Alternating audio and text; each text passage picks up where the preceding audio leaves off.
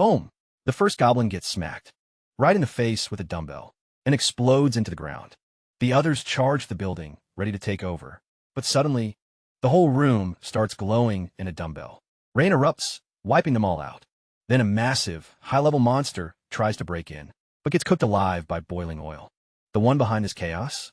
Our protagonist, locked away from the apocalyptic world. Inside his unbreakable barrier. He can't leave, but he's got everything he needs. Power, water, food, you name it. He can register any real-world item in his store and buy it later, using cash earned from killing monsters, while the world outside is burning.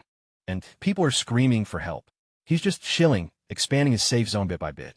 His goal? Reach the other side of the city and save his family. But to do that, he's got to level up like crazy. The best part? He can bring people inside his territory, where they live like 9 to 5 workers. Safe home, good food, but they gotta grind for our boy, so he can keep his comfy yet deadly empire growing.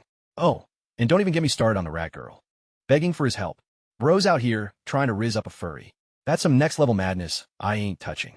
But before he awakened, his life was a mess. In an apartment building, a guy's munching on some chips, saying that, yeah, technically, the world didn't completely end because, in theory, he's still living a normal life. Just a week ago, it was all normal until a terrifying TV alert came on. In 2 months, the world would run out of food. And monsters, even hungrier than people, showed up to eat us. Still, God gave humans a chance to awaken powers. Even so, almost everyone died. I spent 3 months locked in my room, after the world fell apart. But surviving alone sucks. There's no signal at all. He takes a deep breath, but suddenly a loud noise echoes. He turns his head, and there's this thing flying straight toward him. Slamming into the window, he falls backward in shock. The monster comes in for another hit. But then a message flashes across the glass. A creature without permission is trying to enter. The guy calms down, remembering that's the only reason he's still alive. But he's losing it. He starts kicking the door in frustration, cursing out loud. It's been 3 days since the world supposedly ended, but he still can't leave the room. He's completely trapped inside. The system tells him that he, the super recluse, isn't allowed to go out. He yells at it, saying if this keeps up, he's gonna die. His biggest problem right now is food. The power's been out since yesterday. He's been eating whatever's left in the fridge, but that won't last long. Then out of nowhere, the system pops up a message. He's hunted down a level 23 Cal icon and earned a huge amount of experience. He stares, confused. Did it mean that bird? He walks to the window and looks down, spotting the creature, being devoured by a bunch of goblins. Damn, they even eat each other. The guy realizes it must have happened, because the monster crashed right into his apartment.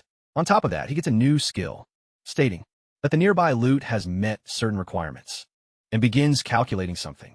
And then something weird happened. The ugly-mouthed monster turned into smoke, and the system said a reward was sent. 2 million cash into my wallet. I didn't even know what that wallet meant, but what shocked me more was the power coming back on. Electricity and water were working again. A miracle. I could finally shower. So was the internet back too? Nope, of course not. While cleaning up, I found a flash drive I didn't remember. I checked it, old family pictures. My mom when I was born, me at 5, smiling at 12 with long hair. At 15, happier than ever. I wish my parents were here. I didn't even know if they were alive. So I decided I'd find them and bring them here, no matter what. Then I went to the balcony and noticed something new. A system window for a level 1 shop. It looked suspicious, so I tested it. It said I had 2,000 or 3,000 cash, like some kind of store wallet. Then I tried opening the window to go outside. Still trapped. I couldn't leave the building. But then I realized something. I could level up by hunting monsters. If I killed the things outside, I'd get stronger. Maybe if I leveled up enough, I could finally get out. But those flying monsters were terrifying. No way I could beat them. Then again, one already died on my window by itself. Maybe I should target the goblins below. They looked much weaker, so I tested it. First, I tossed a water bottle. Could it leave the building? Yes, object could go out. I just couldn't. That gave me an idea. I'd throw something heavy and kill goblins from up here. I got ready with a dumbbell, but the goblins started calling to each other and ran. Those little bastards weren't getting away. I had to test this, so I hurled the dumbbell as hard as I could and missed. Mine was terrible. I only had one left. Now what? No clue. Then I heard shouting. The goblins were screaming, grouping up and charging toward the building. It was creepy, like they were moving with one mind. When they rushed in together, I panicked, but maybe this helped. If they came closer, they'd be easier to hit. Then I got another idea and opened a shop. My points were still there. I asked for a list of items, and just like I guessed, The dumbbell had been analyzed.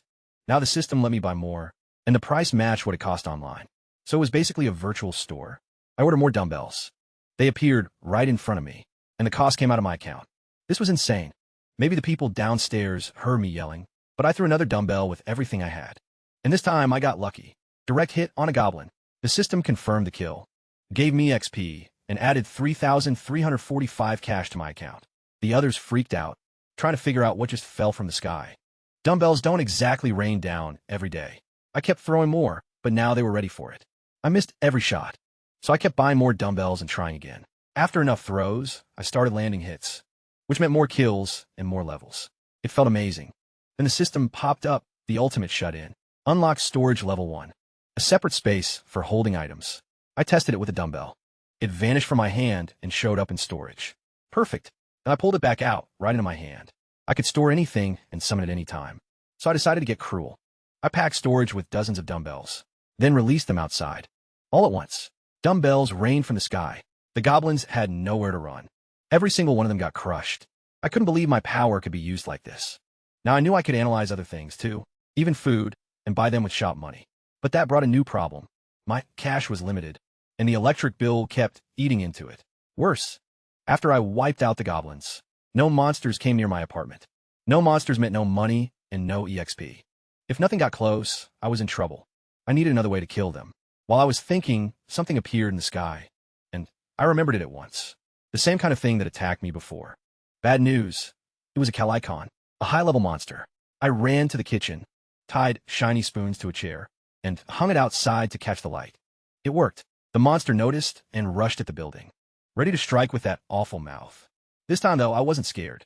The barrier was still there. It couldn't break in. If it kept attacking, maybe it'd kill itself like the last one, and I'd get more XP. But this one was smarter. It figured out it couldn't enter and flew off. Or so I thought. Instead, it landed on the roof. When I looked up, holy crap, I nearly lost it again. It kept pecking at one spot, but the barrier was absolute. Nothing came in without the supreme shut-in's permission. So I opened the shop and thought, if dumbbells kill goblins, what takes down something this big? Then I got it. I spent cash on bottles of oil. Perfect. I poured the oil into pots and heated it. If boiling oil could kill it, I was about to find out. Then I wrapped paper around a stick and dropped the boiling oil into storage. I lit the stick on fire. While the beast kept pecking at the barrier, I ordered the oil to fall from above. Storage opened over it, and boiling oil poured down. The monster screamed. Then I threw the burning stick, and the oil burst into flames. It worked.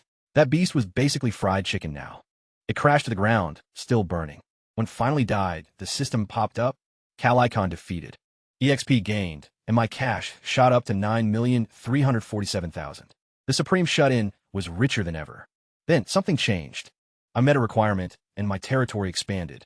It wasn't just my apartment anymore. It was the whole building. I also got a new ability. At first, it hurt. My vision glitched, then I could see the entire building, including the people below, a family, sitting together, sad and hungry. What the hell? My eyes felt strange. Who were they? A few seconds later, my sight went back to normal, but the system now showed their information. A man, age 30, a woman, age 30, and 2 daughters, ages 3 and 6. All of them could become citizens of my territory. The system warned that non-citizens would be expelled. If I did nothing, they'd be thrown out and monsters would kill them. So I made them citizens, then I checked my new skill. Just like I thought. Supreme Eyes. Level 1. I could see everything in my territory. Nothing could hide from me. And a population list appeared. For citizens out of 600 total slots. 600? No way. They could all fit in my apartment. Or even this building. Then I found something even better. Citizens shared their strength and EXP. If they fought and leveled up. I got a share. Perfect. That would make me stronger, faster. Then missions unlocked, too, with time limits and punishments for failure. The first one, kill a goblin in 168 hours. Failing meant my manhood falls off, which is basically just death. The system asked if I'd accept, and I hesitated. Then the view shifted to the family.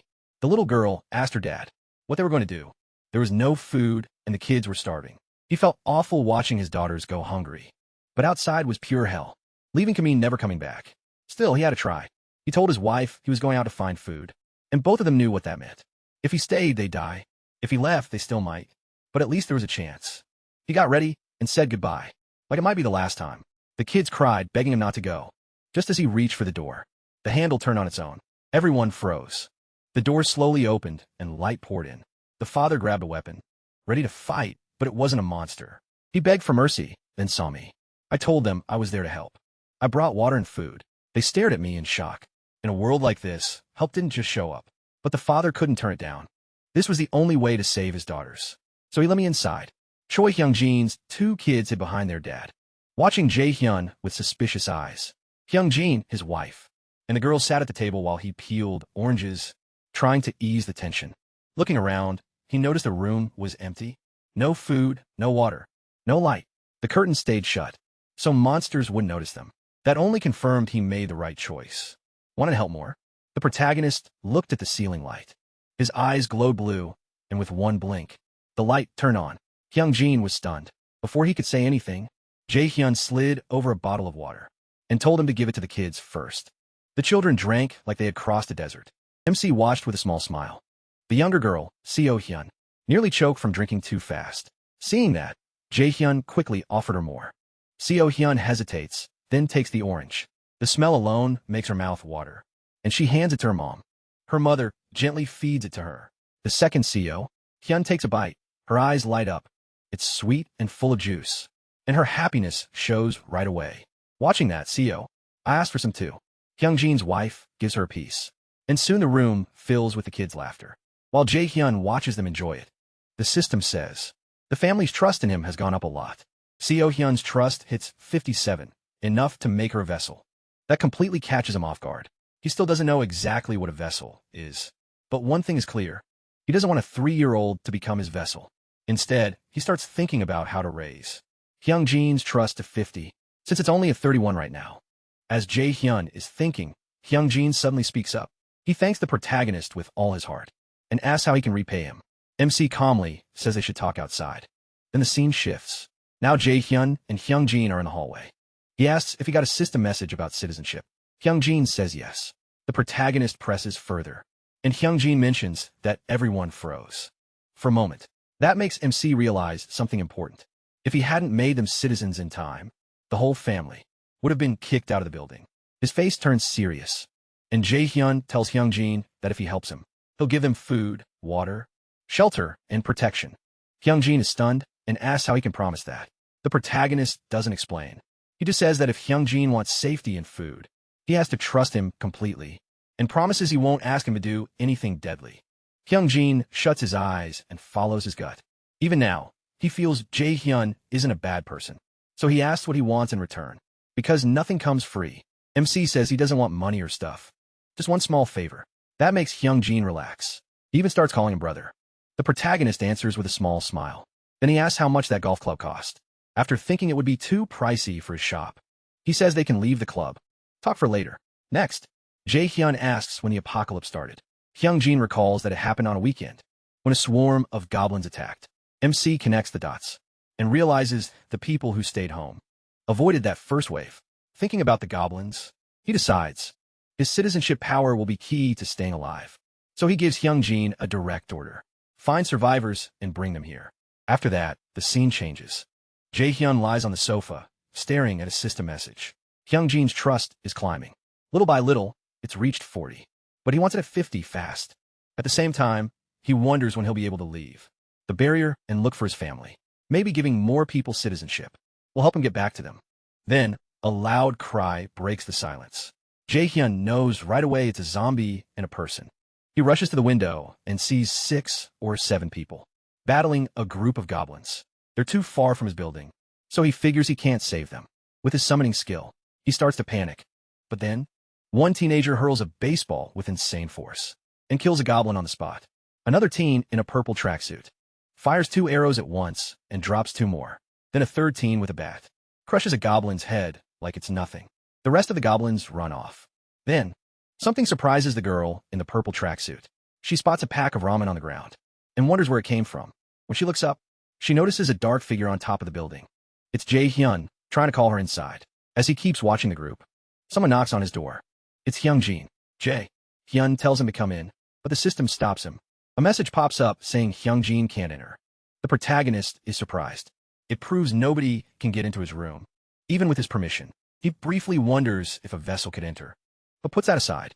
Instead, Jae-hyun steps out and tells Hyungjin to gather any cheap household items that could work as weapons. Then, after checking, MC opens the Supreme Recluse shop and buys 5 ramen packs and 5 bottles of water. They appear in front of Hyungjin in seconds, leaving him stunned. As he sees Jae-hyun's power for the first time, he packs them into a box, hands it over, and gives him a new mission. Take it outside the building. Hyungjin looks worried and reminds him there are goblins out there. The protagonist says he already killed the ones nearby. Hyungjin still hesitates, but he chooses to trust him. MC adds that food is priceless now and explains his bigger plan. Give the hunters food. So they start treating him like their king. He grins, thinking he's copying Lilith's slavery method. By that logic, anyone who gets food and water will end up tied to him. Trusting him fully, Hyungjin agrees.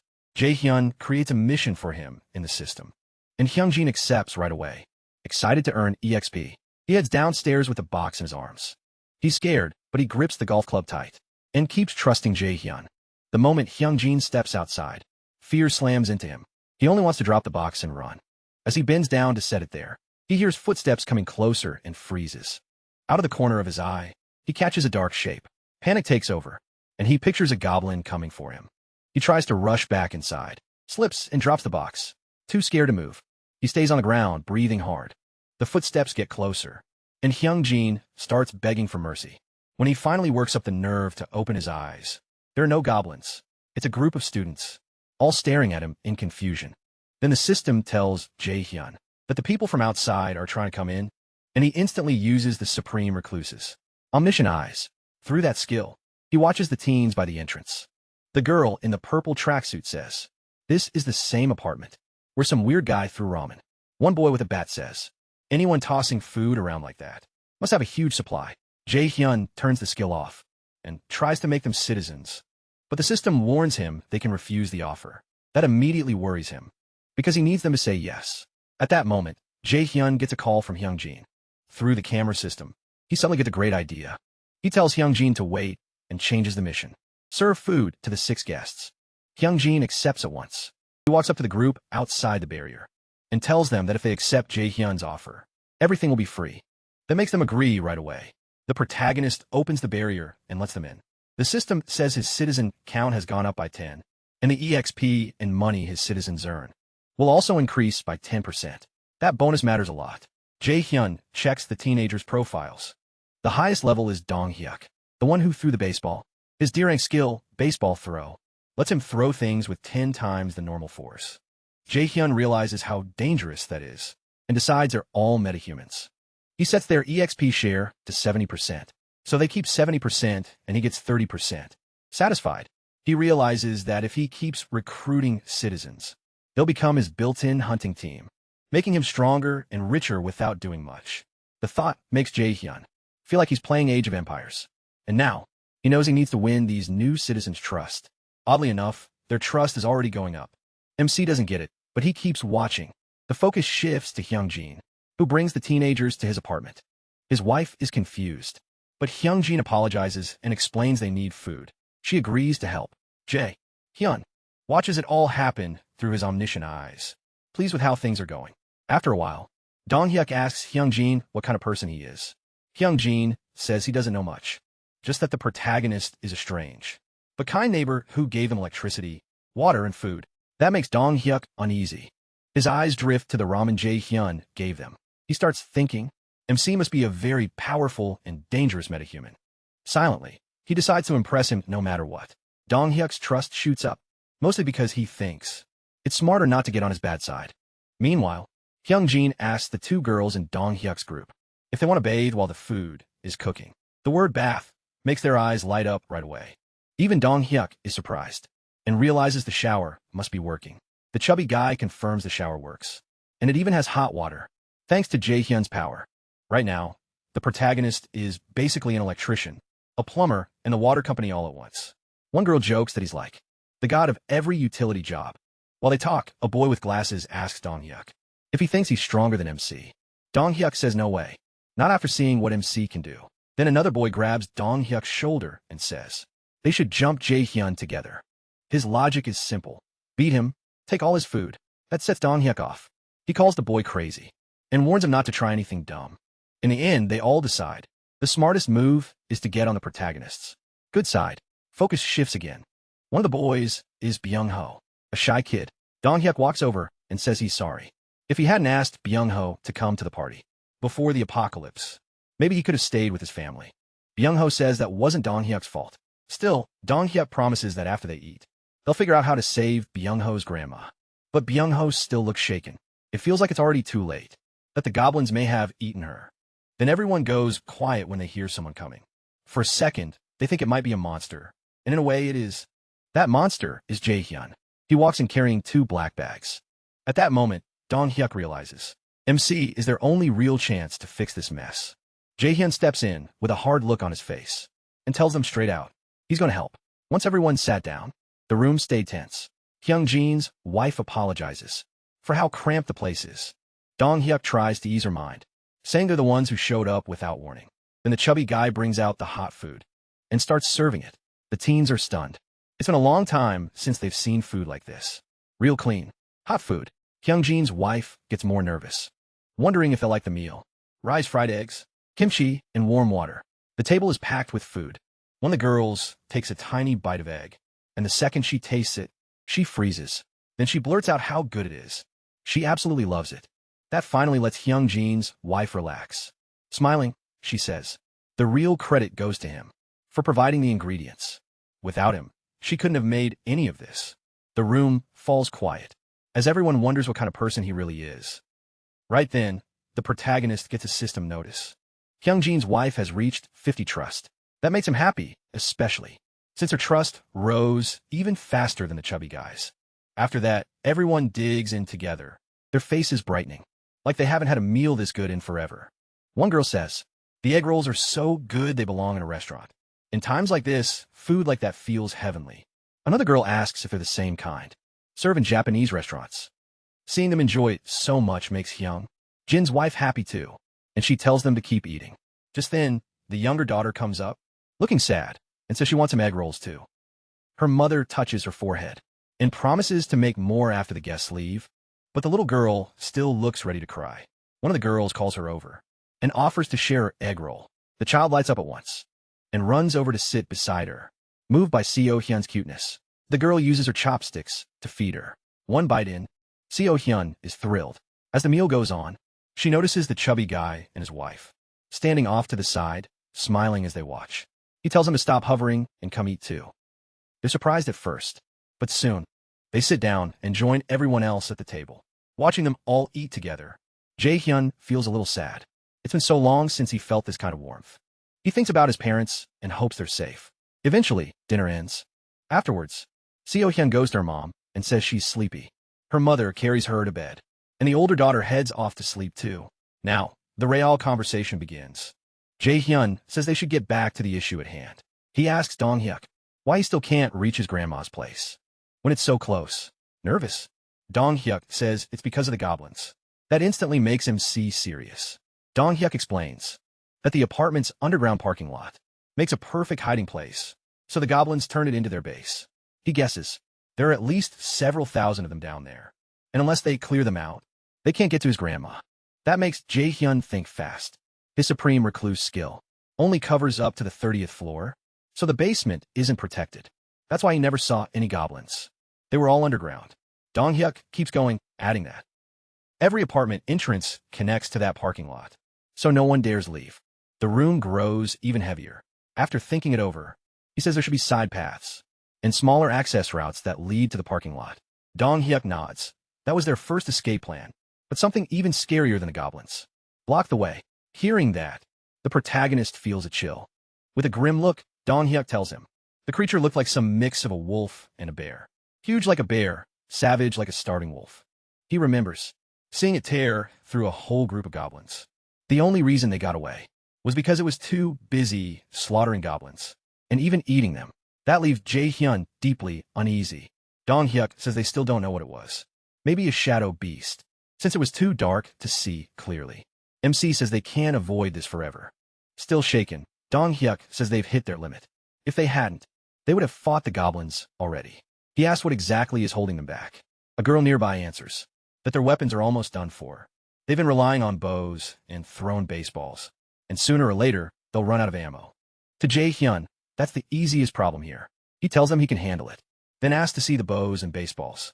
After checking them, he adds the baseballs to his system inventory. But when he tries to register the bow, the system pops up a message saying, it costs 1,530,001 to list the high-quality compound bow. Jae-hyun pays right away and adds it to the system, with endless arrows and baseballs. Now available in his store, he asks if everyone knows how to shoot. The room goes quiet before anyone answers. The protagonist quickly buys 5 bow and arrow sets. A moment later, the weapons appear on the table. In a calm voice, he tells them that even if they don't know how yet, they can start learning now. He hands out the bows and tells them to practice. Right after that, the system shows that several trust levels have gone up. Seeing that leaves him both surprised and pleased. At the same time, hope starts spreading through the group. With Jae-hyun's help, saving Byung-ho's grandma finally feels possible. Their trust in him keeps rising. Dong-hyuk is thrilled, knowing these weapons will make hunting much easier. Someone else points out, they won't have to risk their lives getting arrows back anymore. The whole group starts looking more hopeful. Then MC turns serious again. Before anything else, they need to thin out the goblins. Dong-hyuk matches his tone and asks when the hunt starts. Jae-hyun says tomorrow. He promises they'll save Byung-ho's grandma. The very next day, he says it to fire them up, and it works. Byung-ho's face brightens at once. Dong-hyuk asks how they're going to pull off. He smiles and says they'll use bait. Then he lays out the plan. But after hearing it, everyone looks uneasy. They can't tell if this bait strategy will work or blow up in their faces. Even so, they cling to the hope that it'll succeed. Then a system window pops up in front of Jae-hyun. The chubby guy has completed his mission and earned 30,001. The notice catches the protagonist off guard, especially when he sees the reward come out of his own balance. That helps him realize something. As long as he has money, he can keep powering up his citizens. So unless he really has to, he decides not to spend recklessly. Before he can think further, another system message appears. Byung-ho's trust has increased. It's now at 50, and loyalty has unlocked. That means all the conditions are met for him to become a vassal. Jae-hyun is stunned by the sudden update. Then Byung-ho's body starts acting strangely. Confused, Byung-ho has no idea what's happening, or why his body suddenly feels so weird. A new window pops up. Vassal registration is complete. As a reward, Jae-hyun gets summoned vassal, which lets him call a vassal to his home. After a 2-hour cooldown, from that moment, Byung-ho becomes MC's first vassal and earns the title. First servant. MC also gains strength like a gorilla. The chubby guy gets that same boost, too. Another notice explains that any EXP and gold the chubby guy earns while hunting will be doubled. He can also use Supreme Recluse's omniscient eyes to summon his vassal within 5 meters of home. The flood of info leaves the protagonist stunned. Then he spots a plus sign on the system window and taps it. A message asks if he wants to spend 1 million cash to raise his vassal's level. That price makes Jae-hyun freeze. He grabs his head and thinks, is this some kind of gotcha game? Seeing his reaction, the chubby guy's wife asks if something is wrong, but MC brushes it off. Then he decides to call the chubby guy by his real name and asks Byung-ho how he feels. Byung-ho excitedly says power is surging through him. He feels like he could punch a hole in the wall. Then he hesitates and asks if he changed his body somehow. The protagonist admits it. Byung-ho says he feels 10 years younger, like some strange energy is filling him up. Hearing that, Jae-hyun smiles in satisfaction. He hands Byung-ho a bow and tells him he's joining the mission. Byung-ho takes it, but his shaking hands show how scared he still is. While MC thinks to himself that citizens get 10% extra EXP, but vassals get double. That means the chubby guy is about to grow even faster. Then, he tells Byung-ho to kill as many monsters as possible. Even though Byung-ho looks ready to cry, he still agrees. He's pleased with that answer and tells him he'll be counting on him. The mission finally starts as the group searches the apartment's first floor. Moving carefully, Deok-soo tells Dong-hyuk that checking the first floor may be pointless, since the place is wrecked and the windows are smashed. He doubts anyone survived, but Dong-hyuk says they still have to look. He reminds them of Jae-hyun's orders. They came as a rescue team and need to save whoever is left. Their job is to find survivors in the building and bring them safely to the 30th floor. After pausing, Dong-hyuk explains the heart of the plan. They need to gather as many survivors as they can, so they can lure a big group of goblins into the building and wipe them out. He asks if everyone understands, and the team answers with confidence, lifting Dong-hyuk's spirits. Beside him, Deoksu grips his iron club, ready for a fight. Dong Hyuk tells them to begin with room 101 and stay sharp. Goblins could appear at any time. They enter units 101 and 102, and the smell hits them right away. Blood is splattered all over the place, and the marks suggest someone was dragged before being killed. What they find inside is horrifying. Corpses everywhere, blood on the walls, and signs of a brutal slaughter. Some bodies were cut apart, and the girls in a group are so shaken they throw up. Even though Dong Hyuk is hit hard by it too, he pushes everyone to keep moving. After finishing the search of the first floor, they find no survivors, which drags everyone's mood down. Dong Hyuk leads them up to the second floor, but it isn't any better. It's just as full of death and wreckage, leaving the group even more disturbed. Still, they choose to keep going and head for the third floor. Once they get there, Dong Hyuk bangs on a door and calls out, asking if anyone is alive. The team, still holding on to hope, starts knocking door after door, but no one answers. With every second, Dong Hyuk's confidence slips a little more. Yet he presses on. He takes them all the way up to the fourth floor. The group moves down the fourth floor, and Dong Hyuk knocks again, asking if anybody is there. He is almost ready to give up, begging for even one survivor to be left. Then, to their surprise, someone answers. A man cracks the door open and carefully asks if they're really a rescue team. Seeing a living person, Dong Hyuk lights up and quickly tells him yes. They came to save survivors. The man, worn out but still wary, asks for water. They hand him a bottle, and he stares in shock. He admits he thought they were raiders. They're to hurt him or steal what little he had. Dong Hyuk calmly explains. They're residents from the same apartment, and came to help, then asks him to come with them. Still unsure, the man slowly opens the door wider, showing two more people inside. After apologizing for being so suspicious, he introduces himself as Hong, and agrees to go with them. Dong Hyuk happily shakes Hong's hand, and introduces himself too. Then he tells two teammates to escort Hong to the 30th floor in the meantime, so they can keep going with the mission. When Hong hears about the 30th floor, he gets uneasy and says they're not planning to leave the apartment. Right before anyone else speaks, Hong's youngest son cuts in and says someone will come save them. Weirdly calm, the boy guesses there's probably a helicopter on the 30th floor, like something out of a zombie movie. Sora explains it's not exactly like that, but if they come along, they'll get hot food and a bath. The second Hong hears bath, his daughter gets excited. She urges her dad to stop worrying and go with the team. After hesitating, Hong finally agrees. Then more survivors start joining them, one after another, adding to the rescue group. As they continue, Jae-hyun gets a system alert, saying his citizen count has reached 40, and the EXP and gold they earn have gone up by 90%. Back with the protagonist, he decides to let the children and elderly stay, for now in the chubby guy's apartment, while everyone else remains in the halls. Dong Hyuk walks over and tells MC they've only saved 40 people so far. MC asks if that's really all who are left in the whole building. Dong Hyuk sadly says, anyone who came out of their rooms was slaughtered. I searched all the way to the 29th floor, and it seems a lot of people never even stepped outside. He is still satisfied with what they managed to do, though he knows the chubby guy's place is nearly full. Even so, he decides this should be enough for now. Using Supreme Recluse's omniscient eyes, the protagonist checks on everyone. He first sees Byung-ho lifting a chair. Then he spots the chubby guy and the others, carrying a huge water jug, working together with the women. Lastly, he sees Dong Hyuk busy with his part. They were nearly done with all the prep. Jae-hyun had assigned. With a faint smile, MC tells Dong Hyuk they're ready to begin the second stage of the goblin hunt. Dong Hyuk gathers everyone and lays out the plan.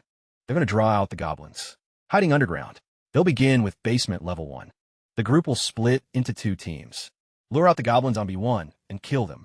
After that, they'll move on and clear B2. A guy with glasses nervously asks, what happens if there are more goblins than expected? What if they get cut off on the first floor? And what if something goes wrong while they're moving? The goblin bodies? Before Dong Hyuk can reply, Sora raises her bow and confidently says she'll take care of the goblins.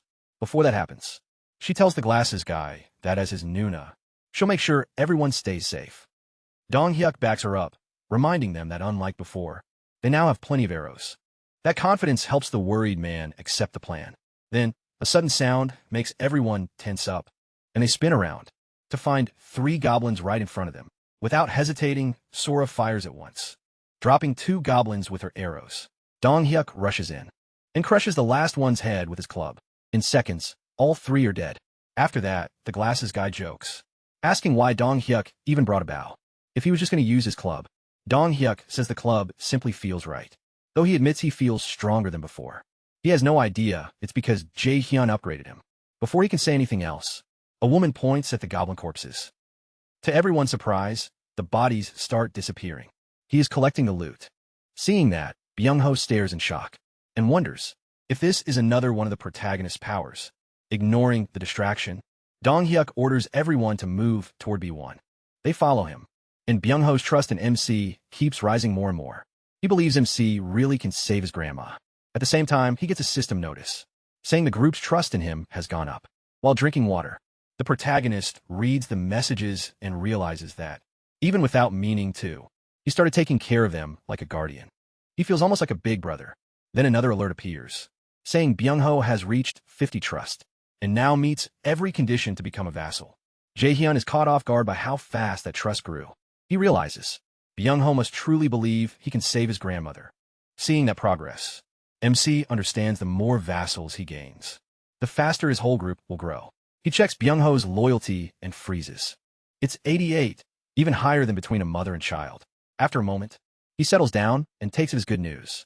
He confirms it, making Byung-ho his vassal. In his heart, Jae-hyun swears he'll do everything he can to save Byung-ho's grandma. The moment he accepts, Byung-ho starts glowing. In the middle of the goblin fight, Byung-ho is totally lost and has no idea what's happening. The bright light startles everyone, even the goblins, who begin backing away. Shaken, Dong Hyuk admits he doesn't know what's going on and tells everyone to retreat. While the blinded goblins stumble around, the group quickly takes the chance and runs. As they fall back, Dong Hyuk and Sora fire arrows at the goblins. Each shot lands cleanly in a goblin's forehead, dropping them on the spot. With a hard look, Sora unleashes her skill and fires several arrows at once, taking down a bunch of them. But the goblins keep coming, and their numbers start to crush the group. Seeing more rush in, Byung-ho panics and says, even the goblins from B2 must have come up to B1. Nobody expected that. It looks like the goblins can warn each other somehow. As the group races for the exit, they reach the gate. Dong Hyuk tries to shut it, but a few goblins jam their hands through. Everyone rushes over to help, but it barely matters as even more goblins shove on the other side of the gate. There are just too many, and even with everyone pushing, it won't close. One goblin is forcing it open with pure strength. Then more goblins pile on, making it even worse. Right then, the chubby guy uses his gorilla strength and forces the gate shut by himself. Gritting his teeth, he yells that he has to stop them here no matter what. He can't let them through. Dong Hyuk quickly tells him the others are safe now and urges him to come back fast. The chubby guy turns to run after them, but the goblins burst through the gate and knock him to the floor. He begs Dong Hyuk to leave him behind, and Dong Hyuk freezes, not knowing what to do. Then Deok-soo charges in, smashes a goblin with his club, and tries to drag the chubby guy back to safety. But a goblin grabs the chubby guy's leg and won't let go. At that moment, a goblin was in the middle of that mess. They managed to open a big enough gap for Deok-soo to get out safely. The group keeps retreating, doing everything they can not to get swallowed by the goblin swarm. And deep in the basement, a terrifying beast starts tearing through goblins, ripping them apart and devouring them with ease. After wiping them out, it turns toward the building. Its only drive is to kill everyone inside, pushed by a hunger to eat more and evolve. At the same time, the chubby guy suddenly hits the ground, certain he's about to die. He's confused when he realizes he isn't where he expected. Standing in front of him, Jae-hyun calmly asks how he's feeling. The chubby guy is stunned and worried, but the protagonist just smiles and helps him up. MC is glad he made the chubby guy his vassal, because that let him summon him here. But the man's leg is in bad shape, badly bruised and bleeding from a goblin scratch. Still trying to understand anything, he can only stare, as Jae-hyun notices how deep the wound is. The chubby guy brushes it off, saying it's nothing and it'll heal by itself. He can tell that's not true. The guy can't even move his leg. He tells him to stay put and runs to his room. Once there, the protagonist grabs a first aid kit. He remembers the emergency treatment his mother taught him. Since he has endless antiseptic, pills, and medical supplies, he has almost everything he needs. Still, his Supreme Recluse inventory only has 40 slots, so he can't carry it all and has to be smart. After thinking it over, Jae-hyun gets an idea. He packs all the medicine into the first aid kit, then stores the kit in one inventory slot. That makes him wonder if he stores a whole room of medicine or a full box of supplies. Can he copy that too? The thought changes everything. Once he's ready, MC goes back to the chubby guy. He takes out the first aid kit and tells him to show his leg. The man reluctantly does, and blood is pouring from the wound. As he wipes the blood away, Jae-hyun warns him this is serious. If it gets infected, he says, the chubby guy could even lose the leg. While he treats the wound, the man winces from the pain. Then a system notice pops up, saying, the chubby guy's trust in the protagonist has jumped a lot. At last, Jae-hyun finishes the treatment. He tells the chubby guy to go to his room and rest. Hurt but thankful, he does as he's told. After that, MC closes his eyes and uses his supreme recluse's omniscient eyes. He sees Sora in the basement, still cutting down goblins with her bow, while Deoksu is smashing them apart with his club. They keep taking turns fighting and retreating upstairs. A little earlier, when the chubby guy vanished right in front of Deoksu, he had bolted up the stairs in pure panic. Behind them, the group kept firing arrows, like their lives depended on it. Then 2 goblins suddenly jump in front of Deoksu, ready to rip him apart. Out of nowhere, Byung goes nuts. He swings his club with crazy force and caves in both goblins' heads. In one blow, and he doesn't stop. He leaps in front of Deoksu and starts crushing goblins, one after another, like insane power is running through his body. Everyone just stares. Was Byung-ho always this strong? No, becoming Jae-hyun's vassal boosted him that much. Watching it all, he finally relaxes a little. Since everyone seems safe for now, he checks Byung-ho's status. Level 30, Trust 55, Loyalty 88.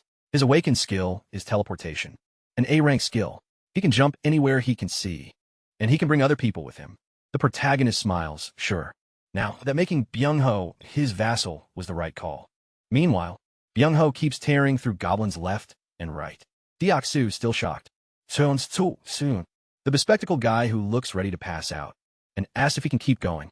Seo-jun says yes. The group gets ready for the next wave.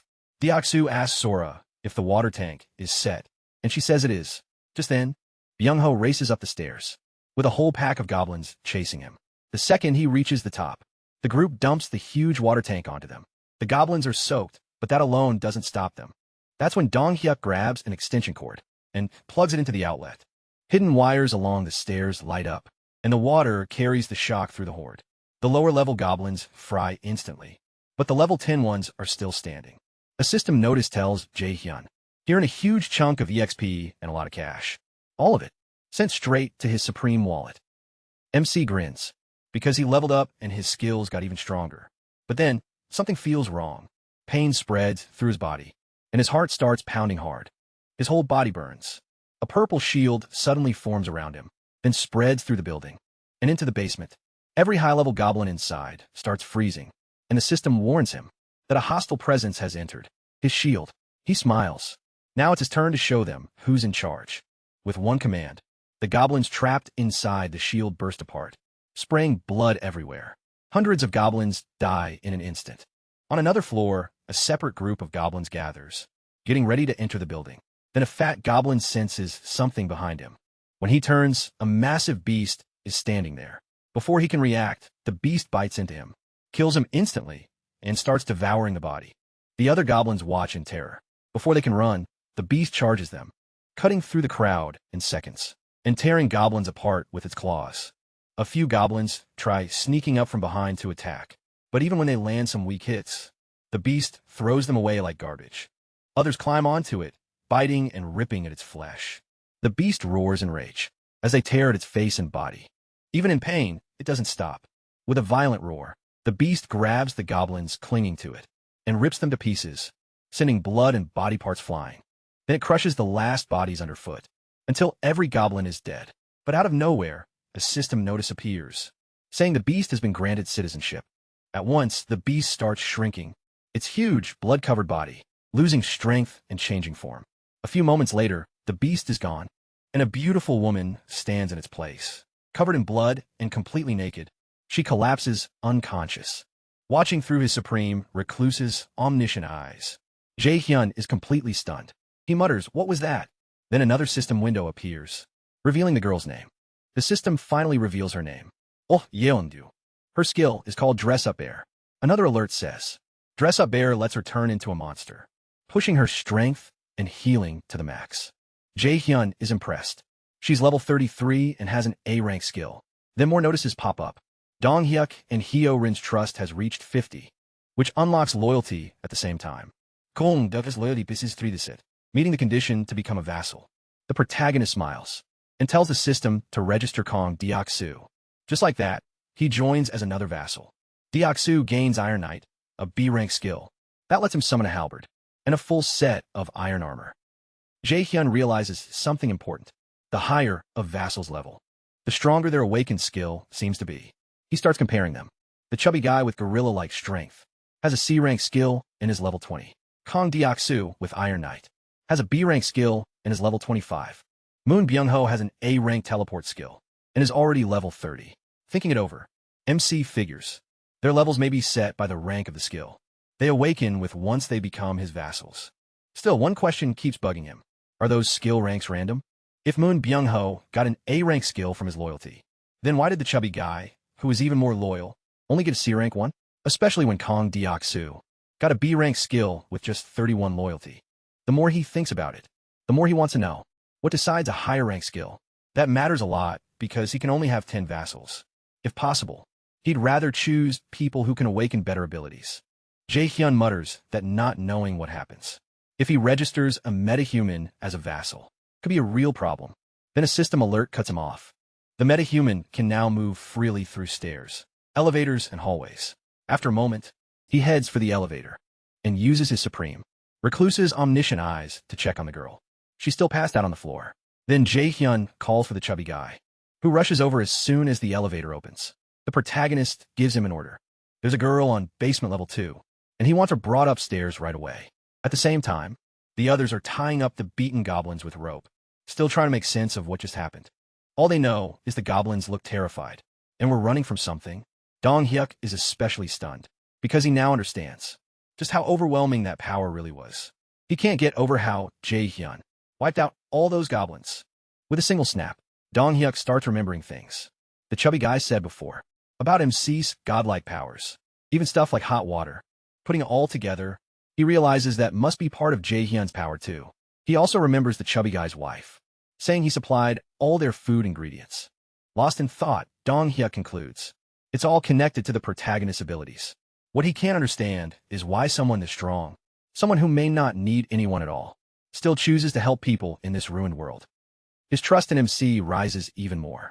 Then he thinks about Byung-ho.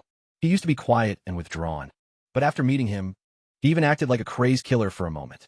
As Dong Hyuk gathers the wires, one thought stays in his head. The protagonist is terrifyingly powerful, and that power is something people should fear. On the other hand, the chubby guy is already running to basement level 2 to bring back the woman. While Dong Hyuk keeps thinking, he realizes how lucky they are that Jae-hyun chose their side. Meanwhile, MC watches everything with his supreme recluse's omniscient eyes, staying alert and planning his next move. Then the story shifts into a flashback. A little boy is happily playing with a toy car. He turns to his mom with a bright smile and asks her to play with him. That woman is the same one who turned from a beast back into a human. She plays with her son gently, and he waves at her, laughing. But the happy moment doesn't last. Her face suddenly goes pale when she sees something awful. She screams in horror. Her son keeps smiling, not noticing the 3 goblins behind him, drooling and ready to eat him alive. Driven to protect him, she runs toward him as fast as she can. But it's too late. The goblins don't let their prey get away. In seconds, they tear the child apart and devour him right in front of her. Watching her son die shatters her completely. The nightmare jolts her awake. Yeonju bolts up in bed, soaked in sweat and screaming. Jae-hyun is nearby and greets her calmly. After looking her over, he asks how she's feeling. Still shaken, Yeonju grabs her head and tries to figure out where she is. He offers his hand and introduces himself, saying he's glad to meet her, but she stays guarded and asks one thing. Was he the one who did that earlier? Jae-hyun looks confused, unsure what she means. She presses him, asking if he was the one who made the goblins' heads burst like balloons. It was the protagonist's domain that killed them while she was unconscious. He tries to offer his hand again, but Yeonju pulls back, her voice shaking. Now she's sure he was the one who killed the goblins. That only makes her more tense and suspicious. His power is terrifying. He can erase a whole group of goblins in an instant, like crushing ants under his foot. Yeonju's thoughts turn bitter. She wonders if her son might have lived if she'd been as strong as Jae-hyun. The grief hits all over again. Trembling, she breaks down and curses her own power for awakening too late. If it had come sooner, maybe her son would still be alive. Through tears, she calls out to MC, completely shattered, and he watches in stunned silence. In a desperate voice, Yeonju asks if he can save her son, even though deep down, she knows he is gone. But she still begs him to avenge him by killing every goblin in the world. And just like that, another goblin slayer is born. Yeonju sits on the bed, shaking as she cries. Jae-hyun stands there quietly, thinking about what she's been through. As a recluse, he's terrible at comforting people and has no idea what to say. While she cries, the system tells the protagonist that Yeonju's trust to him has gone up a lot. She keeps sobbing, saying how much she misses her son. MC wants to help, but he doesn't know how. He understands the goblins already ate her child. Still, he wonders if there's anything he can do. Then an idea hits him. What if he gave Yeonju a mission with a reward? To bring her son back? It sounds impossible, but he tries anyway. Jae-hyun creates a mission, stating that if she kills 1,000 goblins, her son will be revived as the reward. Doing nothing feels worse, so he decides to test it. He even prays the mission will work. He knows bringing back the dead shouldn't be possible, but in this broken world, anything might be. But the moment he assigns the mission to Yeonju, the system hits him with bad news. He doesn't have enough funds for a resurrection reward. That shocks him. If he can gather enough funds, then maybe he really can revive the dead. His whole body starts shaking. This changes everything. Jae-hyun suddenly sees the true scale of his role. He isn't just using the system. He is the system. With enough money, he could become like a god in this world. The problem is, the system doesn't say how much money resurrection needs. Even so, the protagonist doesn't give up. Yeonju is still crying when MC calls to her. He tells her there may be a way to bring her son back. The words hit her like a bullet. She freezes, overwhelmed by shock and grief at the same time. She thinks he might be mocking her. If this is some cruel joke, she warns she'll never forgive him. Jae-hyun calmly says he means it. There's a way, but it won't be easy. Hearing that, Yeonju grows desperate. She says she'll do absolutely anything for him, even warm his bed or become his slave. He cuts her off and says none of that is needed. She only has to do one thing, and he'll explain it later. After that, the scene shifts. Jae-hyun then introduces Yeonju to Dong-hyuk. Dong-hyuk greets her warmly and shakes her hand. She introduces herself too, though she still looks serious. Then she asks him one question. Was he the one killing goblins with a baseball bat? And was Rin the girl? Using a bow, the detail is so exact that Dong-hyuk and Rin are both stunned. They have no idea who this woman is, or how she knows that. Rin asks if they've met before, trying to be playful. Yeonju makes her hand into a bear paw and acts cute, asking if they really don't remember her. Dong-hyuk, Rin, and Kang Deok-soo just stare at her, totally confused. With a confident smile, Yeonju decides to show them, and activates her beast form. First starts spreading across her body. A heavy, dangerous aura rises, as the transformation covers her completely. As soon as it's done, Rin recognizes her and nearly screams. Now almost 3 meters tall, Yeonju stands there like a deadly beast, and everyone finally realizes she's the same monster from the basement that slaughtered goblins nonstop. Seeing their faces, Yeonju laughs and covers her mouth. Then she jokes that to be exact, she's a bear, not some random monster. She quickly tells them she's not their enemy. If anything, she's been helping them the whole time by killing goblins in the basement. They just mistook her for another threat. At last, Kang Deok-soo and Dong-hyuk understand. She never tried to hurt them. She was taking out the goblins. That would have killed them. Dong-hyuk happily says their meeting in the basement wasn't an accident, and Yeonju agrees. She declares goblins are her sworn enemy and promises to wipe them all out. Anyone against goblins is on her side. Another goblin hunter has joined them. As they keep talking, Jae-hyun walks up from behind, glad everyone has finally met. Then his face hardens. He has something important to say. He tells them there's no time left. By tomorrow morning, they have to begin the plan to save Byung-ho's grandma. Now that the goblin numbers have dropped so much, this is their best chance to move. Jae-hyun also says he can't fight with them because of his serious injury. Instead, Yeonju will join Kang Deok-soo and Dong-hyuk's team to hunt goblins. Hearing her role makes her openly excited. With that settled, the protagonist gives one last order. Everyone needs to rest. The mission starts first thing tomorrow morning. As the group heads off to their rooms, MC pulls Kang Deok-soo and Byung-ho aside. Then the scene shifts. He brings them into a small room. Once inside, he asks if they know why he called them there. Both of them just stare at him, confused. Still serious. Jae-hyun repeats the question and waits for an answer. Kang Deok-soo has no clue. But Byung-ho takes a guess. He asks if this is about abilities. He gives a sly smile and says he's right. He reveals that both of them have awakened powers now. The news leaves them stunned. Then he tells Byung-ho his ability is teleportation. The moment he hears that, Byung-ho breaks into a huge grin. Next, Jae-hyun says Kang Deok-soo's power is called Iron Knight. Deok-soo is baffled. Does that mean he can summon some kind of knight? The protagonist decides to train them first, since they need control over these powers, before the real mission. So, he opens the system and makes a new task for both of them. The mission is simple. Figure out their awakened abilities and use them for the first time. They get 1 hour. The reward is more strength. And the punishment is sleeping outside. MC is just about to assign the mission when Deok-soo, too excited to stay quiet, blurts out a question. If his ability is really awakened, can he use powers like the others? Jae-hyun says yes, which makes Deok-soo even more pumped. He starts bouncing around like a kid, yelling. That Iron Knight sounds awesome. He then explains the skill, lets him summon iron armor and a halberd.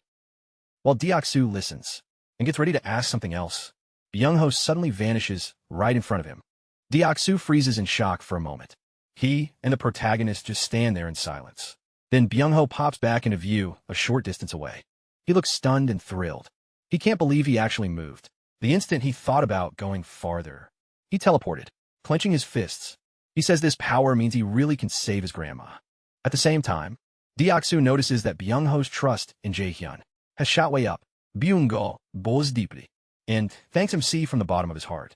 From now on, he'll believe him and do whatever MC asks, because this gives him a real chance to save his grandma.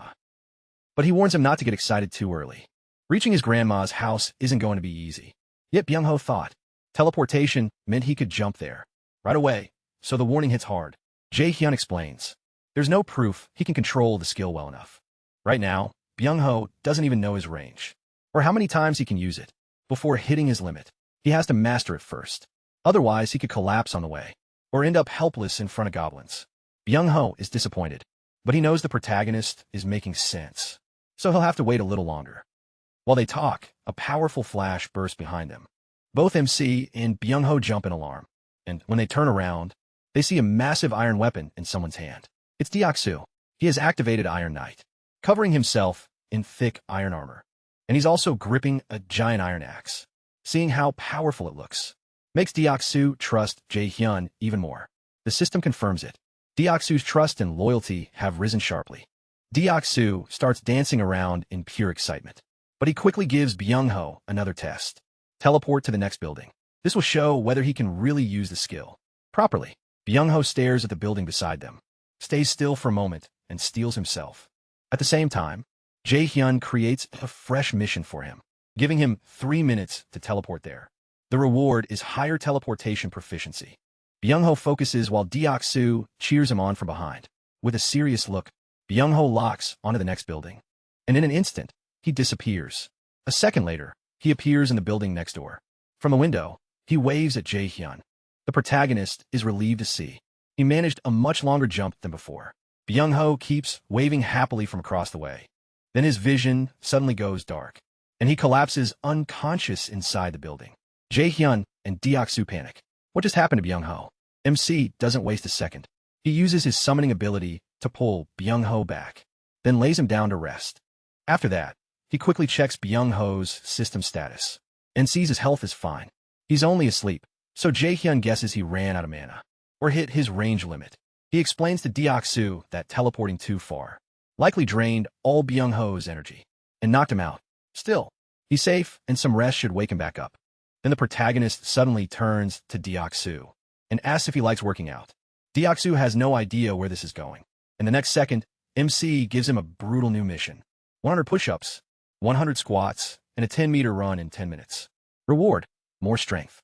Punishment, sleep outside. And he has to do it all while wearing the armor. Deok-soo doesn't hesitate and jumps straight into the push-ups, then the squats, and finally the run. Even with the armor on, he powers through the push-ups and squats fast. Still, by the end, he's breathing hard. Watching him, Jae-hyun thinks Deok-soo handled it too easily. Maybe because he's already athletic and used to physical training. As he thinks that over, The system suddenly says an evaluation has started. He is confused. He's never seen an evaluation notice before. While he's still thinking about it, Deoksu asks if there are any more missions or quick tasks to do.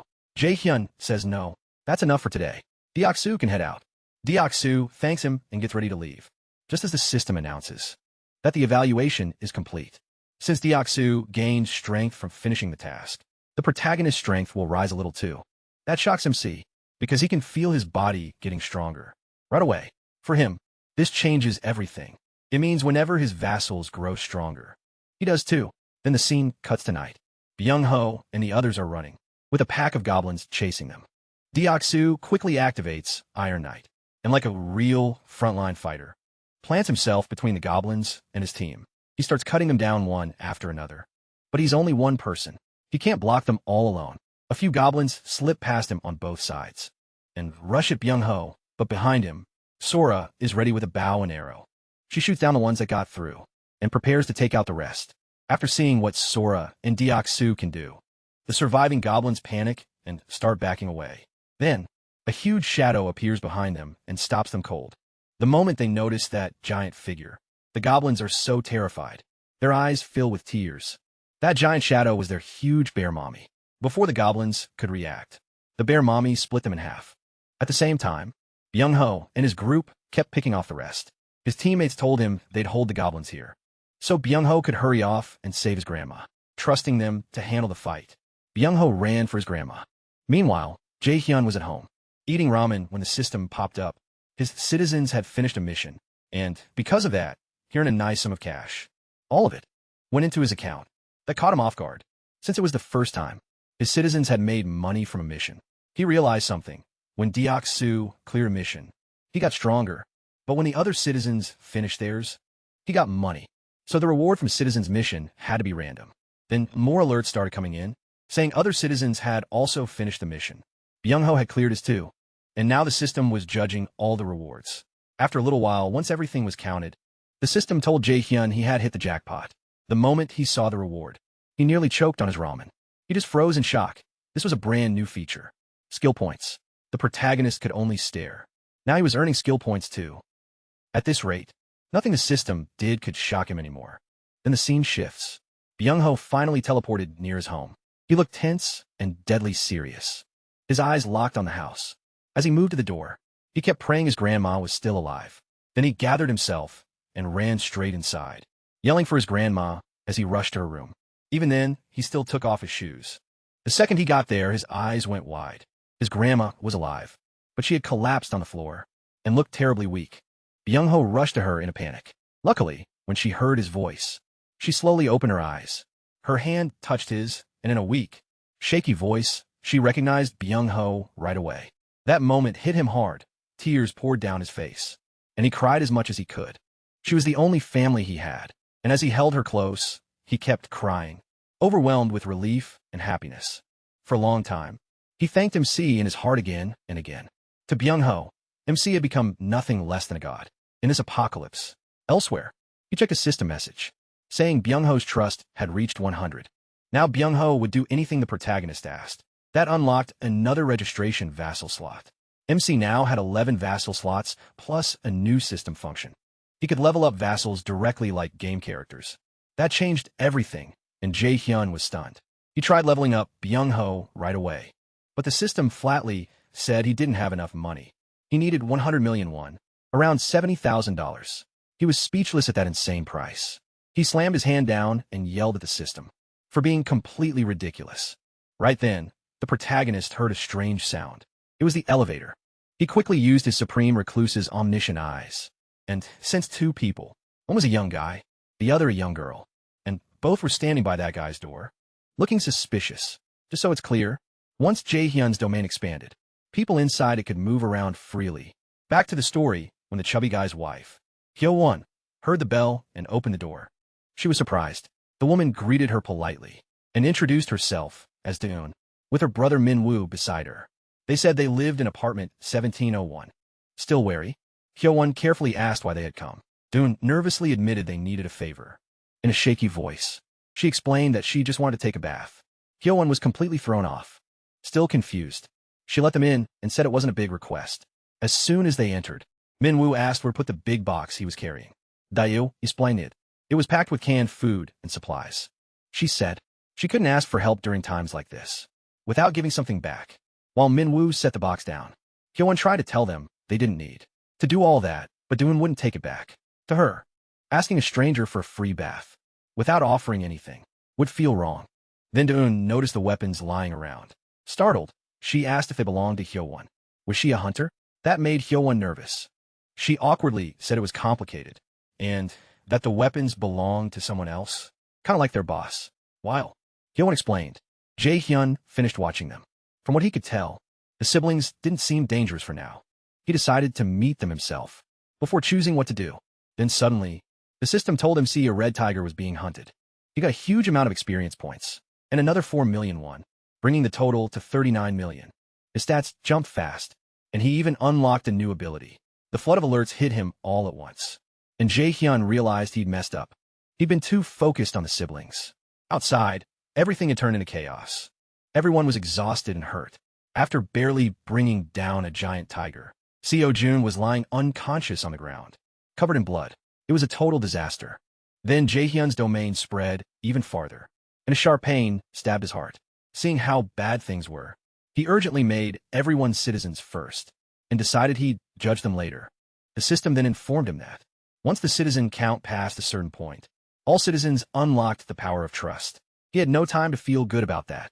He was focused on the injuries. He never expected them to face a giant tiger out there. Somewhere else, Byung-ho was teleporting back as fast as he could, with his grandma on his back, while the others ran behind him. Deok-soo carried the unconscious Seo-jun. The whole situation was a mess.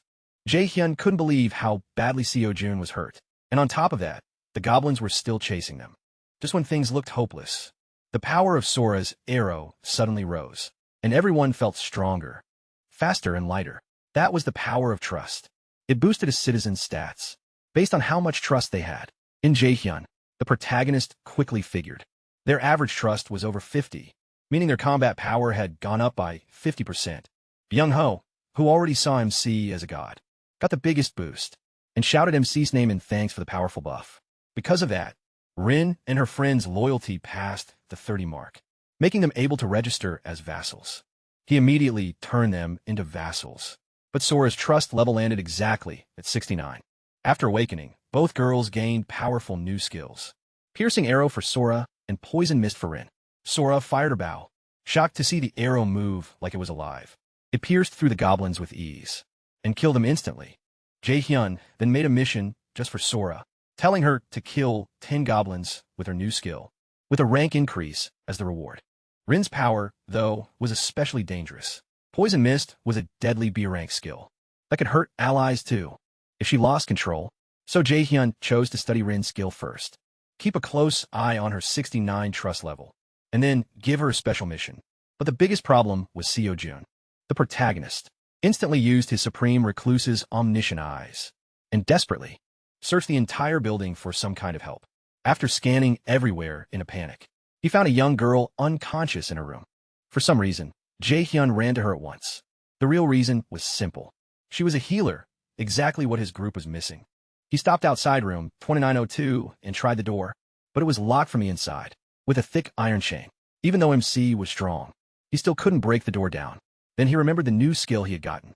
Invisible Hand. He could summon it and control it freely. Jae-hyun decided this was the perfect time to test it. Without wasting another second, he focused, closing his eyes. He pictured cutting the chain, and a sharp mana blade formed. With careful control, he sliced through the iron chain like it was nothing. The door opened, and he rushed inside toward the unconscious girl. When he finally reached her, Jae-hyun's eyes widened in shock. She was in terrible shape. Her lips were dried up, her body was badly dehydrated, and she was close to death. He shouted, shook her, and tried to wake her, but nothing worked. Her pale skin and sunken eyes made it obvious. This was severe dehydration. He had come for a healer, but now she needed saving. First, Jae-hyun panicked, unsure what to do. Then he noticed something strange. There was a water bottle right beside her, but she hadn't touched it. No time to figure out why. Right now, the protagonist just had to save her, and his brain kicked into gear. He made a mission for her. Take one breath, get fully healed. It cost him around 10 million won. Crazy enough, it worked. She drew a weak breath, and the dehydration vanished on the spot. That skill was seriously broken. A little later, the girl slowly woke up. Through blurry eyes, she saw MC leaning over her. Still weak and confused, she softly asked who he was and how he got into her room. Jae-hyun introduced himself and said he lived upstairs. She still looked lost and asked again if that was true. Why was he here? Keeping his tone calm, he said he saw how bad her condition was and came to help. At first, she thought she had to be seeing things. Then it sank in. Someone had actually come for her. The moment that hit her, she broke down crying. After days without food or water, she couldn't believe anyone had really saved her. Even though he hated bringing it up right then, Jae-hyun still called her name and quietly apologized. I know this is a terrible time, but I really need your help. While she cried, the protagonist explained that one of his teammates was badly hurt and needed treatment. But the more she listened, the more confused she got. What was this guy even talking about? She had almost died a minute ago. How was she supposed to save anyone else when she couldn't even save herself? And now this stranger wanted her to treat his teammate, making her wonder how he even knew she was a nurse. She didn't think Jae-hyun seemed dangerous, but in this ruined world, she trusted no one. So she decided to play along for now and carefully watch him, asking where she needed to go and what she had to do. MC told her to wait a moment. He was making another mission. This one was for her to heal the injured Seojun within an hour, and the reward was a higher healing skill level. Once he finished, he gave her some dried oranges, told her to eat and rest, and said he'd bring his injured teammate to her room. Then he turned and left, leaving her stunned. She just stared at the dried oranges and the strange system message floating in front of her. In a panic, she shouted Jae-hyun's name, asking what that weird notification was and who he really was. The protagonist only gave a calm smile and said he'd explain later, then walked off and left her there in shock, reminding her she was still too weak and needed rest. Alone again, she grabbed the oranges and hurriedly started peeling them. With shaking hands, her thoughts were all over the place. Was she dreaming? That guy had really made a mission. Meanwhile, as soon as Jae-hyun got back to his room, a system alert told him Daeun's trust had gone up. That confirmed what he'd already guessed. She still didn't fully trust him, which made total sense. After all, what normal person would trust a stranger who broke into her room in the middle of the apocalypse? Jae-hyun understood completely. Everyone was already fighting for their lives, full of fear and despair. Seeing that, his chest tightened. This wasn't just bad. It was a disaster. The red tiger looked ready to rip them all apart. Then MC realized something worse. There was another red tiger. The group was in no shape for one more fight. They were barely hanging on as they ran. Then Rin slipped, fell hard, and badly hurt her leg. Jae-hyun and Dong-hyuk panicked right away. Sure, this was the end. Rin tried to stand, but her injured leg gave out. Sora was crushed. Rin was like a little sister to her. And now all she could do was watch her struggle. Rin couldn't get away, and the red tiger opened its jaws, ready to swallow her whole. In that moment, Rin sadly accepted she was about to die. But just as the tiger lunged for her, Rin suddenly disappeared, leaving only a faint purple glow. The red tiger froze, completely thrown off by what had happened. Rin, terrified and barely breathing, found herself sitting right in front of Jae-hyun, hurt badly but still alive. It had been insanely close. If she hadn't been one of his vassals, she would have become tiger food. At least that sudden teleport gave the others a little time to get away from the raging beast. Right then, Byung-ho teleported in front of Jae-hyun, with his grandma on his back, and told him a new citizen could be registered. He quickly accepted and made his grandma citizen. But the danger still wasn't over. The Red Widow tiger was already catching up again, even angrier than before. The protagonist suddenly had an idea. This was the perfect time to test how far his invisible hand could go. As the Red Widow tiger charged in to kill them all, Dong-hyuk realized someone had to stay behind if anyone was going to live. Without hesitating, he stopped running, used his baseball throw skill, and hurled a mana-charged baseball straight at the tiger at full speed. It didn't matter. The tiger dodged easily, leaped up, and came down ready to tear Dong-hyuk apart. Sora screamed in panic. But Dong-hyuk had already accepted it. He knew he couldn't outrun that monster for long, so he kept running with everything he had, pulling the tiger's full attention onto himself. Just as expected, the beast quickly caught him. Its fangs were only seconds from sinking into him when something unbelievable happened. A giant aura scissor suddenly locked around the tiger's neck, stunning Dong-hyuk and everyone else. Then an aura hand clamped down on the tiger's throat, choking it and lifting it into the air. The Red Widow tiger thrashed wildly, but it couldn't break free. Dong-hyuk just stood there with wide eyes, He had been sure he was dead, and somehow he was still alive. Sora and the others rushed closer. But at that moment, Sora got a sudden system notification. That scared her even more. From above, Jae-hyun watched the whole thing calmly. He muttered that with this new power, there was no reason to hunt monsters himself. And if Sora got the kill, he'd get 4 times the loot. With the new mission in front of her, Sora raised her bow, fully focused, while the tiger struggled to breathe. She aimed and hit the weak point in one shot, killing it instantly. Right away, the system told Jae-hyun that killing the level 28 Red Widow tiger gave him a huge reward. 63 million won along with a ton of EXP. And everyone's trust and loyalty rose a lot. Because of that boost, Dong-hyuk's loyalty finally passed the mark, and MC gladly made him one of his vassals. After that, Doon started healing Seo-jun, even though Jae-hyun saw it himself. Seo-jun's injuries vanished like magic, and it still left him surprised. He then asked Dong-hyuk what had happened, and how they ended up running into those red tigers. With a heavy look, Dong-hyuk explained. They found them at Byung-ho's grandma's place, where the tigers seemed to rule the area.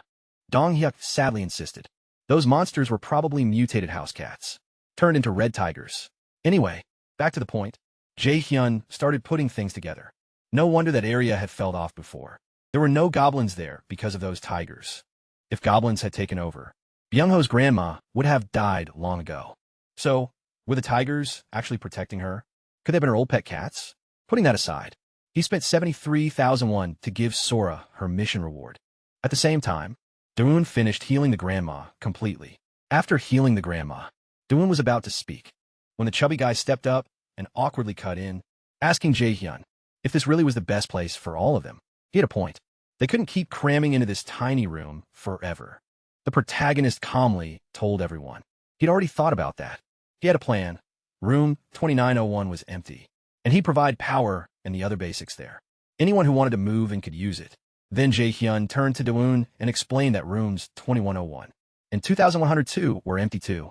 He'd supply electricity there as well, so she could tell the other survivors. They were free to use the showers and bathrooms. For some reason, the two of them suddenly looked a little sad. MC caught on right away. With a sly grin, he said that if they wanted, the two of them could even get a private room for themselves, while everyone else used the others. There was one catch. The second they heard that, both of them froze. Keeping that cold, scary tone, he laid out the rule. They just had to spread a message. It was a simple offer, but a very tempting one. Whoever killed 100 goblins first would win a whole empty room. It would come with power, water, food, and everything needed to live in peace. Just 100 goblins sounds easy, right? Jae-hyun went on in a flat voice. Their real job was to gather survivors and register them as his citizens. And the way to make that happen was simple. Kill 100 goblins. Right then, the protagonist was basically following Lloyd's style and pulling everyone's strings. The mission was set. Kill 100 goblins and earn endless supplies. Then the story cut away. A man in a red jacket was sprinting from goblins, fighting to get away. They were just about to catch him, when somehow he slipped free at the last second and dove for an open door. He slid inside and barely survived. The goblins rushed after him, but the doorway was too tight, so they got jammed up there. His teammates were already waiting behind it, ready to strike. The truth was ugly. The guy in red was just bait. Thanks to that trick, the group wiped the goblins out fast. What followed was a brutal one-sided slaughter, and leading this whole rotten team was a jerk I called dumbass.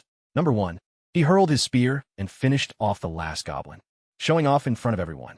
But the guy in red was fed up. He was always the one risking his neck, while the others got easy kills. So he finally snapped and called it unfair. That set dumbass off immediately. He coldly called the red jacket guy a useless loser, and said that without him, he'd die like a stray dog. Then he told him to act like an obedient dog, or end up as goblin food. Things got tense fast, and the red jacket guy had no choice but to back down. Then the scene changed again. Feeling sure he'd hit 100 kills, dumbass went to claim the reward. But Doon told him another team had already gotten it. And the funny part, the first one to reach 100 was Doon's own brother. So the promised room went to an elderly couple instead. Dumbass did not like that at all. Furious, he started yelling about how unfair it was. Doon's brother calmly said, Kim Jae-hyun had prepared something special for Dumbass team. They just needed to head to the 30th floor, even though he was boiling inside. Dumbass couldn't refuse, so he grudgingly went up to the 30th floor. On the way, he smirked and mocked Doon for respecting MC so much. To him, it was ridiculous. Did she really think he was some kind of god? He sneered and called him a cult leader. But the man in the red jacket, Sung-min, quietly pushed back. Since Jae-hyun was helping and protecting people, he said they shouldn't badmouth him. Besides, everyone knew it was smart to stay on the protagonist's good side. Dumbass didn't like hearing that. He stared at Sung-min with a cold look. That made one thing clear. They weren't done talking. When the elevator opened on the 30th floor, Dumbass muttered to Sung-min that they'd settle this later. But the second they stepped out, MC walked up to them, one hand resting in his pocket, and his eyes were locked on the whole group. The team went dead silent, shaken by how intense he felt. Dumbass hurried to pull himself together and politely introduced himself, trying to ease the tension. Jae-hyun just shook his hand and calmly praised their smart use of barriers and hunting tactics. That left Dumbass stunned, and he nervously asked how he knew any of that. The protagonist ignored the question and got straight to it. Apartments 1301 and 1502 would now have electricity, water, and gas. Still suspicious, Dumbass asked how that was even possible. Jae-hyun simply said they had earned it by killing 100 goblins. Then a creepy smile slowly spread across his face, and in a cold voice, he brought up Dumbass' little joke from earlier. He was talking about the cult leader comment. MC said he had zero interest in being treated like some god or playing that kind of role. The whole group froze in fear and confusion. How had he heard what was said in the elevator? Still wearing that crazy smile, he casually changed topics and said he had a small favor to ask. Then the story cut again to show what that favor was. Dumbass and his team were now running for their lives, chased by giant orcs. Every step those monsters took shook the ground. Dumbass was scared out of his mind. The group turned into a narrow alley, just like they planned. At the corner stood Dong-hyuk, gripping his spear, because the alley was so tight.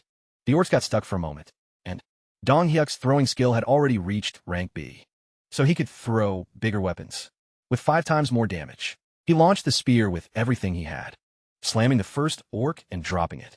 The second one charged in rage, lifting its club to strike. But before it could hit Dong-hyuk, an arrow pierced its forehead and killed it on the spot. That shot came from Sora. The last orc barely had time to move before Dong-hyuk ended it with another spear throw. With that, the group finished the 100 orc mission, and Jae-hyun instantly got 3.2 million won. Close by, a family of 3 stood frozen, terrified by what they had just seen. Dong-hyuk gave them a gentle smile and guided them back to the protagonist's base. As they got close, MC received a system alert. An unknown object was trying to enter. A second notice said someone qualified for citizenship had arrived. The system asked if he wanted to grant citizenship to those 3 newcomers, and after a brief thought, he said yes. That brought his total citizens to 200 and unlocked a new skill, tax collection.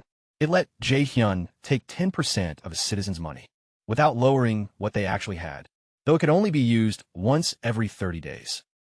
He quickly saw how useful that was. It meant he could slowly recover the money he'd already handed out. Even so, getting all of it back would take around 10 months. Since saving his parents couldn't wait, he decided Dong-hyuk's team needed to head straight to the Nambu, my neighborhood. To move faster, he chose to hand out 30% of the funds early and treated it like an investment. Then another alert popped up. His house declaration skill had hit level 10 and gave him 3 more skill points. Right after that, pain ripped through him again. His liver, kidneys, and heart all hurt badly, as his domain spread out fast, nearly doubling and covering most of the nearby buildings. The system confirmed that Jae-hyun had declared the entire building his home. Then another message appeared, saying 1 billion won in subsidies have been added, and a construction feature was now unlocked. The protagonist checked the options. A solar generator cost 133 million, a store cost 219 million, and a gym cost 300 million. Even with the full 1 billion won subsidy, the generator would only make 30 million a year. That meant it would take over 5 years just to pay for itself, which left Jae-hyun staring in disbelief. What kind of terrible deal was that? Figuring it was smarter not to burn all that money on sketchy buildings, MC decided he should level up his vassals instead. But then he noticed something huge. When he tried to use the new subsidy money, the 1 billion won, to level up Dong-hyuk, the system refused right away. That was when Jae-hyun realized the funds he had just gotten were completely different from the money in his wallet. That changed everything. This was basically free money, but only for construction. So, without wasting time, he chose the solar generator. A 24-hour timer started, and his subsidy balance dropped to 867 million won. For a second, he thought about adding a second generator, but the system warned that each apartment building could only have one. Annoyed, but accepting it, Jae-hyun moved onto the store. The system said it worked. With his supreme recluse skill, letting citizens buy items straight from his inventory, he instantly saw how much easier that would make supply sharing. So, he installed the store in apartment 101 and got a 48-hour timer until it was ready. Next, he checked the gym, which would boost citizens' strength and training gains by 200%. Seeing how useful that would be, Jae-hyun gave the whole second floor to the gym. A 72-hour countdown appeared. The system then reminded him he still had 3 skill points.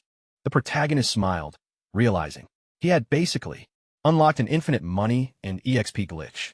People would hunt monsters to buy supplies, and he'd gain EXP and money without lifting a finger. Now that's real passive income. At the same time, Deok-soo, wearing his armor, cut an orc in half. Dong-hyuk asked what would happen if he threw Deok-soo's spear. Confused, Deok-soo handed it over. Then Dong-hyuk hurled it with insane power. Panicking, they had Deok-soo cancel the armor and summon it again. The spear instantly came back to his hand, and both of them were stunned. Dong-hyuk had found an infinite throw trick, and Deok-soo couldn't stop praising him for it. Meanwhile, Sora was about to fire her last arrow, when out of nowhere, more arrows appeared right in front of her.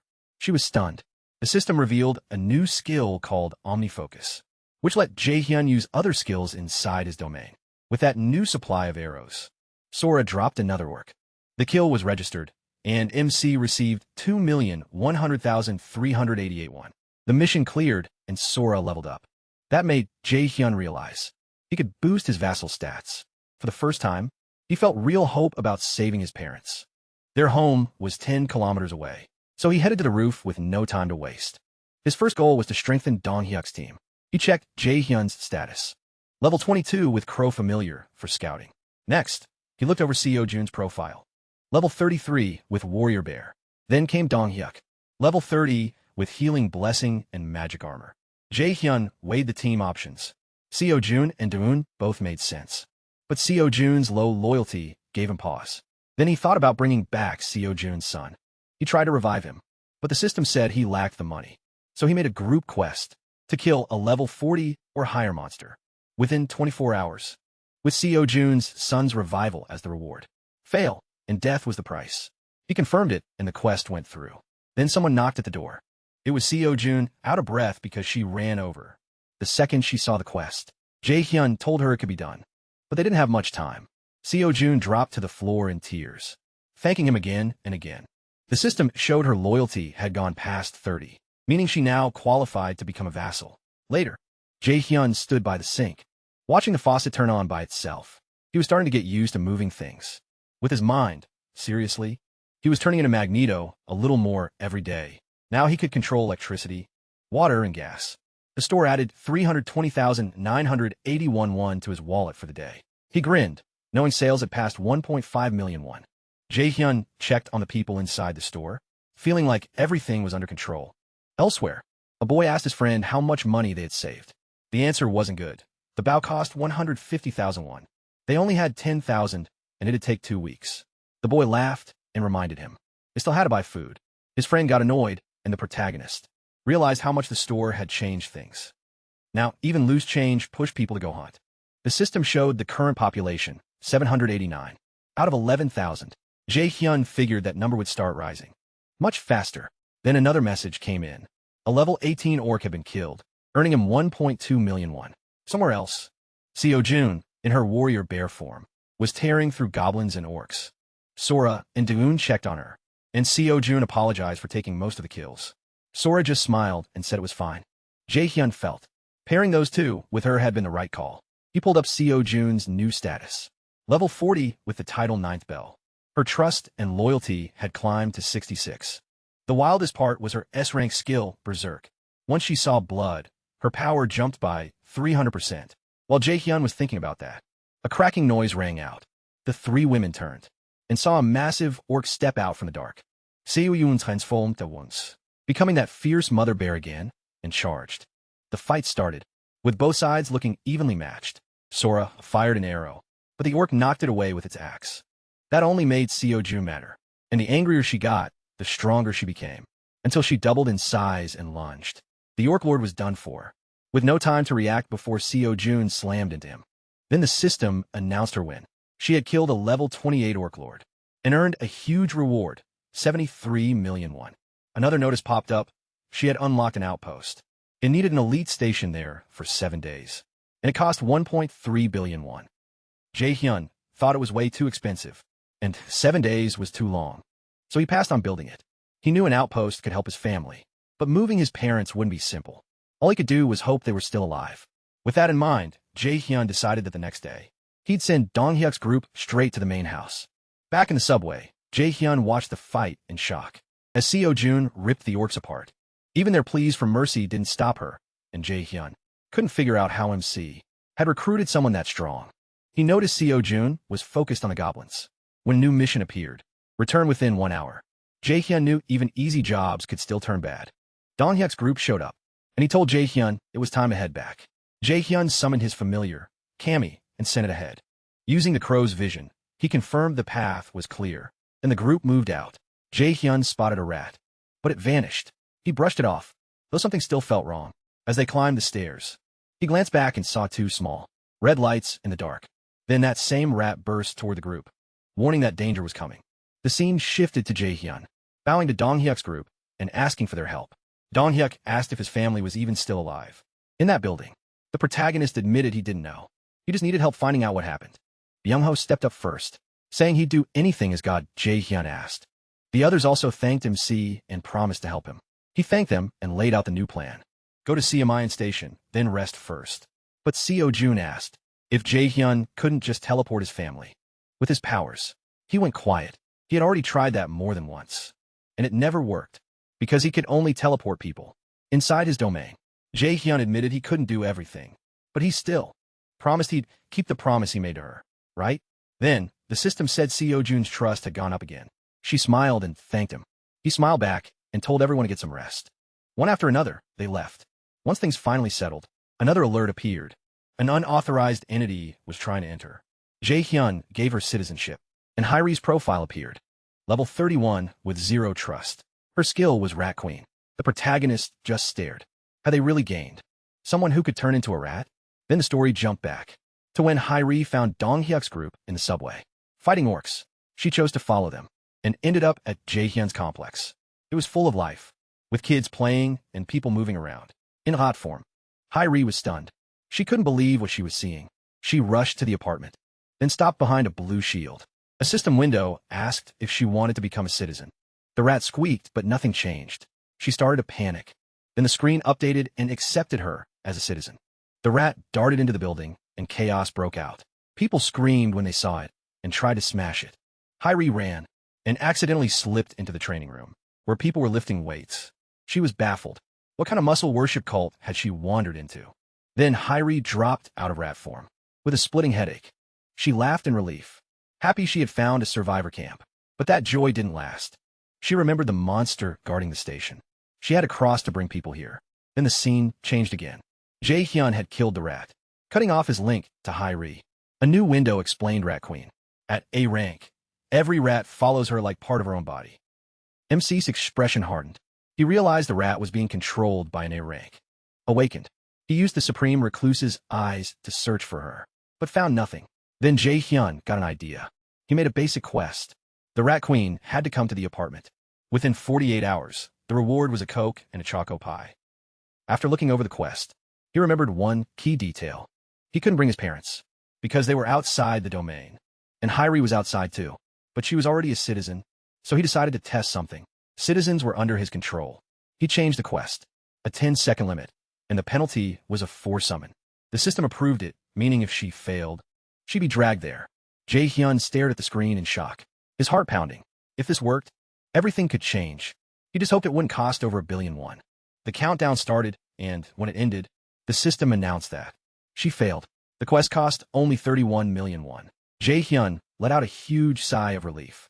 At the same time, a startled Hyri suddenly appeared inside the apartment. She had no idea what had just happened. The protagonist called her by name, making it clear he already knew who she was. Hyri demanded to know who he was and how he knew her. Calmly, Jae-hyun said he was the one who gave her citizenship. and brought her here. He introduced himself and tried to put her at ease, even offering a Coke and a choco pie. Hyrie took them, still trying to process it all. She asked if MC had done all this himself, and he said yes. That left her completely stunned. Was this guy some kind of god? Then, she begged him to save the 35 people depending on her. But Jae-hyun said no, because he couldn't. Hearing that, she broke down and begged him to at least help her family. That made him realize something huge. Hyrie had never met him in person, yet he still made her a citizen. That meant the rat was an extension of her. Maybe that link could help him bring over her family. 2. Just then, the system showed Hyrie's stats. Level 31, 37%. Trust with Rat Queen. Jae-hyun noticed her trust had already gone up, so he asked if she'd do anything to protect her family. Without hesitation, she said yes. The protagonist agreed, but told her there was only one way to save them, and it required total trust in him. She said she trusted him completely, and the system answered right away. Her trust rose to 50 and loyalty to 33. That met the requirements to become a vassal. So Jae-hyun started the registration. A blue aura wrapped around Hyrie, and she watched in shock when it ended. Her stats had changed a lot. She now had the titles 10th Seed, Knight, and Tamer, with trust at 52 and loyalty at 33. The new data said tamed creatures grow stronger, based on loyalty and trust. MC also saw that Hyrie's evolution class was A, meaning her rats could keep getting stronger. Then Jae-hyun asked if any of her rats were near her family. She hesitated, but he pressed her to send one. Yeri obeyed. At the same time, he activated the Supreme Recluse's eyes and shared the rat's view with her as it ran toward her family. The moment it arrived, food and drinks appeared in front of them, and Jae-hyun got another notification, saying her trust went up again. The protagonist realized her rat skill worked perfectly with his eyes. He had basically gained the best scouting tool possible. Hyrie asked if he meant the Nambu Mayan area, and Jae-hyun said yes. She lit up right away. She knew that neighborhood and could send a rat to check it safely. With the rats, MC could find out if his family was still alive without putting the team in danger. Hyrie promised she'd handle it, and the system showed her trust and loyalty rising again. Jae-hyun told her to head out at once and suggested taking the subway tracks. But Hyrie freaked out and shouted that it was suicide.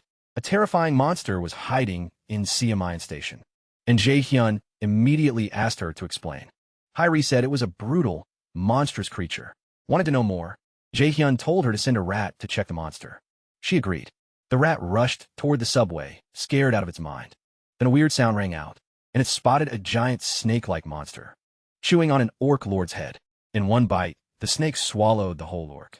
The rat peed itself in fear. Then the snake noticed it and lunged. Somehow the rat dodged and ran for its life. Jae-hyun saw everything. Right away, he knew the snake was far stronger than he expected, probably over level 40. He could only think of Naruto's giant summoned snake. Watching his reaction, Hyrie agreed. Siamayan Station was too dangerous. She said they should skip that station and take another route. It was longer, but much safer. Hyrie also told Jae-hyun his team was strong enough to manage. He thanked her. Without that warning, they could have walked into disaster. He told Hyrie she could stay in apartment 2701, as long as she cleaned it. She thanked him and left. Once she was gone, the protagonist smiled. Before this, he would have had to avoid that monster. Now, with Hyrie's power, that was about to change. Jae-hyun came up with a nasty little plan and ordered the system to install a solar generator. As the panels were set up, he realized they still wouldn't be enough for nearly 800 citizens. To make life better, he needed more money and more workers, so he planned a 3-shift system to keep the place running and gather resources. In the end, Jae-hyun decided the answer was simple: hunt more aggressively. Elsewhere, Dong-hyuk's team was being chased by bat-like monsters. Sora and the others fired arrows, bringing them down easily. Afterwards, she checked if anyone was hurt, then let out a relieved sigh when everyone was safe. But her sister brought up the snake monster. At Siamayan Station, Sora calmed her down, saying Jae-hyun could summon them back if needed. Feeling better, the group kept moving on until they found a wrecked train, surrounded by the mangled bodies of orc lords. Everyone stopped in horror, and the youngest member threw up. Then a chilling sound came closer, and they saw a massive snake monster. Deoksu cried out in despair, but the next second, Dong-hyuk grabbed Sora and yelled for everyone to duck.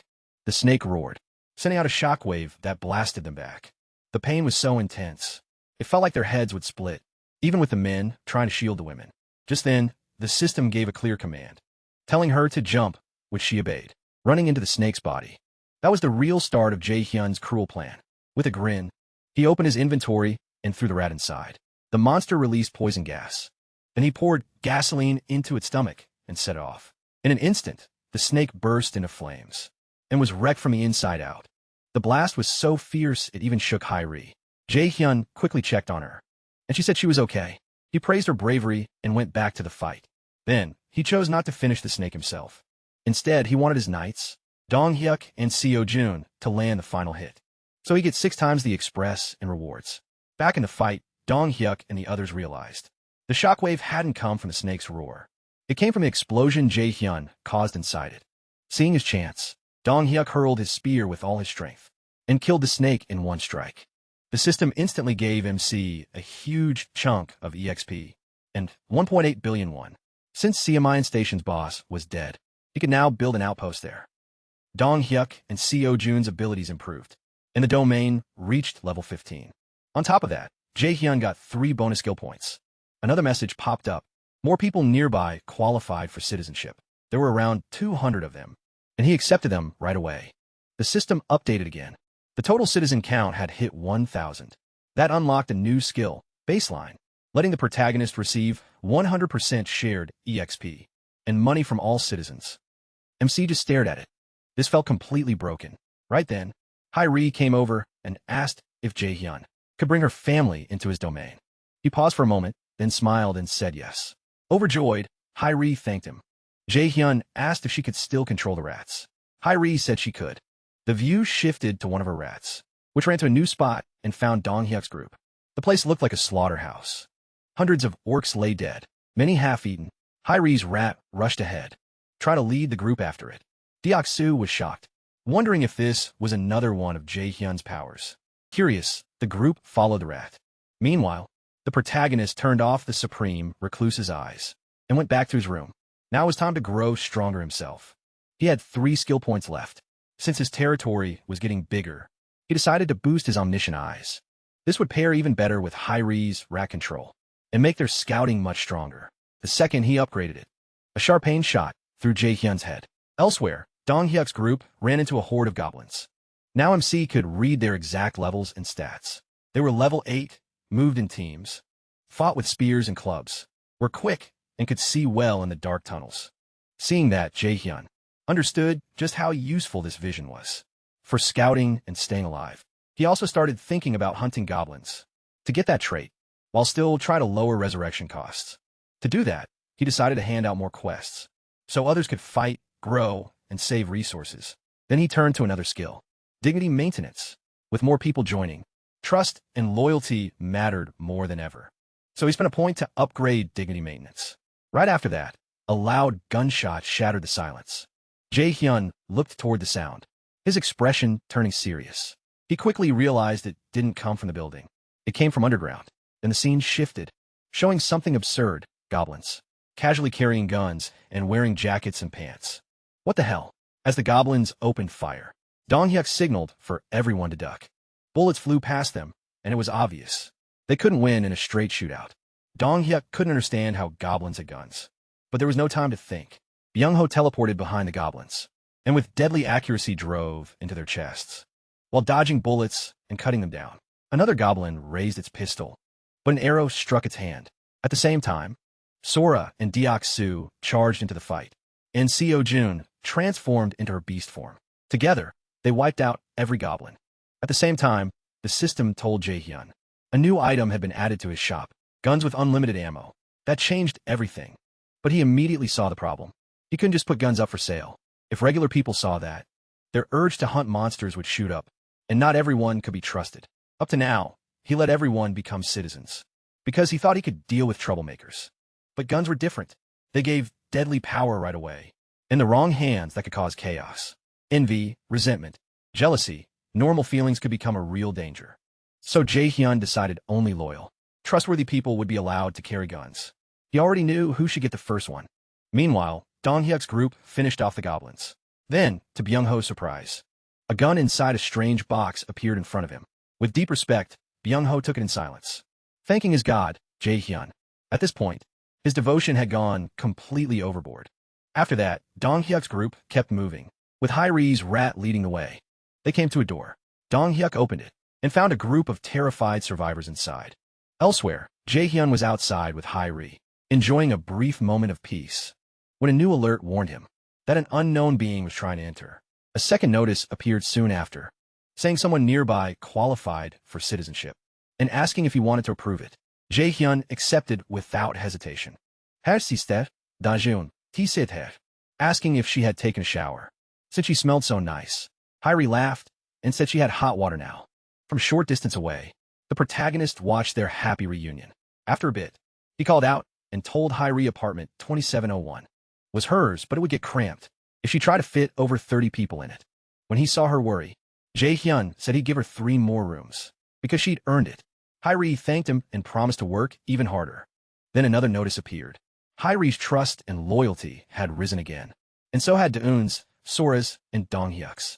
Looking over the interface, Jae-hyun remembered he'd leveled up earlier and never checked the reward. He found a new feature, the Guardian Beast Management System. The moment he opened it, he nearly passed out. Unlocking would cost 1 billion won. While he was still staring at that price, a soft voice asked if he had time to talk. Jae-hyun invited her in. It was Yurin, the youngest member of Dong Hyuk's group, and she looked nervous. She said she needed to talk about something important. MC told her to sit. Yurin apologized, her voice shaking, and asked to leave the group. She felt useless, like no one would even notice if she was gone. Jae-hyun urged her to keep talking, and she burst into tears, admitting the monsters terrified her, and she felt worthless, because she couldn't use her poison mist. Around her teammates, Jae-hyun had expected this. He knew poison mist was risky if used the wrong way, so he reassured her and said the timing was actually perfect. He needed someone he could trust to help out. Daeun, who took care of the Daeun, worn out from caring for the injured, had asked for help. He told her he needed someone kind, honest, and caring, and she was the best fit. He reminded her that no one is useless if they keep trying. Her poison mist was rare, he said, and someday it would be a huge strength. Even if she couldn't fight outside, she could still help inside. Then Jae-hyun bowed deeply. Yurin was stunned and moved, then smiled. The system showed her loyalty jumped to 100. She wiped away her tears and promised to give it everything she had. Jae-hyun smiled and said he'd keep counting on her. A little later, he thought about unlocking the new feature. The interface popped up again. It needed 1 billion. He decided it was worth the cost and pressed yes. A golden magic circle appeared, and a golden crystal egg in the middle started to crack. The light was so bright he had to shut his eyes. When it finally faded, a tiny blackbird was sitting there. Jae-hyun used the Supreme Recluse's eyes and learned it was a level 1, 3-legged divine raven. It carried the sun's energy, but it was still a baby and needed sunlight and protection to grow. The protagonist decided to name it Little Blackie. The bird flapped around excitedly for a bit, and Jae-hyun soon realized it was hungry, so he handed it a bag of chips, and it ate happily. After that, Blackie curled up and slept like a lazy cat. Right then, Jae-hyun got an alert. Blackie's level rose, and the solar generator's efficiency increased by 100%. He remembered each generator made around 80,000 to 100,000 won a day. With Blackie's boost, the yearly profit climbed to 90 million won. He chose to place solar generators in all 10 new buildings. The 24-hour timer started. Satisfied, Jae-hyun headed to apartment 3001. The moment Fatty opened the door, MC greeted him and said he wanted to trust him with managing his money. Fatty went still. Jae-hyun thought back to his tax collection skill. If someone else held the money, it could grow by 10% a month. So he picked Fatty for his high trust and loyalty. Back in the present, Fatty was stunned. He had 89 trust and 98 loyalty. His power was gorilla strength, and he felt sure about the decision. Without another word, he sent 1 billion won to Fatty's wallet. The system confirmed it. The quest needed 100%. 1 plus 30 million won with a 10% fee, but the protagonist thought it was worth it. Fatty's trust rose, his loyalty hit 100, and since he was already a vassal, the protagonist's vassal limit increased too. Fatty asked if he should just hold the money and leave it alone. Seeing that perfect loyalty, Jae-hyun told him not to worry. He could spend a little if he had to. Fatty thanked him, clearly thrilled. Soon after, Daeun came over and asked if she could choose anyone she wanted for her new team. MC said yes and added that she could bring Yurin too. Since Daeun would lead the team, he decided she'd get double pay, which made her light up. Her loyalty rose right away. After thanking him, she left to find Yurin. Once everyone was gone, Jae-hyun took a deep breath. Now it was time for a hard but serious talk. Determined, he went to apartment 2109, where Dong-hyuk's group was staying. Once there, he gathered everyone and explained the danger. Waiting at Siamine Station, a monster that strong was waiting for them. Yet, the area nearby was strangely safe, with no monsters on the roads or subway tracks. Around Siamine Station, between Baegunpo and Biamil stations, monster numbers were low, and Jae-hyun knew they had to use that chance. While talking, he remembered Yurin's breakdown. It stayed with him, because these people were risking their lives for him, and that weight was heavy. Thanks to Hyri, they found out about Siamine Station early. If they'd learned about it later, many could have died. Finding it now gave them an edge. Jae-hyun knew how cruel this world was. Anyone could die. More than anything, he wanted to protect the people he cared about. So, he told the group they would head to Jigumi Station. The next morning, later in his room, the system screen appeared. The solar generator had gained another 100% in power, and Blackhill leveled up again, unlocking the power of the sun and elemental magic. And as Black's owner, he gained that power too. Elemental magic, that was huge. Curious, he lifted a finger, and a tiny flame appeared. It felt strange, but also familiar. Later, in a private spot, he pictured a massive blaze. He reached out and focused hard, but only a little flame showed up. Jae-hyun was let down for a second, but his curiosity quickly took over. Then he remembered the special gas from his ability. If he combined that gas with flame, the result could be deadly. It was only a tiny spark for now, but one day it could turn into a terrifying fire. Real monster-level power. Excited by the idea, Jae-hyun ended the test and went back home. While eating, another alert appeared. 2 solar generators had been completed. The protagonist smiled, thinking about Blacka leveling up 3 times. Thanks to her boost, the generators were now 8 times stronger. The extra power turned into money. More power, more freedom. Things were getting really good. As he ate, Hyri came in and thanked him for letting her rest. Jae-hyun told her she had earned it, because her skills were top-notch. Then he said he'd need her help again soon. Dong-hyuk's group was waiting at Siamine Station, and he wanted her to guide them. Hyri agreed, and said her rats were already scouting the tracks.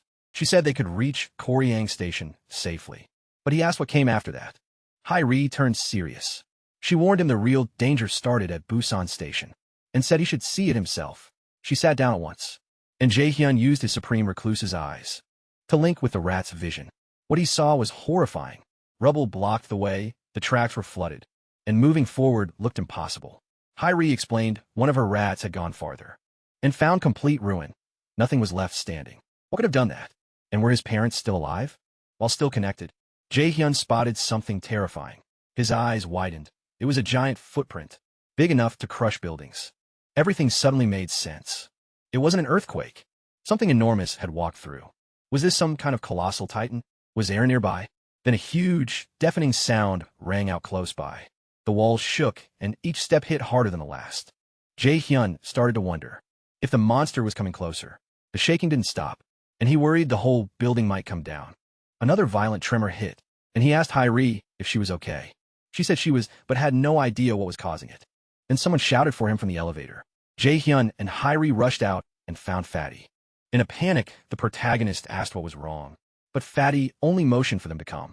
MC, Hyri, and the others followed him, and the sense of dread kept growing. In Fatty's room, they saw a 60-meter titan, smashing buildings like it was nothing. It was a giant cyclops with one glowing red eye. Jae-hyun muttered that his bad feelings were always right, as he watched it tear through the city. Fatty and the others panicked, and even he felt real fear. Could he beat something that huge? Could he really protect everyone? He was almost breaking down when Seo-jun stepped forward, determined to fight and avenge her son. Jae-hyun saw the focus in her eyes and trusted her resolve. Then the system gave a new quest. Defeat the Cyclops within 24 hours. The reward was 1 day of resurrection for Seo-jun's son. The teams were set. Team 1, Seo-jun, Dong-hyuk, Byung-ho, and Deok-soo. Team 2, Sora, Yun-ho, and Kim Ji-hun. Team 3, Jae-hyun and Hyri. He would hold the area, while the others moved into position. Before they left, he told them he was counting on their strength and bravery. Everyone carried out the orders. Then Yurin reported that the residents, with military experience, had gathered at the gate, while everyone else was moved to the basement. Jae-hyun thanked her and told her to head down there too. But Yurin hesitated. She was scared. Yet she still wanted to help. The protagonist could see both the fear and the courage in her. She admitted she was terrified, but still wanted to do something useful. Hearing that, Jae-hyun smiled and told her to go to the gate with Hairi. He noticed there weren't many people there. A lot had chosen hiding over fighting. As that thought crossed his mind, someone walked up. It was the guy in the red jacket, asking Jae-hyun what they were supposed to do. MC asked where Baek Sung-yeob and the twin brothers were. The red jacket guy looked away and said nothing, which told him enough. He realized Baek Sung-yeob and the twins had run to the basement. Disappointment washed over him. Hundreds of people, including Baek Sung-yeob, had chosen their own safety over facing the danger. To Jae-hyun, that meant comfort over courage. They dumped the burden on the brave. Even so, he wouldn't forget. The 101 people who did answer the call. They weren't fools. They came because they understood the truth. If nobody fought, everyone would die. They stood up to protect their families and themselves. He remembered a line he once heard. Courage isn't the lack of fear. It's moving forward anyway. In this brutal world, the people who acted through fear were the ones keeping everyone alive. And right there stood 101 brave people, quietly thankful. Jae-hyun opened the system and rewarded them. Guns and endless ammo dropped from the sky, leaving everyone stunned at first. They hesitated, but once they held the weapons and felt they were real, hope returned. Maybe they really could beat that monster. The giant Cyclops let out a roar that shook the buildings nearby. Dong-hyuk stayed hidden with a spear in hand. He aimed for the Cyclops' leg and hurled the spear. With all his strength, it sank deep into the monster's leg, and the Cyclops roared in pain. Enraged, it turned toward where the spear had come from, and Dong-hyuk froze. The monster started limping toward him. Just then, the mother bear in beast form attacked from behind. Her claws tore into the same injured leg, making the wound even worse. The Cyclops bellowed and dropped to its knees. But Seo Jun's strike still wasn't enough. It got back up, stomped hard, and sent her flying. One hit sent her crashing into a building like a rag doll. It looked like she was done for. The Cyclops lowered itself for the finishing blow. But before it could strike, a voice blasted through a megaphone. It was Deok-su, yelling that the Cyclops was so dumb. Its balls were in its eye. Somehow, the monster got the insult and snapped its gaze toward him. That huge, I caught the spear still stuck in its leg. And it realized Deok-su was the one who threw it. Instantly, the Cyclops lost it and started stomping toward Deok-su, dead set on crushing him. Deok-su was scared out of his mind. He knew the monster was coming for him, so he spun around and ran for his life. From a distance, Jae-hyun saw the bait had worked. The Cyclops was heading straight for the trap, and he signaled everyone to get ready. Meanwhile, Deok-su sprinted toward the barrier, with the Cyclops lumbering after him. He barely made it inside before collapsing, and the Cyclops reached the barrier's edge. Jae-hyun gave the signal, and a black raven shot at the Cyclops, pecking at its eye. As it shut its eye from the pain, they took the chance. Jae-hyun was already in place and fired an arrow. The Cyclops tried to block it, but the shot pierced its hand and sank into its closed eye. Its scream shook the area. In the middle of it all, Byung-ho teleported above the monster and tossed several rats into its open mouth. The whole setup was working. Then came the next step. Jae-hyun filled the Cyclops with explosive gas, and its body started to bloat. He lifted his hands and triggered Sunfire magic. A massive blast erupted inside the Cyclops, and black smoke spread everywhere. When it finally cleared, the Cyclops was still there, charred, motionless, and slumped against the barrier. Everyone froze. They thought they were finished, and now the monster looked beaten. But Jae-hyun felt something was off. The Cyclops wasn't dead. The system hadn't confirmed the kill. He warned everyone to stay sharp. Everything had been going exactly to plan. Then Fatty called out to Jae-hyun in a shaky voice, telling him to turn around. The protagonist slowly looked back, and to his horror, the Cyclops' red eye was staring right at him, with pure, killing intent. MC froze in panic, unable to believe it had survived. Before he could even process it, the Cyclops raised both arms and smashed them into the barrier. The barrier stopped the hit, but Jae-hyun's nerves spiked. He wasn't sure it could take another one. He used invisible hand to shield the citizens. The Cyclops kept its eyes shut, and he, still stunned, watched it strike again. The barrier shook hard but held. The nearby buildings weren't as lucky, and a shockwave started tearing them apart. A few more hits, and the whole place would come down. That's when Dong-hyuk moved. He unleashed a barrage of spears, and Jae-hyun joined in with the others. But it still wasn't enough. Every attack only made the monster angrier. just when beating the beast seemed impossible. The system alerted Jaehyun. The solar generators were at 100%, and someone was asking to use the power. The request came from Blackie. Jaehyun was stunned. Was it really trying to help? Then he remembered Blackie's power ran on solar energy. And with no better choice, he approved it. A bright yellow sphere formed in the sky, like a tiny sun, pulling in all the energy from the solar panels. The heat was so intense, it felt like the buildings might melt. Jaehyun realized, horrified, that one attack had burned through 300 million won. The power gathered in his room, and then a figure burst out in an explosion. Blackie had evolved. Now she had 3 eyes and huge feathers, like a majestic black phoenix. She opened her beak, gathered the solar energy, and fired a brutal beam into the Cyclops. It blasted a hole through its chest, but the monster still didn't die. Seeing that chance, Seo-jun changed into her mother bear form, leaped up, and struck the final blow, bringing down the level 51 Cyclops. Right away, Jaehyun got a huge wave of EXP and 3.1 billion won. He leveled up, pain stabbed through his head, and his domain spread over more buildings. On top of that, he got another 10 billion won just for construction. The pain dropped him to his knees. Blackie flew over and rubbed her beak against his nose, like she wanted credit for saving the day. Jaehyun praised her, though. He still couldn't get over that 300 million. One price tag. Blackie had no answer, but the protagonist was still happy. He got 3.1 billion won, and everyone made it out alive. Watching Blackie help bring down that giant monster was unreal, and MC smiled as he petted her for being so brave. Then he and Blackie turned toward a sudden noise. It was Seo-jun, the Wer-bear woman. At that moment, Jaehyun noticed. The sound from the system window had changed. It was the sound Seo-jun had waited a very long time to hear. A little earlier, inside an abandoned building, a man quietly used his ability to fill a small bottle with water. The people nearby were deeply grateful. Just having clean water to drink mattered now. But as he worked, he kept worrying because they had completely run out of food. People still lined up for the water he made, but their supplies were almost gone. He knew they'd reached their limit. A bad feeling settled in. Soon, they might have to leave the place that had kept them safe. Then the whole building suddenly shook hard. Like anyone would, he asked if it was an earthquake. A man came running in, shouting for everyone to look outside. And the moment he said, "Monster," the water user froze for a moment. Then he took off running, racing up the stairs to the roof. When he reached the top, what he saw stole his breath. The giant Cyclops was still standing, overflowing with rage and power. Beside him, a white-haired man trembled and asked what they should do. He was already thinking ahead, telling him to hide everyone in the basement. Desperate, he ran a hand through his hair, trying to find a plan.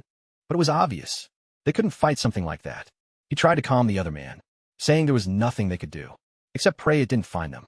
At the same time, Blackie's attack was already building. Then the Cyclops was suddenly blown apart. They had no idea what kind of power had done it. But when he saw it, he understood right away. This was the work of an awakened person, but one far stronger than him. He called to the silver-haired man and told him to gather everyone. Still stunned, the man asked if he'd lost his mind. Was he really saying they should go there? But the water user was sure. Even if he didn't know who that awakened one was, he knew one thing. If they wanted to live in this brutal world, they had to stand with the person, strong enough to kill a Cyclops. So they headed toward Jaehyun's place, hoping the person they were about to meet was kind, because they had no other choice. At last, they reached the apartment complex, and knew this had to be it. The buildings were still standing in a ruined world. Leading the group, he could only stare and ask how these buildings were still standing, when everything else had fallen apart. Then, he suddenly slammed into an invisible wall. A system message appeared in front of them. Entry prohibited. Another message immediately asked if they wanted to become citizens. They accepted, and the system granted it at once.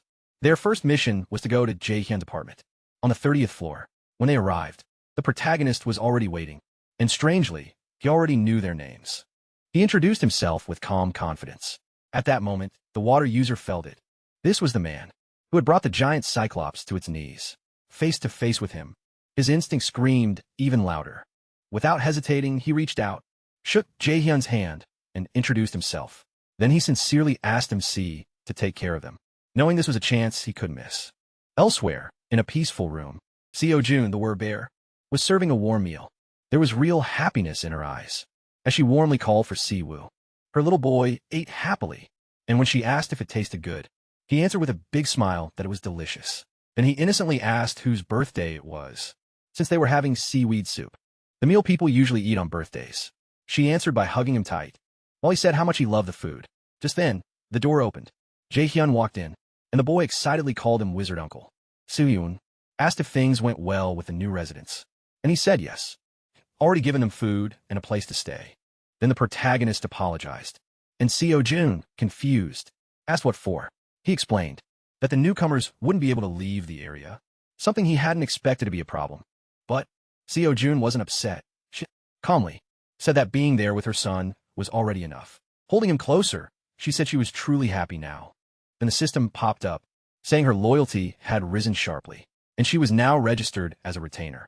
Still, Jae-hyun didn't need the message to know that. Her face, her voice, even the way she moved told him her heart was full. He could feel Seo-jun's feelings, without any system notice at all. More time passed, and mother and son spent it together, watching TV and laughing side by side. In that quiet moment, Jae-hyun started thinking about his own family. It had been so long since he'd seen them. He wondered how they were doing, whether they had food or if they were sick. Closing his eyes, he couldn't help imagining the worst. In a world like this, then Blackie suddenly showed up, making a little noise. The little creature played with the word bear. And her son, and Jae-hyun felt a calm thought settle in. He didn't need to rush. It could just be one peaceful day. He knew how much Seo-jun had endured to finally have a day like this. At the same time, he remembered that high Reese. Rats were on their way to his family's house. Once they arrived, he could send his family whatever they needed. So, as he watched the mother and child smile, MC made up his mind. Today he would only focus on them. This was the moment. Seo-jun's one wish had finally come true. After that, Jae-hyun told them to use the master bedroom, but with her son still in her arms. Seo-jun gently refused and said another room was fine. Even so, he insisted, saying the master bedroom was the warmest and most comfortable place for them. With a soft smile, he told her it was only right. She stroked her son's hair, and together they thanked the protagonist for his kindness. A little later, they headed to the room, wish him good night, and the boy gave Jae-hyun a sweet wave before going in. MC watched them leave with a small, satisfied smile. Soon the house grew dim, and a soft lullaby drifted out from the bedroom. In the living room, he lay on the sofa and listened for a long time. Seo-yun sang so gently, and it had been a very long time since he'd heard something like that. Just hearing it made his whole body relax, and his eyes slowly closed, like a child falling asleep in a mother's arms. Morning came quietly. Jae-hyun started the day with breakfast, made by Seo-jun and her little boy. After that, they settled in the living room to watch his favorite cartoons, and the boy laughed like every scene was brand new. Before long, Siwoo started chasing Blackie, who had just been resting peacefully, until he got bothered, and he clearly didn't like that. Later, after playing with all the new toys, the protagonist and the boy ended up lying on the floor for a short nap between drawings and laughter. The whole day was filled with real joy, but that happiness couldn't last. With Blackie on his shoulder, Jae-hyun quietly cried, crushed by the fact that he could give Seo-jun's son only one more day. Not long after, Seo-jun knelt down and held her son tight. As she said goodbye, she poured all her love into that embrace, while the boy, still too young to understand, innocently asked if she was crying, tears already running down her face. She tried to stay calm and whispered that she wasn't, but his small hand touched her cheek, and he felt the tears, so Siwoo gently wiped them away. Trying to comfort her, he softly asked her not to cry. Seo-jun hugged him again and with a shaking voice, finally admitted that she was scared. A world without him was too frightening to bear. And the boy simply called out Mom and promised he was right there with her. Those simple, honest words made Seo-jun break down even more. Her tears kept falling under the weight of her grief, while Siwoo still tried to calm her. Jae-hyun stood there in tears too. Then the boy slowly pulled away from her arms, looking straight into her eyes. He promised he would always stay by her side, overcome with sadness. She called his name through sobs, but he kept walking toward the sunset behind him.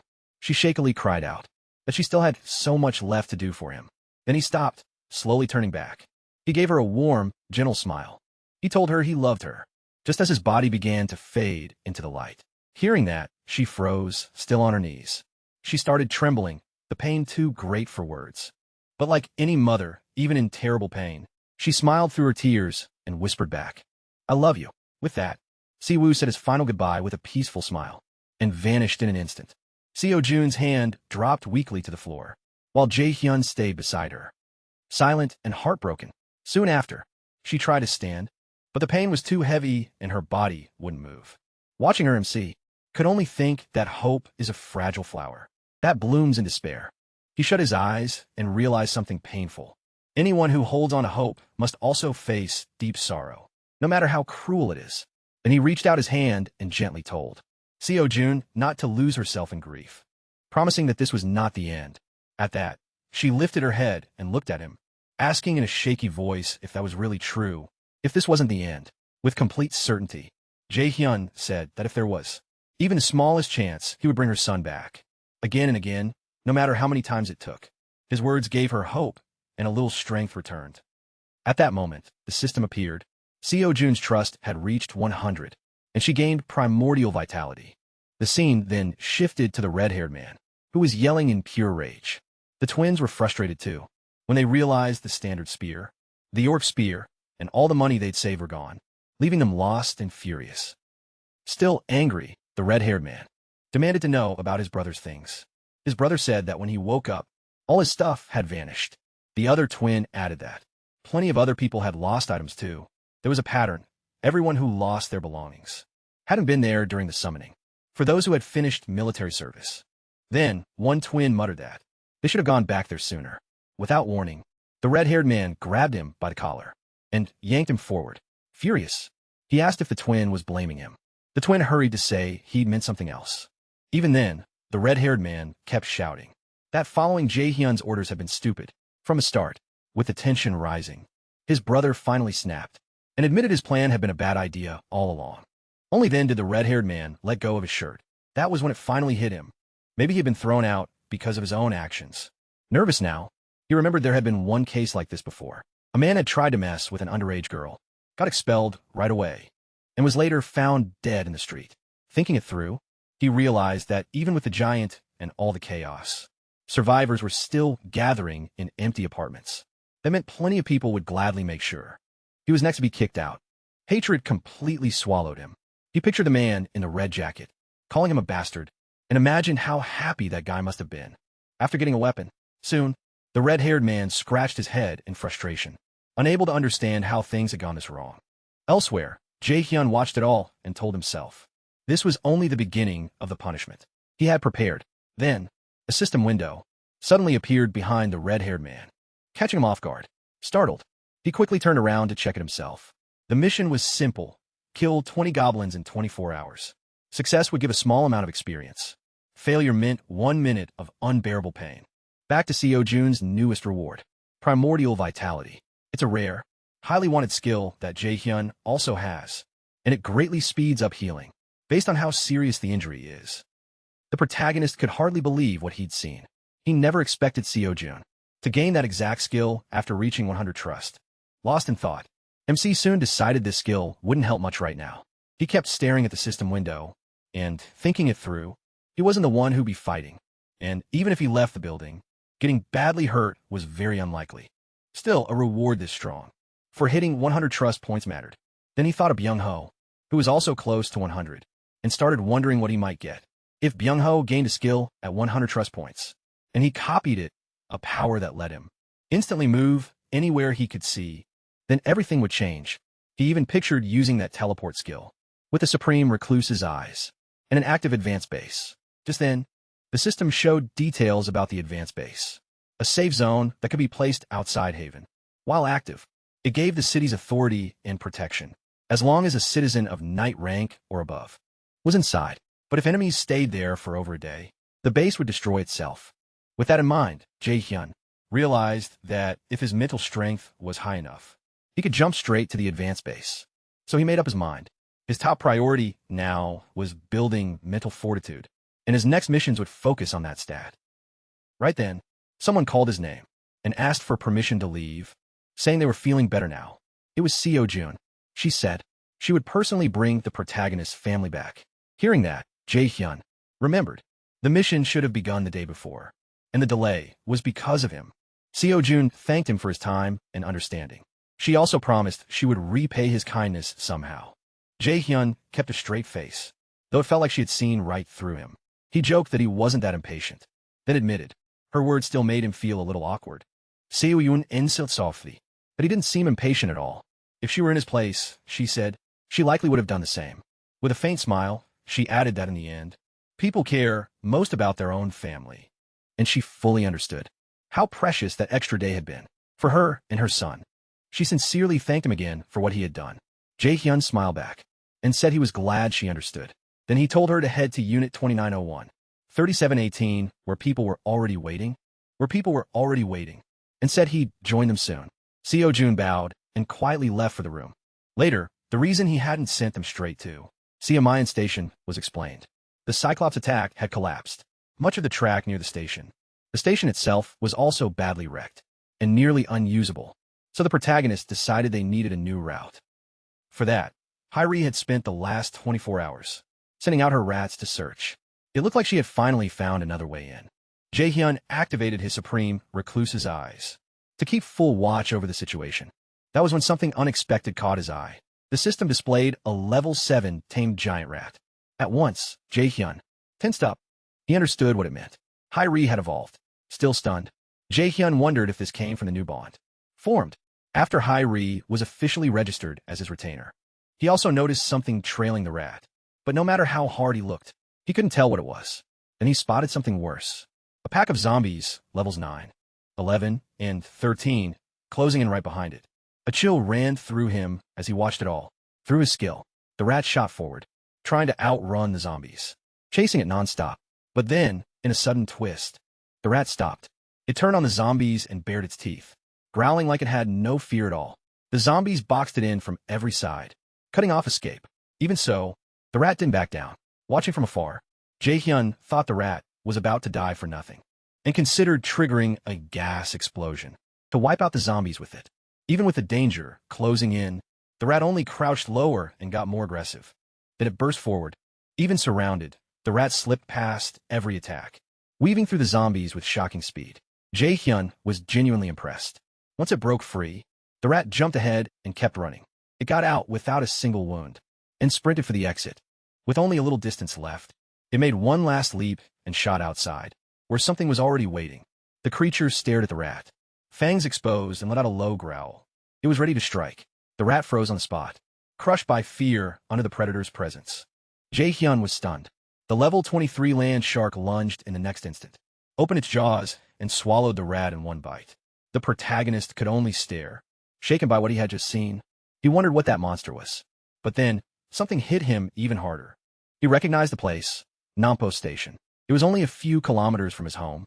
That meant monsters that deadly could be roaming near the place where his family lived, and his anxiety only grew, forcing himself to stay calm. He admitted he had to move fast. He couldn't afford to waste time anymore. The focus shifted to Dabin, crouched over a few boxes as she sorted them. She looked worn out, but also relieved to finally be done. Then someone called out to her, the one in charge of that work. She turned and saw Jae-hyun, who thanked her for her help. Dabin gave a small smile and said, it didn't feel that hard, especially since she was getting paid. Then she asked what the problem was this time. MC looked away, uneasy, trying to figure out how to explain the situation. The second she noticed his hesitation, Dabin grew worried and told him to just say it. Keeping his voice steady, Jae-hyun said he wanted to borrow Hyri's help for a few days, and hoped Dabin could manage things while he was gone. Caught off guard, Dabin forced a smile, and asked a little nervously if that meant she'd be handling everything by herself. He said it would only be for 2 days. Even so, she knew that meant a lot more work and pressure. Eyeing him suspiciously, she asked if she'd get extra pay for all the overtime she'd have to do as acting lead. Jae-hyun smiled a little and promised to pay double for the overtime. The second she heard that, Dabin lit up. All her energy came rushing back. Elsewhere, a thick, green mist from the system wrapped around Seo-jun's body. Then, the scene moved to the group gathered around a table, all focused on Jae-hyun as he began the mission briefing. The protagonist explained that, after the giant Cyclops attack, passing through Siamayan Station had become much harder. He said it would be a waste to give up on the subway line completely. Then, Hyri explained that the section from Siamayan Station to Byum and on through Dangam Station was still intact. She said there were no monsters on that stretch, so it was safe enough to cross. Then she placed a paper on the table, showing the mission's first goal: secure the route to Byum Station. The man with glasses, looking uneasy, thought flying over the damaged area might be the best option. And Deok-su suddenly cut in, not with anything useful, but just to praise Hyri's map drawing skills. Jae-hyun quickly steered things back and repeated Hyri's point, then pointed to one spot on the map and warned them to be extra careful. Before reaching the station, he explained that around 500 orcs were active, near a large supermarket complex. At that, Dong-hyuk, 3860 quickly asked if they have to fight the orcs head-on. Hyri made it clear that wasn't the plan. They only had to reach Byum Station and use the underground line. She said she'd found a path with no orcs, just a few weaker monsters they would need to clear.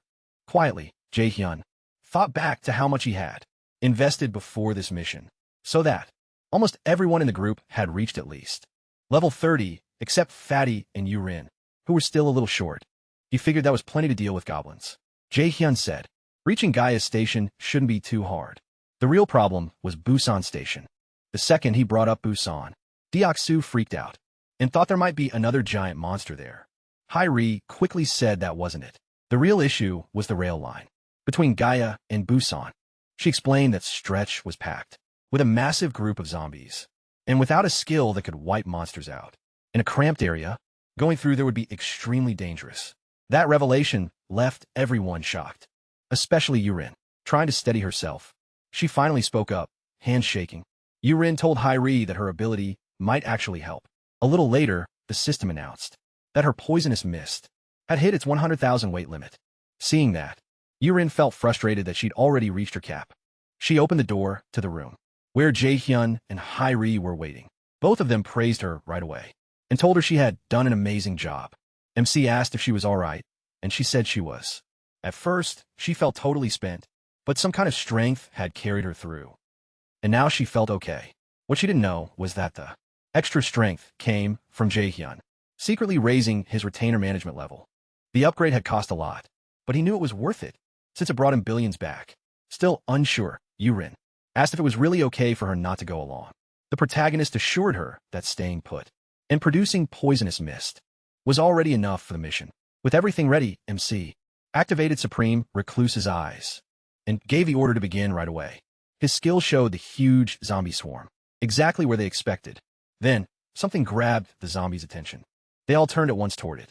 It was a level 3 rat sprinting straight at them. For a split second, the zombies froze when they noticed what was coming. Sticking to the plan, Jae-hyun opened his inventory. A thick green poison mist poured out and spread fast over the undead horde. At the same time, the rat shot forward, slipping through the crowd and racing past the zombies. Yurin's poison mist works by paralyzing muscles, including the diaphragm, until the target suffocates. But these enemies were zombies. They were already dead and didn't need to breathe. Jae-hyun had expected that problem, so he prepared a backup plan. He had already told Hyri to step in. When the time came, among the zombies, several rats were waiting for her signal. The moment she gave the order, one rat leaped at a fallen zombie. In a reflection of the zombie's open eye, the system caught the exact second. The rat bared its teeth and bit into it hard. Right then, a system message appeared. A level 11 zombie had been killed. Along with the experience, 120,085 won was sent straight to the digital wallet. Then the flow broke when Hyri called out to Jae-hyun in alarm. She said something was wrong with the rats.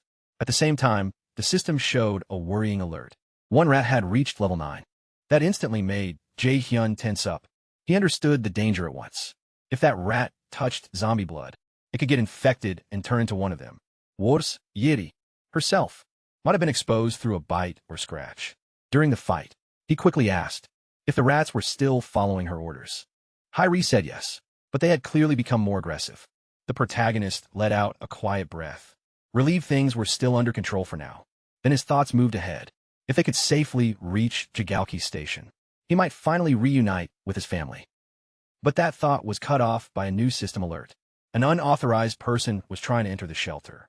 Through the main gate, Jae-hyun stared at the message, confused and alarmed. Before he could react, another notice appeared. The system said 157 people qualified for citizenship and asked if he wanted to approve it. Trusting his instincts, MC accepted. Another message popped up right away.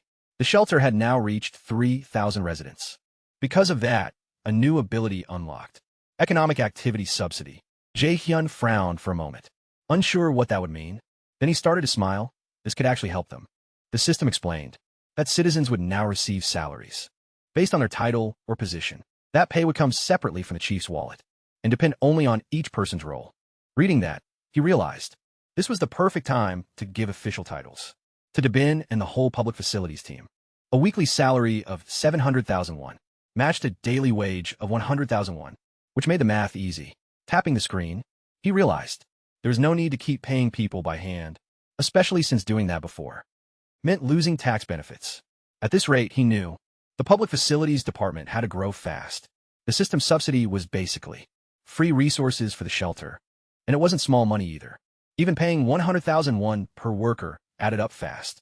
300 workers would already cost 30 million won a day. If every position, from regular worker to general manager, got filled, the total could climb to 50 million won a day. Jae-hyun saw the bigger picture. As that money moved through the shelter, his tax collection skill would bring him more income, and much of the money would come right back when citizens spent it at his store. That made one thing clear. Giving titles to as many citizens as possible might be the best long-term move. He just wasn't sure which jobs to assign, beyond facility management.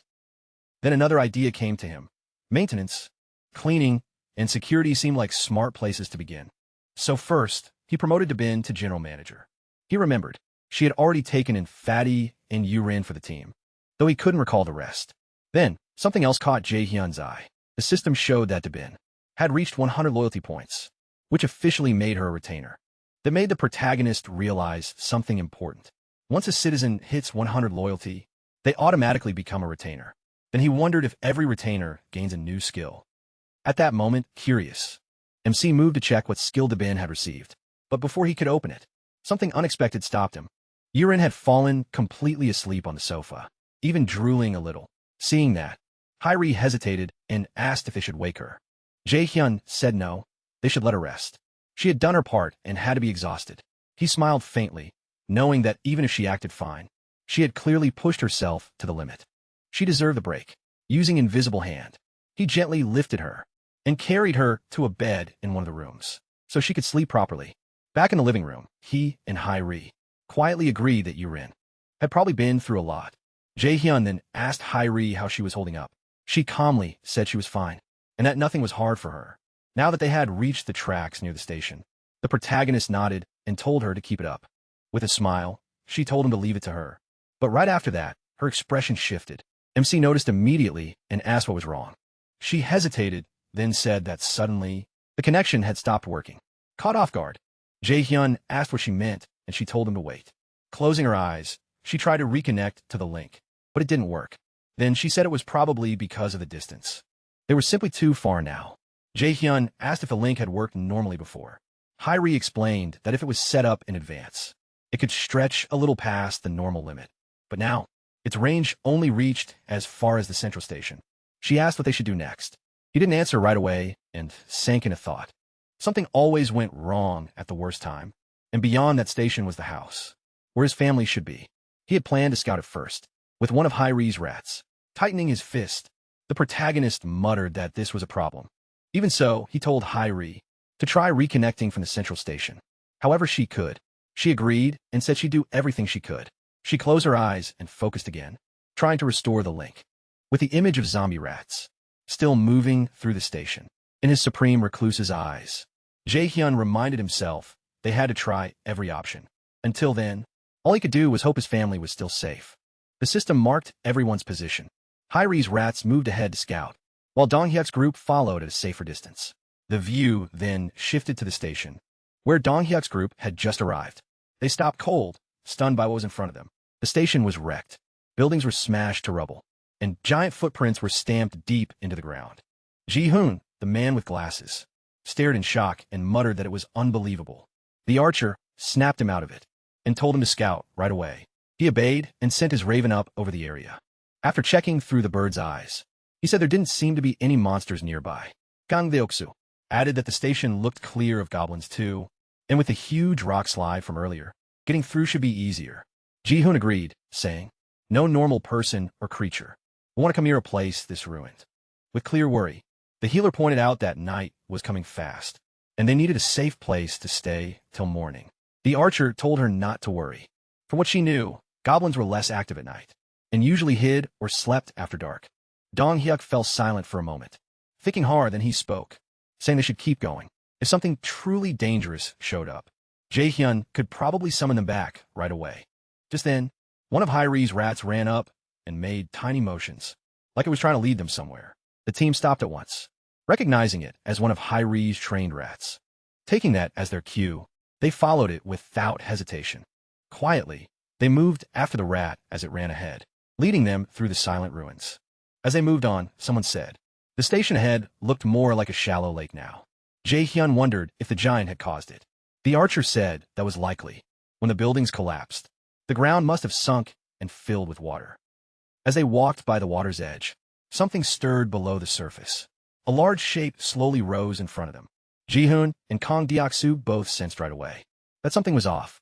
The ripples were moving in a way normal water shouldn't.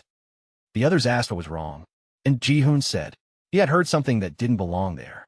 He narrowed his eyes, trying to see through the darkness. Then he pointed ahead and said, there was someone up there.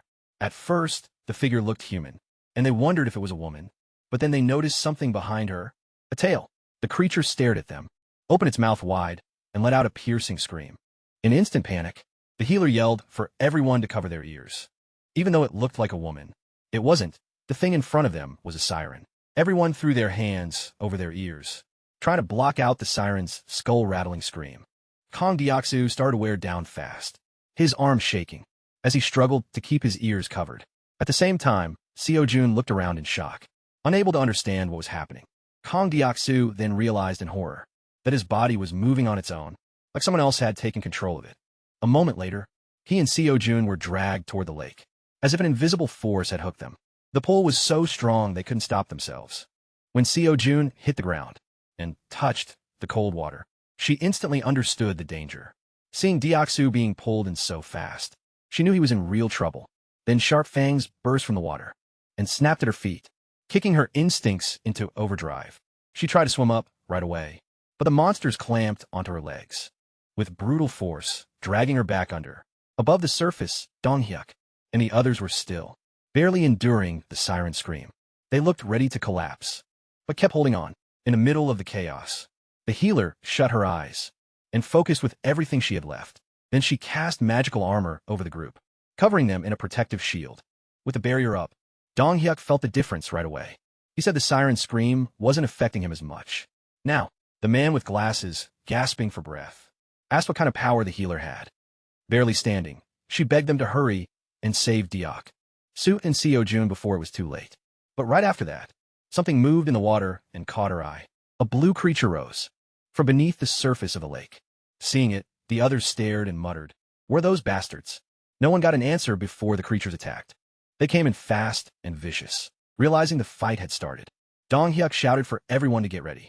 He warned them the monsters were almost on top of them. Without slowing down, the creatures launched themselves straight at the group. Dong-hyuk grabbed a steel rod with both hands and braced for the hit. He smashed into the incoming attack with enough force to shake the air. As the creature tried to recover, an arrow struck it and dropped it for good. But only one went down. More monsters kept coming. The archer, clearly annoyed, cursed under her breath at the endless swarm. More of the monsters broke the surface, closing in around the group from every side. Growing more desperate, Dong-hyuk said they couldn't lose any more time. They had to save Deok-soo and Seo-jun now. Then, something on the far side of the lake caught the creature's attention. It was the Wer-bear woman, rising from the water with Deok-soo in her arms. As she surfaced, Deok-soo gasped and coughed up water, saying he really thought he was dead. The group lit up with relief when they saw he had made it back alive. Deok-soo then turned to Seo-jun and sincerely thanked her for saving him. But the reunion didn't last. The creatures attacked again right away, giving the team no time to breathe. Deok-soo instantly activated his magical armor, covering himself in protective energy.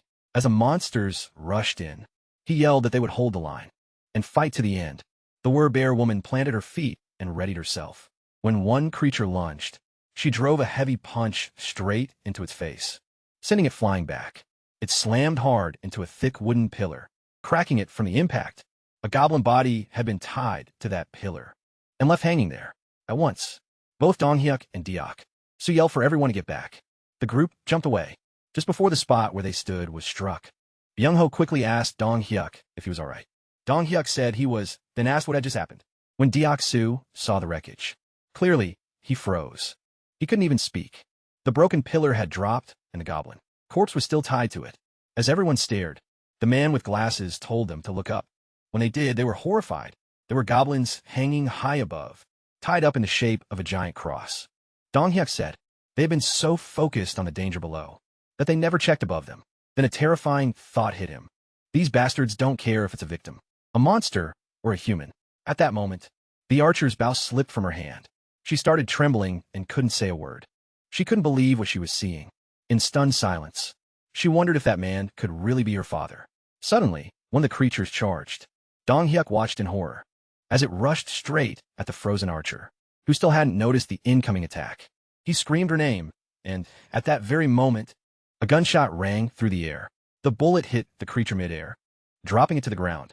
Dong Hyuk held the gun, then quickly asked the archer if she was okay. Byung-ho praised his fast reaction, but then noticed something was very wrong. The archer had dropped to her knees, shaking, her face blank and broken. Then the man with glasses rushed over and called out to Dong Hyuk. He said he might have found a way out of this. Through his raven, he'd seen the area from above and learned something important. The painful sound tormenting them was also controlling the creatures. Dong Hyuk was stunned by that news. The man with glasses added that he still couldn't understand what the siren was saying, but he had noticed one thing. Whenever she opened her mouth, the fish-faced creatures started moving. He said that if they could somehow stop the sound, the creatures would probably lose control and scatter without their leader. Even in that grim situation, Dong Hyuk agreed it was worth a shot. Still, he worried the monsters wouldn't give him time to pull it off. To make sure, Deok-su asked if the whole plan was just to stop the noise. Dong Hyuk answered with a serious nod. Then Deok-su stepped up and said he'd take that thing down himself. He already had a plan. At the same time, the siren opened her mouth again and sent out that awful sound. Like trained troops, the creatures reacted at once and prepared to attack together. Dong Hyuk saw their formation shift, and the man with glasses guessed they'd figured out. The group wanted to silence the siren. Dong Hyuk looked at Deok-su and asked if he could really do it. Deok-su answered without hesitation. Just trust him and open a path. He'd handle the rest alone. The healer quickly said she'd stay back and protect the others. With that, the group rushed in. Without holding back, everyone focused on making one opening for Deok-su, striking the enemies hard and dropping them. One after another, Dong Hyuk paused for a second, glanced back at Deok-su, and yelled that now was the time.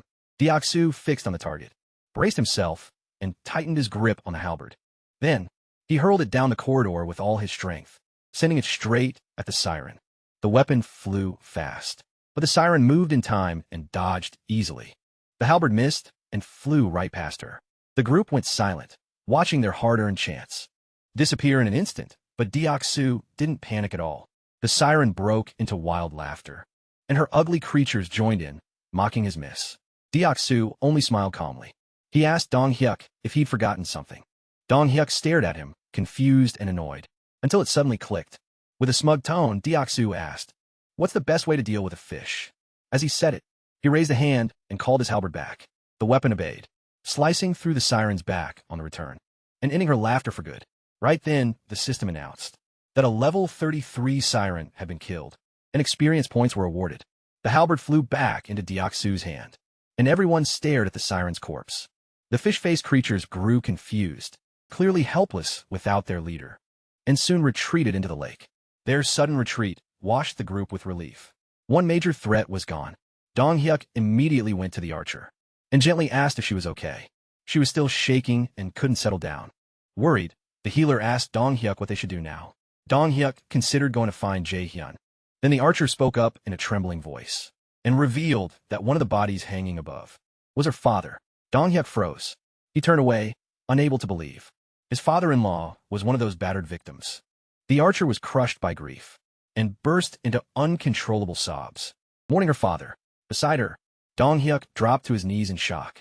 Everyone around them felt her pain, and hanging there on a cross was her father's broken body, a sight that hit them all hard. At that moment, the system opened. A reconstruction mission for the archer.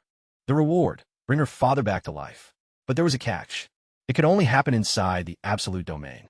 In a panic, Jae-hyun rapidly tapped the system window, trying to complete the reconstruction. Hyri was stunned to see him that desperate. Then MC suddenly stopped and began thinking it through. He remembered the trust everyone had placed in him. If things had truly become life or death, He believed he would have been called right away. So, he tried to tell himself there wasn't real danger yet, and maybe there was nothing else he could do. Even so, one question kept bothering him. Was that really true? Being dragged underwater by armed fishmen was obviously dangerous. Jae-hyun couldn't stop worrying about his family and wanted to see them again as soon as possible, but he knew he wasn't the only one with people to protect. The others had loved ones too. Yet, he tried not to think about that and told himself his own family had to come first, before anyone else. With shaking hands, he finally picked an option on the system screen. A new mission was made for the group. Build a tomb within 1 hour. The reward was only a little experience, and there was no penalty. When the archer read it, she looked even more broken, crushed by grief and hopelessness. From far away, Jae-hyun watched in silence through his supreme eye, filled with regret. In the end, the tomb was finished. The group stood before it in silence, heavy with sadness. Dong-hyuk gently asked the archer if she was really okay with this. She answered firmly that this was what her father would have wanted. She said he had always been obsessed with his job and kept talking about wanting to be buried near the railway tracks when he died, holding the metal plate with her father's name on it. She remembered thinking that wish sounded silly when she was little. Now she had granted it. He was resting where he'd always wanted to be, and the plate marked the spot. Watching from a distance, Jae-hyun had a dark thought. Maybe one day the same pain could be his. Because of that fear, he made up his mind to protect them, no matter what. Looking at the system again, he realized something. If he wanted that, he would need stronger people beside him. So he decided the most important person now was. But the scene changed before that thought could finish. Elsewhere, a goblin was struck by a man with water powers. At that moment, the system announced that citizen Jun-hyuk's loyalty had passed 30, making him eligible to become a retainer. A second message confirmed the registration right away. Then a woman behind him pointed out that his body was glowing. He looked down at his hands in shock and became deeply curious about what was happening.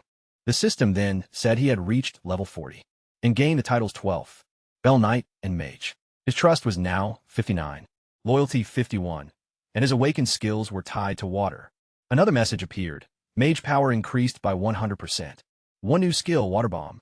A rank let him create superheated, compressed water that exploded based on the mana used. His other skill, Water Control, S rank, let him freely move water with mental power. The mission was to use these skills within 10 minutes. The reward was increased mental strength, and failure meant mental exhaustion. Standing there, Jun-hyuk was stunned by the message in front of him. As he read it, someone nearby asked if he was okay, but he only asked for a moment. A smile slowly spread across his face. As he figured out the mission, there were plenty of enemies around to test his new powers on. Without waiting, water began gathering around him. As he started the challenge, a huge sphere of water formed in front of everyone, leaving the goblins shocked and wide open. With confidence, Jun-hyuk gave the command, Water Bomb. He launched it straight into the goblins, and the blast left a crater behind, every one of them dead. Then he raised his hand again, using water control. With sharp focus, he lifted drops of water into the air. Two men, watching quietly, were left stunned by what happened next. The one in the black coat asked in disbelief if Jun-hyuk was really doing all that, and the other said yes. It was all his power. Smiling, Jun-hyuk let the tiny drops fall like soft rain, still fully under his control. Then he suddenly dropped to his knees, raised his arms, and began thanking the kindness he had just been shown. The two men grew even more confused and wondered if he was losing his mind. Right then, the system announced that his trust and loyalty had both risen. The mission was complete, and 70,251 won had been spent. Seeing this, Jae-hyun was completely shocked. He never expected an S-rank skill to awaken like that. With this, Jun-hyuk became the second person after Jae-hyun to gain an S-rank skill. He was stunned. Jun-hyuk had started with a B-rank water skill, and he never thought it could grow this much. He wondered if Jun-hyuk's level was the reason for that huge jump. Looking at the system window, he admitted he hadn't expected this, but he was pleased with the result. He remembered how the old B-rank version used mental energy to shape water however he wanted. Now, he started thinking about how to use that in his bigger plan. On his mental board, he decided Dong-hyuk's team didn't need another member. That group was already balanced. So Jae-hyun kept thinking about his next move. He kept watching the screen when a new notice popped up. A goblin hunt, level 6. Goblins were dropping one after another, and both money and experience kept going up. That message shocked the protagonist. It was already late, but people were still out hunting. Then another alert appeared. Return home had reached level 20. giving him 3 skill points and a new ability. Jae-hyun panicked as he read the update. The system also said his territory was expanding. The moment it did, a crushing pain shot through his entire body. He screamed from the force of it. Hyri could only stare in fear, not knowing how to help. The pain kept getting worse, and the territory still wouldn't stop expanding. Through blurred vision, Jae-hyun barely saw Hyri asking if he was okay. This pain was worse than anything he had ever felt, like giant needles were tearing him apart. From the inside, Hyri kept talking, begging him to breathe and asking what she could do. Shaking and desperate to ease his pain, MC forced his eyes open, still dizzy and barely thinking straight. Through the blur, he noticed Hyri leaning way too close, clearly about to do something. With a strained voice, he asked what she was doing. Flustered, Hyri quickly pulled back and started apologizing. She explained she thought he had stopped breathing and was about to give CPR, but Jae-hyun cut her off and told her he was fine. Behind him, Kumi was crying in worry. He gently patted Kumi and softly said, everything would be okay. Still trying to recover, he activated Supreme Recluse's eyes. Using that power, he checked the expansion and was stunned by the scale. The territory had spread west and north, covering streets, across a full 1 kilometer area around the complex. Lying there, he finally understood why the pain had been so intense. The territory had reached its largest size yet. Then, Jae-hyun looked back at the system. No matter how drained he was, this wasn't the time to rest. The system showed that he had earned 3 skill points for hitting level 20. He already knew where they would go. He picked the skill he thought mattered most right now. Supreme Recluse's eyes. As soon as he chose it, the system said Supreme Eyes had reached level 4. A new notice followed, saying a multi-vision function had been added. With it, Jae-hyun's sight widened fast, like he was looking at several CCTV screens at once, each with a different angle. But he soon realized it put a heavy strain on his mind, and 3 views were his limit. He checked again and saw 2 skill points left, so he used them on Preservation of Dignity. Soon, the system said the skill had reached level 5, and unlocked a new feature called Mystic Draw. He also received 300 crystals, which completely caught him off guard. A follow-up message explained that the 300 crystals came from Mystic Draw. Jae-hyun saw no reason to turn down a free reward, so he accepted it. The instant he did, a bright magic circle appeared under him. Its light was so strong that Hyri, Kumi, and even Jae-hyun had to shield their eyes. After a moment, the circle faded, but a dense glow stayed in the air. From that light, an object began to form. It was a ring. The system said it was a communication ring that could send the protagonist's voice straight to his retainers. Still not sure how useful it would be, MC put the ring on. As he thought it over, he realized that sending his voice directly would be perfect for Dabin. Then he remembered. Dabin was already registered as one of his retainers. He opened a retainer management screen, which listed Dabin as level 25, holder of the title 11th Servant with 77 trust, 100 loyalty, and a newly awakened skill, telepathy. Jae-hyun was stunned. For someone handling communication, telepathy was about as perfect as it gets. And through multivision, he saw a problem. 50 people were packed into one housing unit to sleep, and Dabin was trying to calm them by saying it was only temporary. But the group answered with anger. One furious man shouted that they had passed plenty of empty houses and demanded to know what excuse she was making. Others stepped up too, saying, at least, the children should be allowed to sleep in comfort, and that some empty rooms should be opened.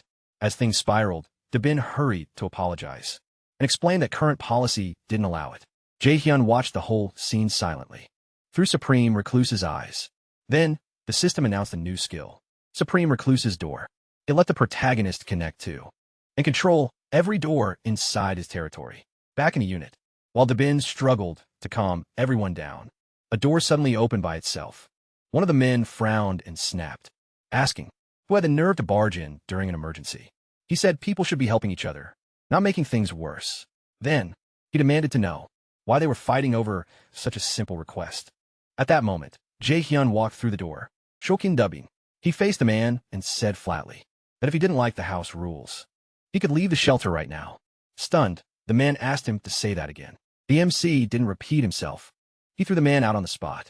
After that, the room went quiet, and the others started whispering among themselves. Jae-hyun looked over the group and asked if anyone else had complaints. In a cold voice, he announced that from now on, that entire unit would lose electricity, water, and gas. A young woman, alarmed, asked if he was serious. He said that was exactly what he wanted to ask them. He pointed out that they had shown up right after the giant fell. He asked if they came here because they believed this place could provide for them, just like so many others who arrived every day, expecting the same thing. His words left them silent, but he kept going. If he gave in, three things would happen. First, the empty rooms would run out, and people who truly needed shelter later would have nowhere to go. Second, the residents already living there and following the rules would feel betrayed. Third, once he accepted one demand, the requests would never stop. Without softening it, Jae-hyun boldly told them the rights and welfare they expected did not exist here. He reminded them that the South Korean government had already collapsed, and he was not there to represent anyone's hopes or ideals. Maybe some of them would call him a tyrant. Even so, he warned that this world had become too cruel for talk about rights and welfare, unless people were ready to earn and defend them. He explained that the earlier survivors were already living under harsh conditions, taking turns just to get some sleep.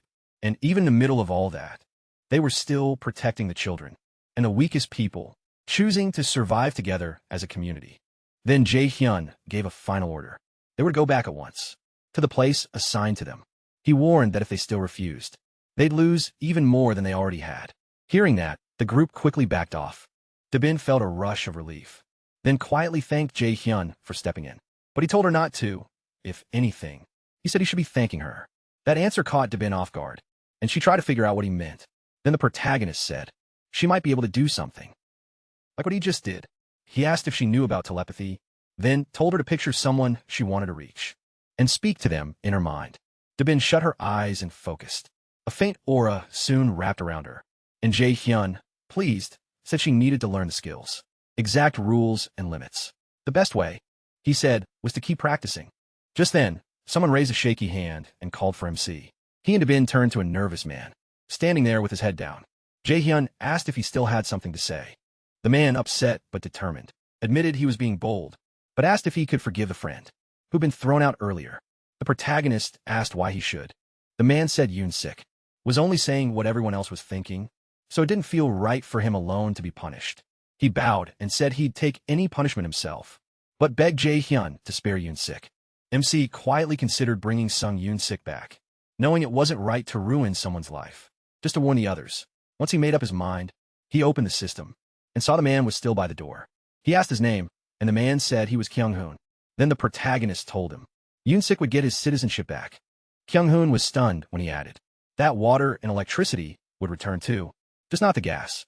Before he could answer, Jae-hyun said this was only because he respected the man's courage, and there would not be a second chance. As soon as the system confirmed Yoon-sik's citizenship was restored, the man rushed back, clearly relieved. A moment later, another message said Kyung-hoon's trust in MC had gone up. He briefly thought about turning the gas back on too, but he knew that would weaken the punishment. Then Dabin said he seemed kinder than he acted. Jae-hyun asked if that was really a compliment, and she smiled and said yes. He thanked her, but she teased him for getting embarrassed. The protagonist changed the subject and asked her to inspect the facilities in 3 buildings, saying he wanted one in each of the 25 buildings. Dabin was stunned by the scale. She quickly asked how many people he had right now. Jae-hyun said that if they could grow to 100 members, he could place 4 people in charge of each building. Dabin's eyes lit up. She said she'd pay 100,000 won a day per person, and promised that at that size, things would run smoothly. Then someone walked up behind them. MC and Dabin turned, and he asked if he was new here. The man said yes, then asked whether he needed a medical team on site. He introduced himself as Sung Min, an associate professor of nephrology at Busan Park Hospital. After hearing that, Jae-hyun said he'd let the medical team go for now, because he thought higher-ranked people should be treated first. Then he asked Dabin what she thought about giving them a room and turning it into a hospital. She said it sounded good. The protagonist added that if they searched carefully, they could probably gather plenty of nurses too. He said organizing and running the medical team would be her job. Dabin could it, promised she could handle it. After that, Jae-hyun opened the door and went back to where Hae-ri was waiting. She asked if he'd taken care of the problem, and he smiled and said yes. Right away, he activated Supreme Recluse's eyes. When Hae-ri spotted Dong-hyuk's group, she asked if they had already left. MC quickly saw they were heading for Jigaoki Station and weren't in trouble yet. Then, he opened the system again to finish what he'd started. Just as he expected, the last place he could invest skill points was the absolute warehouse. The system announced the skill had reached level 2, raising its capacity to 200 kilograms, and unlocking a new feature, state preservation. The description said it would keep an item's exact motion and condition from the instant it was stored. Since the capacity had doubled, Jae-hyun knew he could use the warehouse far more freely. His mind jumped to what this new feature could really do, and he quickly realized it could be incredibly powerful. Want to test it? He opened the store and bought an S&W revolver and 100 rounds of .38 ammo, which appeared in front of him. If the gun's firing motion stayed preserved, then when he summoned it again, the action should continue right where it stopped. Holding the revolver, he stretched out his arm and told Hyri to cover her ears. She looked at him in alarm, getting even more uneasy. When she saw the gun in his hand, Jae-hyun told her it'd be over fast, then put his finger on the trigger and gave the order. Store in the warehouse. Right after that, he pulled the trigger. The gunshot rang out, loud through the room, but almost at once. The system confirmed the storage had worked perfectly. Excited, Jae-hyun stepped onto the balcony, already testing the idea in his head. While Hyri stood there frozen in shock, he raised a hand, focused, and gave the command, summon. Bullets suddenly poured from the storage window at incredible speed. Jae-hyun watched, impressed as his idea worked exactly the way he'd hoped. This was the perfect way to help Dong-hyuk's group. At Jigalki Station, goblins were struck one after another, by the bullets dropping fast. The rest turned and fled in terror, finally leaving Dong-hyuk's group alone. With new confidence, Dong-hyuk declared that they'd finally reached Jigalki Station. From the other side, Jae-hyun tried speaking to them, asking if they could hear him. Dong-hyuk was startled to hear his voice so clearly. Seeing that reaction, he realized the whole group could hear him just fine, so he told them they'd communicate that way from now on, and directed everyone to exit number 2. When they got there, Dong-hyuk looked around carefully. He scanned the area and saw it was completely destroyed. Watching from afar, Jae-hyun thought about how they were now entering the unknown, where danger could be hiding anywhere. At the same time, Hyri still couldn't reconnect with the rats at the central hub.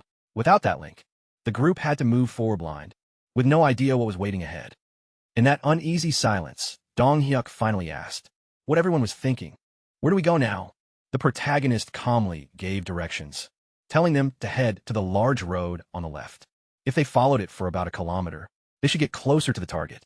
Then something suddenly appeared, and it caught Dong-hyuk's eye at once. The creature's shining eyes made it clear. The group was panicking. They scrambled away, trying to escape the beast's snapping fangs. Discouraged, Dong-hyuk remembered how hard the fishmen fight had been, and how barely they had escaped alive. Now another massive threat stood before him. A giant shark. It opened its jaws wide, showing rows of sharp teeth ready to rip them apart. Dong-hyuk moved on instinct, snatching up a heavy iron bar to block the incoming attack. The man with glasses raised his weapon and fired a burst at the shark, the shots slamming into its body and throwing off. Dong-hyuk used that opening to rush in and smash the shark's fin with a powerful blow. At the same time, the Were-bear woman jumped into the fight with wild force and slammed down on the monster's head, dealing a brutal wound. Almost right away, the system announced that a level 24 shark had been killed. They gained experience and money as a reward. After that, Dong-hyuk signaled to the man with glasses. She focused and linked her mind to her raven, Blackie, getting a wide view from above. The man with glasses froze at what he saw through that shared sight. Without wasting a second, he warned the others that the whole area seemed packed with fish.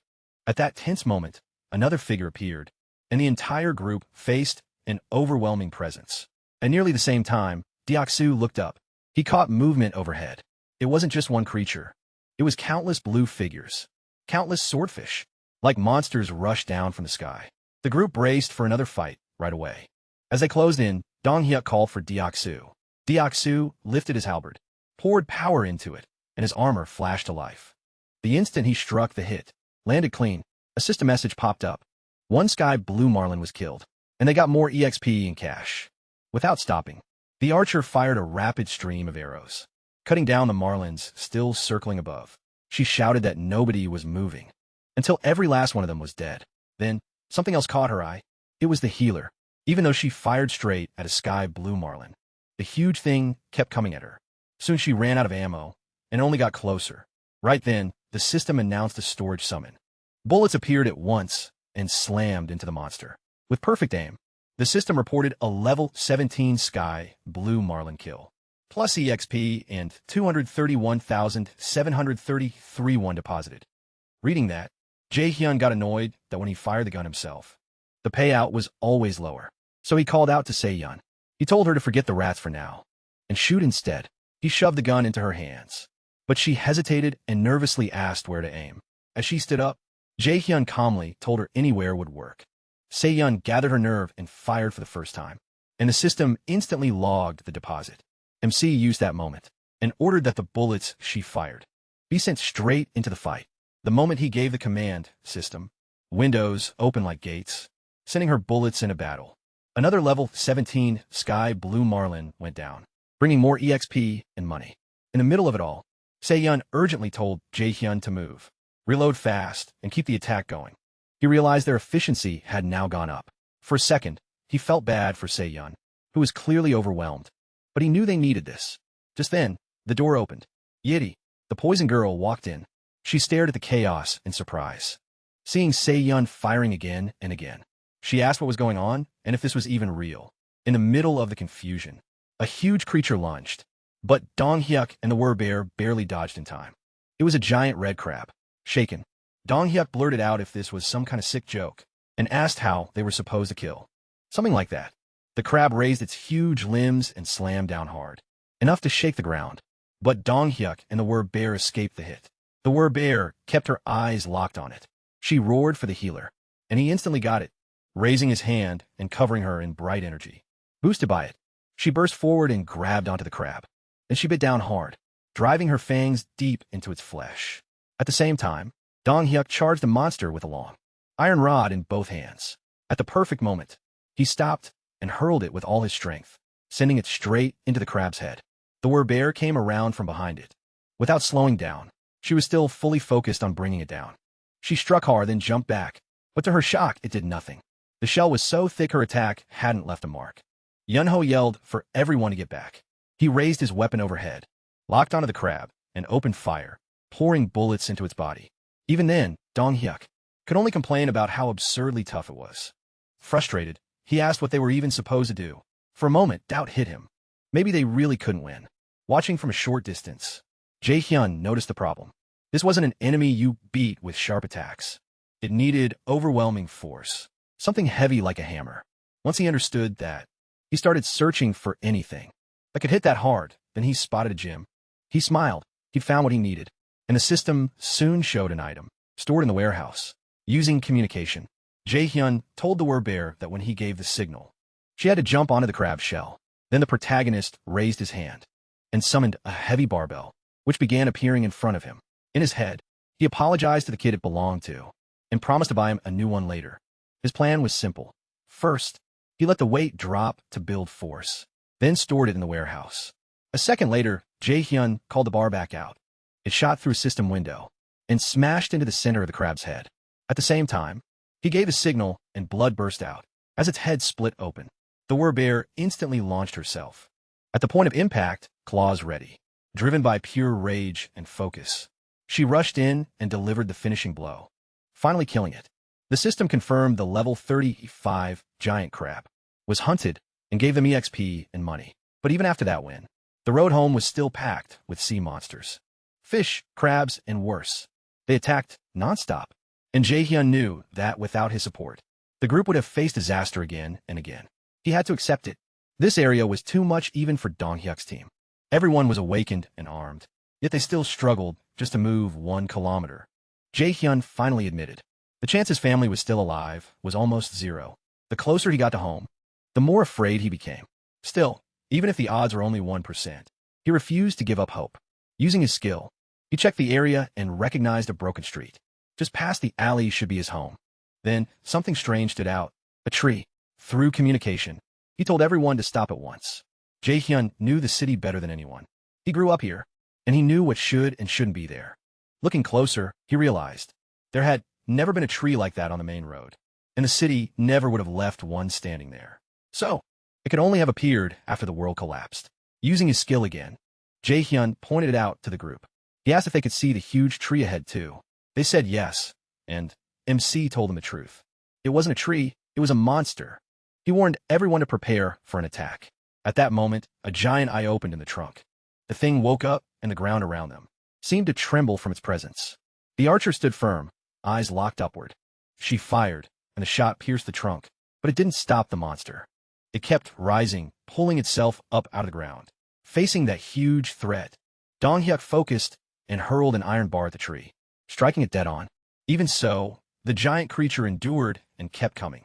Its toughness stunned Jae-hyun, and he could hardly believe it. Meanwhile, Yunho teleported behind the tree and quickly raised his gun, firing a barrage that hit again and again. At the same time, the word bear charged in, forcing her way through the monster's attacks. Her claws ripped into the wood, tearing off bark and splinters. But the tree answered by unleashing a mass of branches and roots that twisted toward her. The branches wrapped around her body, lifted her up, and pinned her in place. Jae-hyun watched as the others cried out in horror, but the tree held tight, dangling her high above them like a trophy. Then it started forming spear-like branches and drove them toward the werbear. In despair, she cried out in pain.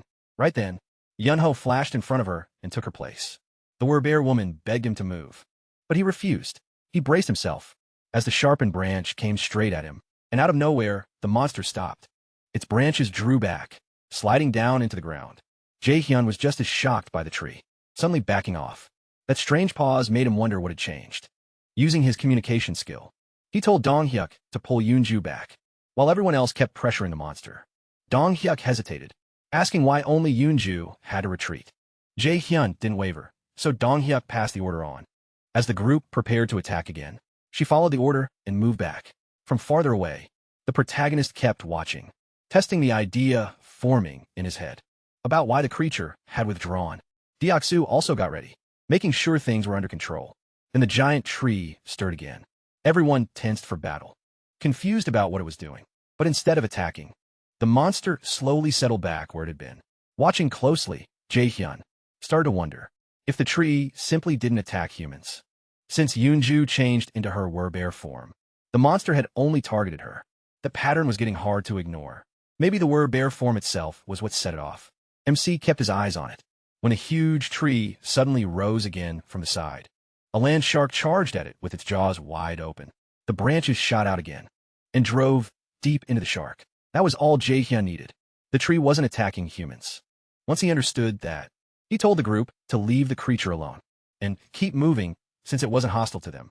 Dong Hyuk accepted the order. The group moved forward carefully until something made them stop. Dong Hyuk quickly signaled Jae-hyun, who silently hoped his family's exact spot wouldn't be ruined. The group now stood in front of the giant tree. They wondered if they had come to the wrong place. With shaking hands, he checked again. There was no mistake. This was where his father, mother, grandfather, and grandmother should have been. Anger surged through him. That monster had no place in a spot so precious to his family. He decided right away it had to be destroyed. His idea was simple. Pour gasoline around it and burn it down.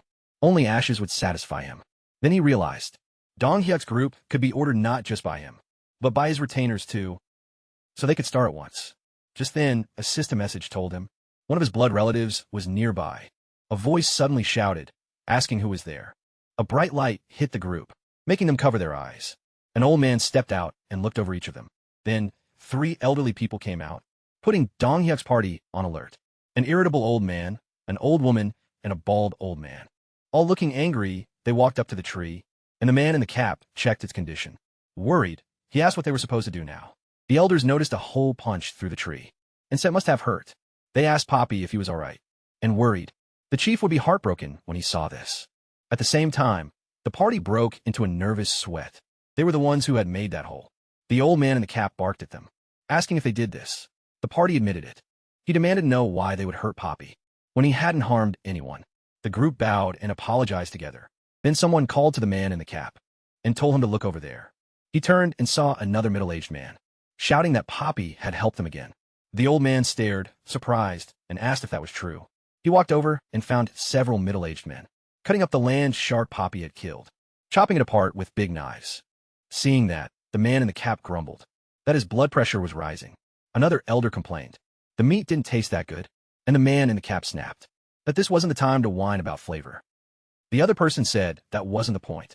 Meanwhile, the party watched in disbelief as these people casually butchered a land shark. As Jae-hyun took it all in, Everything finally started to make sense. A tree monster that didn't attack people.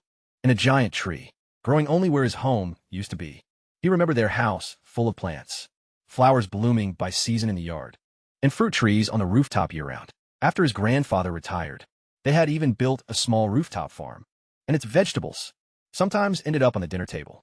If this harmless tree and the giant one at his home were both someone's awakened power, and if that power was on the same level as his, only one person fit. He said what he was thinking. It had to be his grandfather.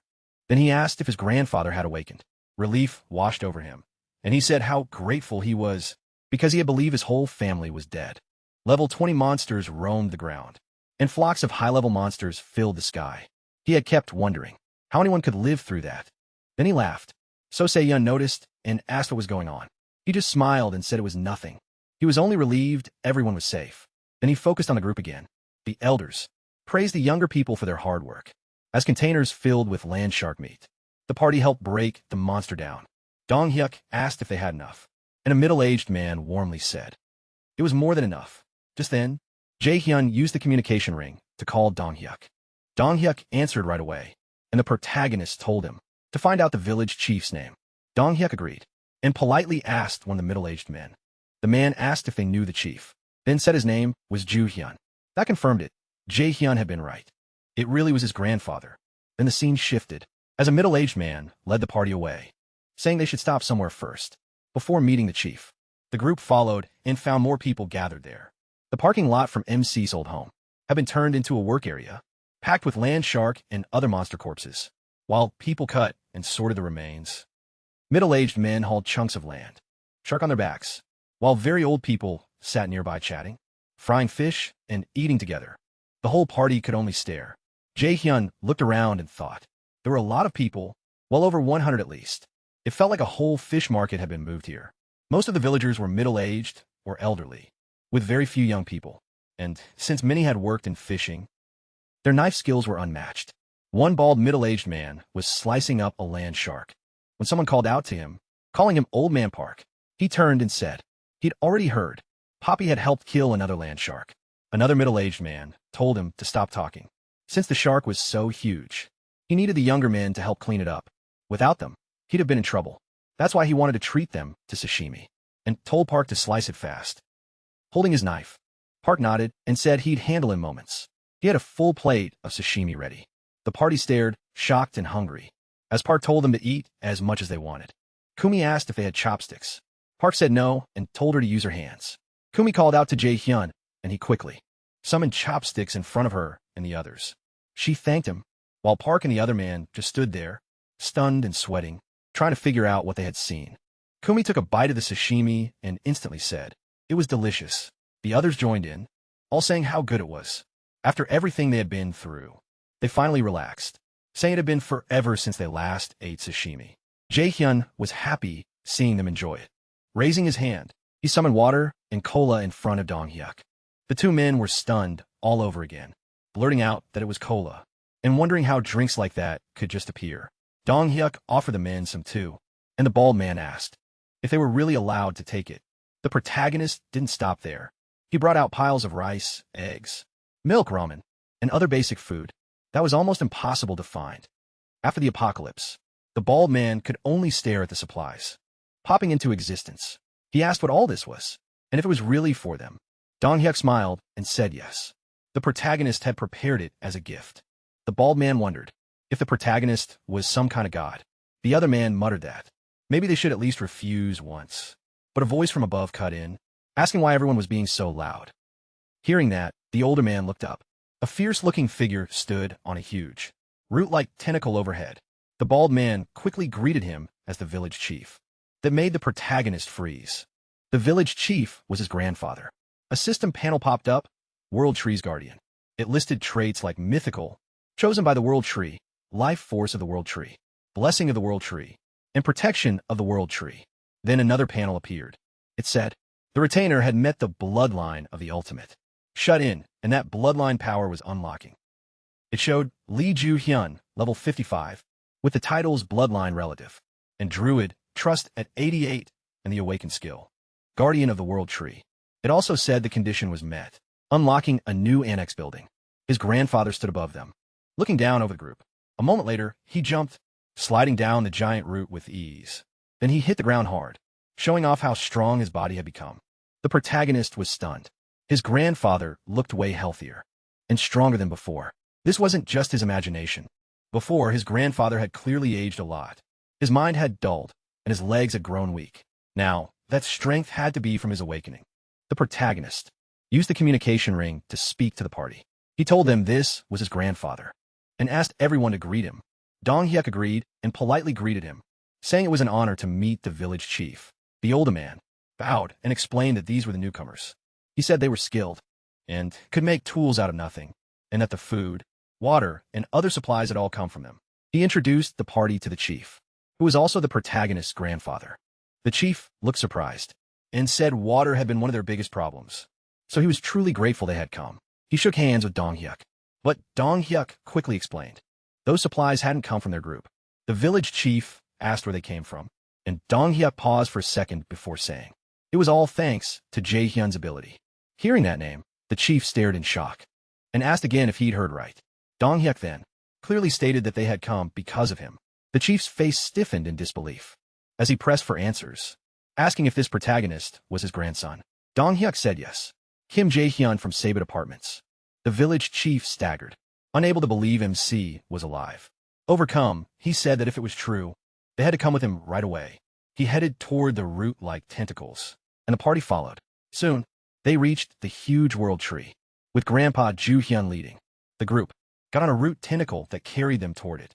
Inside, the protagonist wondered if the rest of his family was up there too. Maybe he would finally see his mom, dad, and grandma again. A faint smile crossed his face. Once the outpost base was done, he could use the ultimate shut-ins door skill to reach them directly. He opened his system panel, remembering that meeting his grandfather had unlocked a new building option. The system confirmed the condition was complete, and the annex building was now available. The annex was a safe zone, built outside the ultimate shut-ins territory. Its size grew with the territory, and when active, it gave effects similar to House Declaration, but only if a blood relative of the ultimate shut-in lived there. The protagonist read through all of it, thinking that, while it cost 8 times more than an outpost base, it never said it could be destroyed.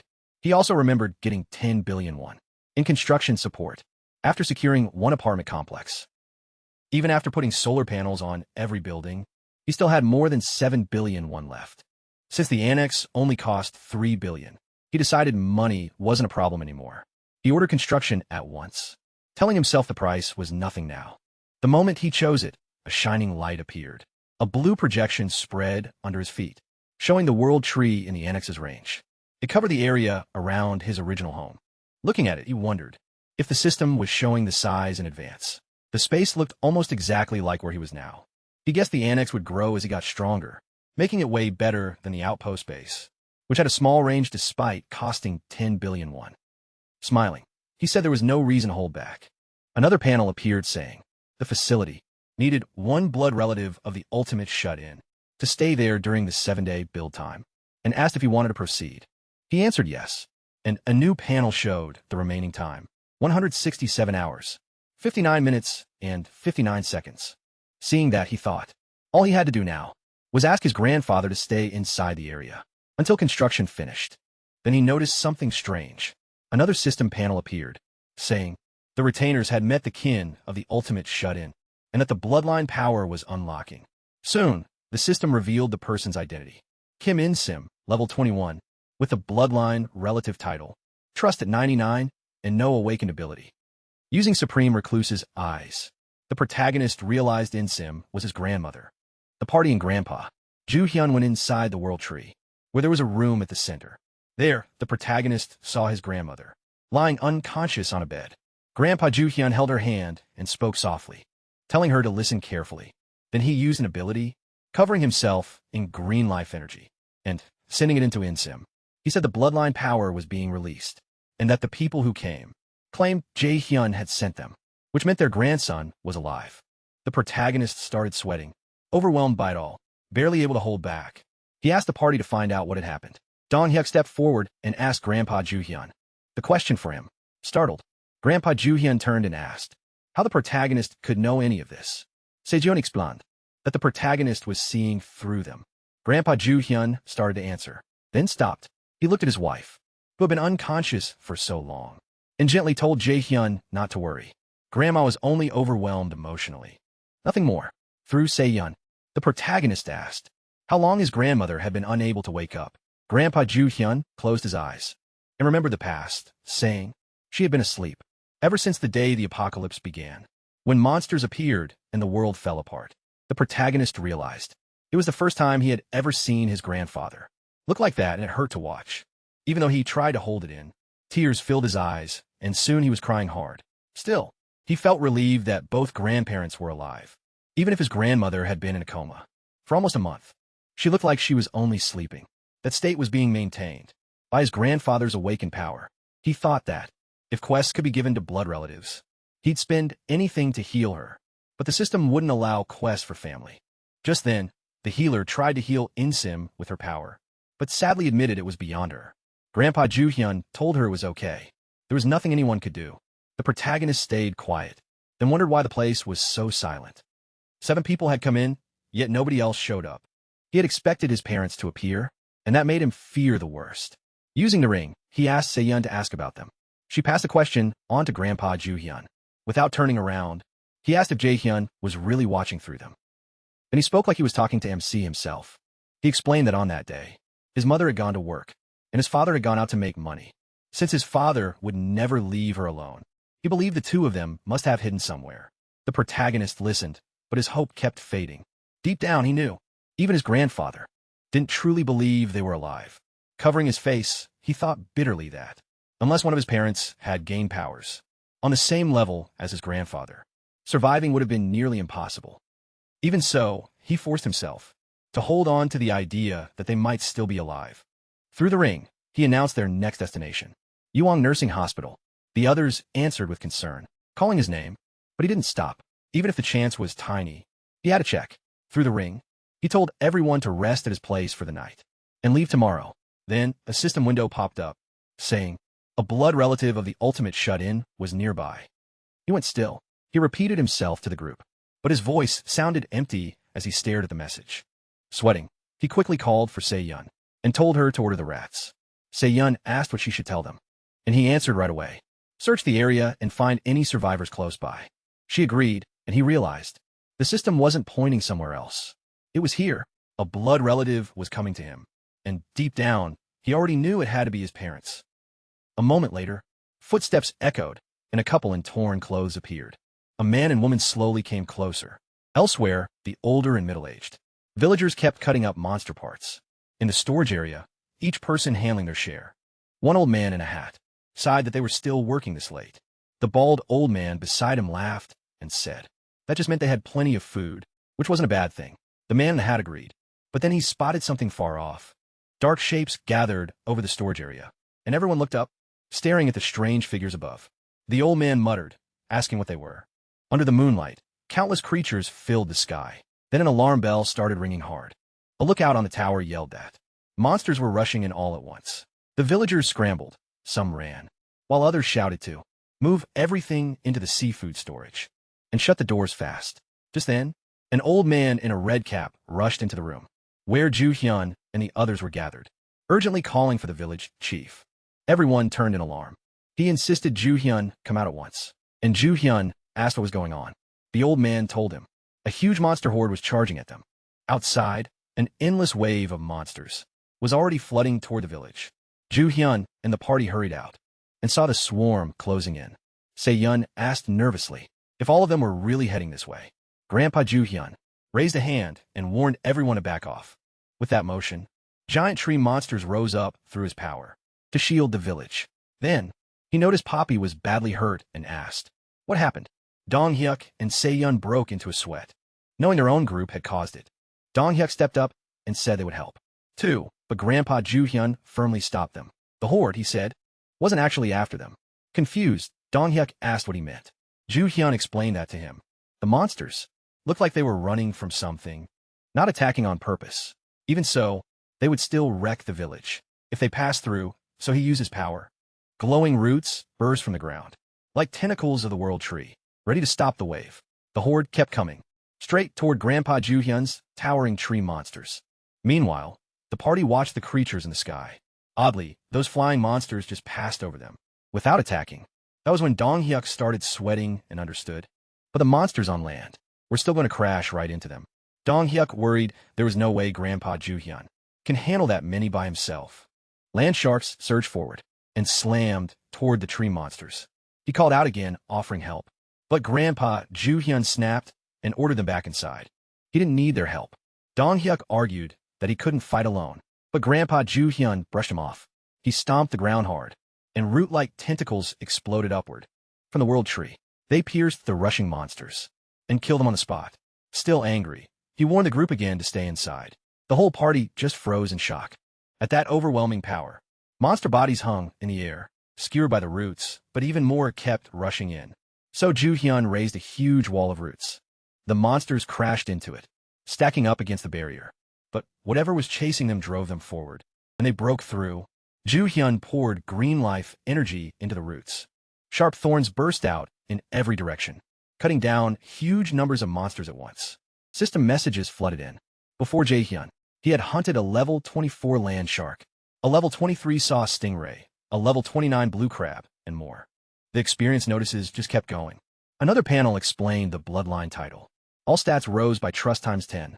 Monsters killed by the bloodline holder gave 10 times more experience. That was shared evenly, and settlement rewards went only to the hunter.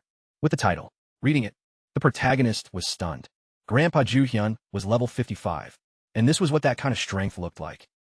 Juhyun himself looked confused by the blue system window in front of him, while Dong Hyuk's party shook. After seeing what he could do, MC had thought his grandfather was pushing too hard, but one stomp had wiped out hundreds of monsters. Trying to help would be useless at this point. They just needed to stay out of his way. His grandfather was a monster, too. More panels popped up for giant crabs, lobsters, sawtooth crabs, and many more, as Juhyun kept tearing through the horde. Then, a new system message told Jaehyun one of his skills had leveled up. He stared at it, shocked, and blurted out if he was already leveling again. The next second, pain tore through his whole body, and he screamed. His dome-shaped territory spread even farther. After a while, the pain finally eased. Worn out, he cursed that. It felt like his whole body had been slowly ripped apart. No matter how many times it happened, he still couldn't get used to leveling up, and the pain that came with it. And another system panel appeared, saying he had found beings who could become citizens, and asking if he wanted to grant them citizenship. He clenched his teeth, realizing his parents might be among them. He hurried through the citizen list, checking the new names, but couldn't find either of them. There were too many new entries to search one by one. Thinking back to what happened with his grandparents, he figured that if his parents were in range, the system would have shown a bloodline alert, not a citizenship one. That meant they were still outside the range. He looked towards Seyun, trusting that once her rats found his parents, he'd know right away. His body still felt torn apart from leveling, but this wasn't the time to rest. Using Supreme Recluse's eyes, he checked on Juhyun's side and saw his grandfather adjusting his glasses, sweating. Dong Hyuk's group asked what was wrong. Dong Hyuk dryly said their attitude had changed fast, which made sense, since they'd seen his monstrous strength. After all, he was the true power. Then he pointed out something strange. Before, the monsters he killed disappeared, but still left remains behind. Now, not even bones were left. They vanished completely. Dong Hyuk explained that. It was probably because of his power. Ever since they came under his influence, corpses no longer stay behind. Grandpa Juhyun asked if that was it, then guessed the floating letters in the air. Must be his doing too. Dong Hyuk confirmed it, and Grandpa Juhyun said it really was an odd ability. He then told Dong Hyuk's group that things look stable now, so they should head to the warehouse and bring some people. The party asked why, pointing to the monsters still alive inside the roots. Grandpa Juhyun explained that if they wanted to eat the meat, someone had to kill them fresh so it wouldn't spoil. Dong Hyuk and the others agreed and went to get people. Watching this, Jaehyun realized he'd never thought about problems like that. I mean, he'd never planned on eating monsters. Then he noticed a swordfish-like monster that had been killed by ordinary villagers. Since it hadn't died under his influence, the body was still there, tied up with ropes, and it was being dragged into storage with the other monsters. That gave him an idea. He reached out and tried, registering the swordfish as an item. The corpse started to disappear and was successfully stored. A system message confirmed a new category had been made. Fish. Jaehyun was thrilled it worked. even if the cost was pretty high. Still, the swordfish was huge enough to feed around 100 people. Right then, Se-yun shouted that she had found survivors. The protagonist froze at once. Another panel appeared saying, Se-yun had encountered the bloodline of the ultimate, shut in, and that its power was being unlocked. The scene shifted to the ruined city, where someone pointed at Jae-hyun's apartment building and said, "Darling, look over there." Among the survivors, a couple led the way. The woman said, with relief, that their apartment building was still okay, and the man agreed, as they headed toward it with the others. The people who found the apartment were MC's parents. His mother, Ji-suk, was level 50 with the titles Bloodline and Relative. Her trust was 97, and her awakened power was the one who rules. His father, Dong-wook, was level 42 with Bloodline, Relative, and Escort Warrior. His trust was 93, and his awakened skill was Enhanced Defense Aura. Basically, the whole family had aura-based power. They really were built to rule this apocalypse. One of Se-yun's rats found them first. Through that rat, Jae-hyun saw his parents and instantly broke down in happy tears. It really was his mom, and their reunion was finally close. A system message popped up saying 23 people under Ji-suk, the one who rules of the bloodline, will be granted citizenship. He realized his parents were right at the edge of his expanded territory, so he used his ultimate shut-in's door and jumped there at once. Then he took off running, knowing they were about to step into his domain. Since the bloodline power had already awakened, the clear wall wouldn't stop them. A group of survivors entered, and the protagonist suddenly froze. When he saw them, his eyes went wide. It was his parents. Now he could see them clearly at last. Jae-hyun shouted as loud as he could, calling out for his mom and dad. Hearing him, Ji-suk turned to her husband in shock, asking if it could really be true. Dong-wook wondered if he was dreaming. His son was alive. They looked at their son, waving from afar, and joyfully realized it really was him. Crying, Jae-hyun called for them again, and told them it was really him. His parents, overwhelmed, ran straight toward him. They called his name with all the love they had. A moment later, they wrapped him in a tight hug, sobbing. His mother asked if this was truly her son. MC told her yes. It was really him. His father quickly asked if he was hurt anywhere. Jae-hyun told him he was fine and had been getting by. Relieved, Dong-wook kept thanking heaven that his son was safe. In the middle of the tears and joy, he noticed a group behind them. He recognized many of them as nurses from the hospital, where his mother worked. Then, he understood. All 23 had awakened through his mother's power. He also spotted 2 dogs that still couldn't enter his territory. The woman holding their leashes looked confused and asked what was wrong with them. Jae-hyun guessed she had a beast control skill. Dogs and cats couldn't receive citizenship, so they hadn't been able to come in yet. Once he allowed it, the dogs finally crossed into the domain. The protagonist compared his mother's skill to his own vassal system. A panel explained it. Contract of subordination, letting her bind up to 100 subordinates and awaken their powers. It was insanely strong. He realized their abilities awakened the moment she made the contract. Back in the early days, that kind of power was huge for survival. His parents kept giving thanks.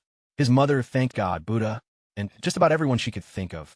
Watching them, Jae-hyun figured his father's power had probably awakened through his mother's contract too. Dong-wook's skill was Enhanced Defensive Aura, an S-rank ability that used mental energy to cover his body in aura and triple his physical power. MC was stunned by how broken that skill was. The scary part was the word triple. Unlike normal boosts, a tripling effect could multiply other buffs into something ridiculous. He explained it simply. If one skill gave 200% and another gave 300%, stacking them would make 500%. But with a tripling effect added in, that 300% boost would turn into 900%. That meant his father was already getting the citizenship buff of 93 and the bloodline bonus of 930. Together, that came out to 1,123% efficiency. After his aura tripled it, the total shot up to 3,369%. All Jae-hyun could think was that it was completely insane, strong enough to jump past several stages at once. Looking over the other survivors, he guessed most of the 23 awakened people were around B to C rank. Even so, compared to normal people, they were on a whole different level, which explained how they stayed alive. Still, he decided analysis could wait. He raised his hand, ready to bring everyone back. Since they had to be worn out from a trip, he promised each person supplies, equal to 5 households, rice, ramen, whatever they needed, he provided. He told them to take warm showers, and rest in heated rooms. The whole group, including his parents, stared in shock. In this world, rice, ramen, and hot showers sounded impossible.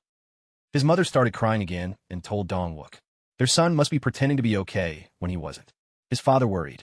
The shock had broken his sense of reality. Jae-hyun quickly told them that wasn't it.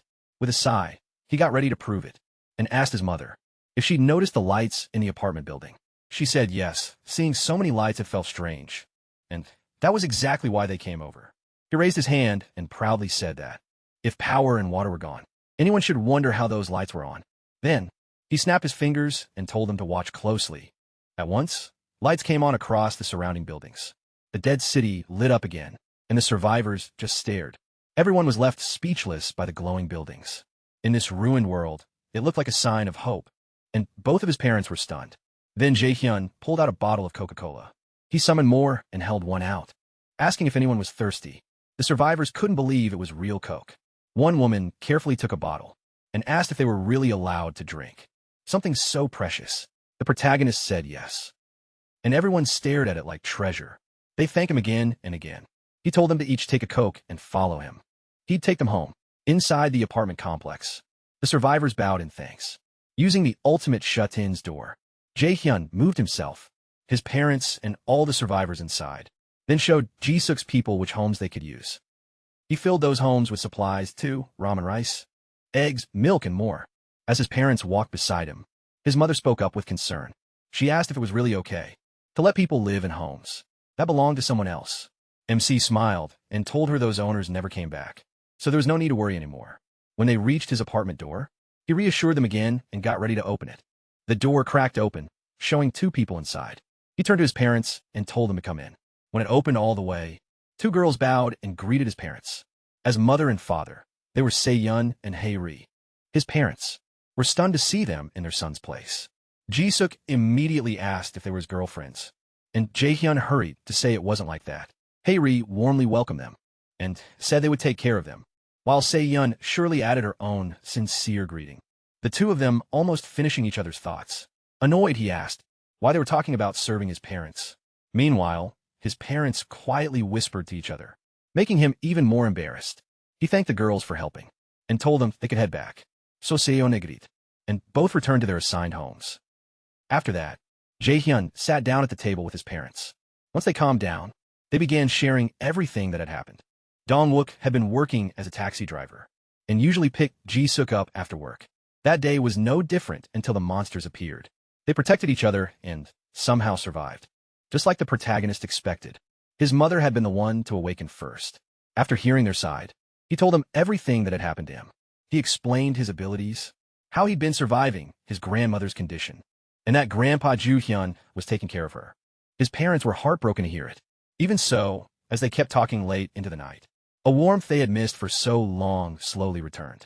There were still many problems left to face, but just being together again made the home feel warm and alive. While Jae-hyun spent that long, away tonight with his parents, far away in Nagasaki Prefecture, Japan, a violent storm was rolling in. Two men stood by the shore as huge waves slammed in. Then one of them spotted something in the darkness and shouted, asking what the hell it was. His face went pale as rain poured down. A huge shadow loomed in front of him, far too massive to be normal. He could barely believe what he was seeing. Lightning flashed, and for an instant, the creature's giant body was revealed. It looked completely unreal. As it turned, its full form appeared, moving through the sea beneath the storm. The man could only stand there, frozen in fear and awe, as the monster kept gliding across the water. He knew one thing for sure. Wherever that creature was going, destruction would follow not long after. The huge creature vanished back into the deep sea. The next morning, under clear sunlight, the protagonist recorded a message for his grandfather, happily saying his parents had made it back safe. When Grandpa Ju-hyun got the video, he was overjoyed to learn both of them were alive. His son and daughter-in-law had survived. Back at home, Ji-suk asked her son if they could see a video of Grandpa, and Grandma too. He said he'd ask them to record one soon. Not long after, Dong-hyuk recorded a video of Grandpa, Ju-hyun, and Grandma, and the protagonist watched it with his mother. As Ji-suk saw the video, tears filled her eyes, not from grief, but relief and happiness. He gently comforted her and said they'd be able to see Grandpa and Grandma in person soon. He figured that once the annex was done, he could use his ultimate shut-ins door to reach his grandparents' place through his parents' house. Until then, he asked Dong Hyuk's group to keep hunting monsters from the main house while the annex was being built. The reason was simple. Time. The system said 3 night-class vassals were helping, cutting the work time by 50%. With Dong Hyuk, Se-yun, and the healer nearby, construction sped up a lot. What should have taken a week would now be done in 5 days. On top of that, after yesterday's monster wave, the area near his parents' house was packed with monsters. Since those monsters were higher level, hunting there was way more useful than going back to his own land. But after his territory expanded, people nearby stopped finding monsters to hunt. Many returned to their old spots, only to learn those places were now inside the new borders, where every monster had already been erased when his territory expanded. So now, the citizens had to go outside the new border to hunt, using the communication ring. He contacted Dubin. When she answered, he said there was something he needed to announce to everyone. Dubin asked what it was. He told her to explain that the territory had grown, so anyone wanting to hunt now had to go past Sinbeek Station. Dubin sighed. She understood. Then he gave another order. Set up a relief team, he said. They needed people who could rescue survivors inside the territory, and wanted members from Busan Park Hospital included, too, since they'd be useful. Dubin accepted the order. After that, he thought about his expanded territory. Thousands of survivors were scattered across it, and most were in terrible shape. Even inside his safe zone, more than 10 people had died since yesterday, and not because of monsters. The main problem was drinking water. People couldn't safely go outside, and while aid was handed out when possible, it still wasn't enough. He wanted to save as many people as he could. If needed, he was ready to use his ultimate shut-ins door to reach them himself, or find some other way to treat them. While he was thinking, Jisoo called out to him. She asked why he looked so serious, and he explained the situation. After hearing him out, she calmly said she could help. That caught him completely off guard. He remembered that some of the people his parents brought had healing or support type abilities, especially useful for dehydration, fainting, and poison. His mother thought that if she made subordination contracts with the relief team, many of them might awaken similar powers. She was right. Over 80% gained healing type abilities. Most were only D rank or C rank. But once the relief team got moving, things improved fast. After 3 straight days and nights, and with Se-yun's rats helping find survivors, they checked every house in the territory and saved countless people. Finally exhausted, the protagonist dropped onto the sofa. He muttered that he'd been so busy these last few days, he hadn't even had time to rest. But right as he tried to relax, a system message popped up. It said beings fit for citizenship were approaching, and asked if he wanted to offer it. Tired, he quietly told the system to go ahead. He thought about how, ever since the territory expanded, new citizens kept showing up. The population was already close to 10,000. Rain pounded outside the house. He got up, stepped onto the balcony, and stared at the downpour, wondering why it was raining so hard. Just then, Dubin contacted him through telepathy. When he answered, she said, the relief team wanted to rescue people outside the territory, too. He immediately asked if she really meant outside, because that was far too dangerous. He tried to stop them, but they insisted. This was the best time to save survivors, and he understood why. When his territory first expanded, only a few people were near death, mostly from hunger and thirst. But now, every survivor outside was at the edge. If he waited until the next expansion, they might only find bodies. He understood their goal, but the world outside wasn't the same anymore. It wasn't just goblins. Now even sea monsters were crawling onto land. It had become a place normal people couldn't even think about entering. Even so, he couldn't help admiring the ones still trying to save others. Many had once been firefighters, respecting that courage. He used a ring to tell Dubin to wait for now. He said he'd send a hunting team to escort them. Dubin accepted the order. Soon after, another system notification appeared. A level 33 giant crab had been killed. He noticed something odd. There was no settlement gold reward. That meant the one who killed it was family. His father, he blurted out, wondering if his dad had really gone hunting in this rain. Then, he remembered how much stronger his father had become. Maybe he was actually enjoying hunting now. Since he was strong, the protagonist wasn't too worried. But the next moment shocked him. System alerts poured in one after another. A hammerhead shark was killed, then a saw stingray, then a blue crab. The kills were coming way too fast. There was no way his father was doing all that alone. So who was it? He activated his supreme recluse's eyes, and looked toward his grandfather's side, then froze. Grandpa Juhyun was using the world tree's root tentacles to smash, pierce, and butcher every monster that got close. The real force behind the slaughter wasn't his father. It was his grandfather. He quickly contacted Dong Hyuk and asked, what was going on? Dong Hyuk answered with 2 words. Monster wave. That confused him. How could another wave already be happening at this rate? Even inland areas will be flooded with sea monsters. There were more of them than before. Too frustrated, he wondered why this kept happening to him. Meanwhile, Grandpa Juhyun felt something was wrong. With this wave, the monsters didn't look like they were charging in. They looked terrified, like they were running from something.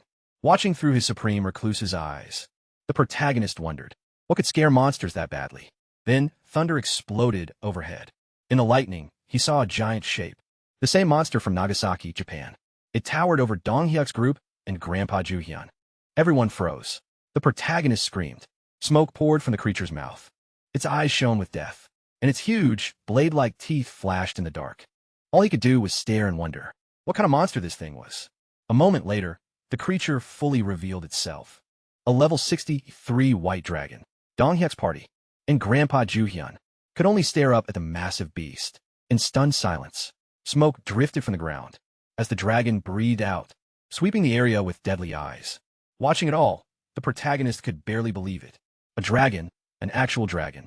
Terrified but thinking fast, he considered using vassal summoning to pull Dong Hyuk's party to safety. But then he remembered his grandfather. As the world tree's guardian, Grandpa Juhyun couldn't leave its side. If everyone else escaped, he'd be left alone against the white dragon.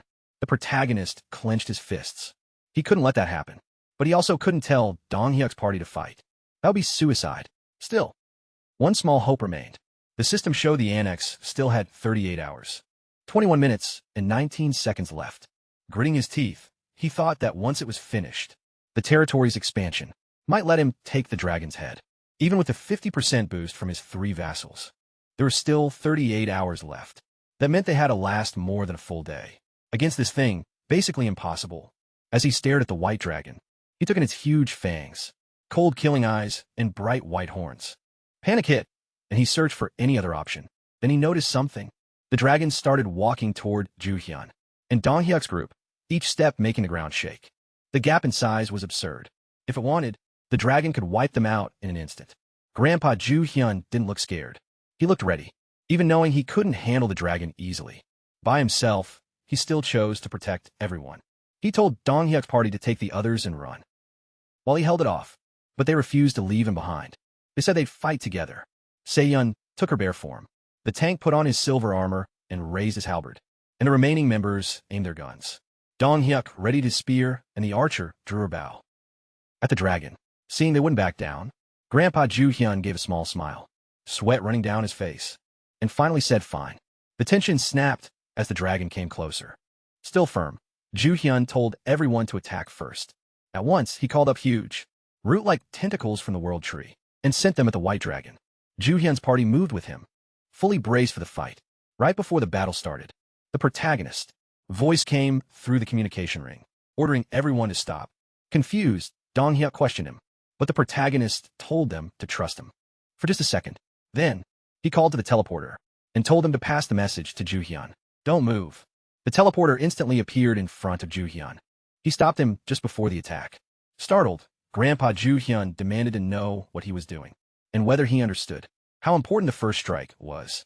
He quickly apologized and said, the order came from the protagonist. Juhyun froze, unable to believe it. At the same time, the protagonist had found something critical. When he checked the dragon's status window, it read, White Dragon, level 63, a deep-sea monster from the ocean depths. Having just laid its egg, it is in an extremely weakened state. The white dragon's egg can only hatch beneath the roots of the world tree. Then it clicked for him.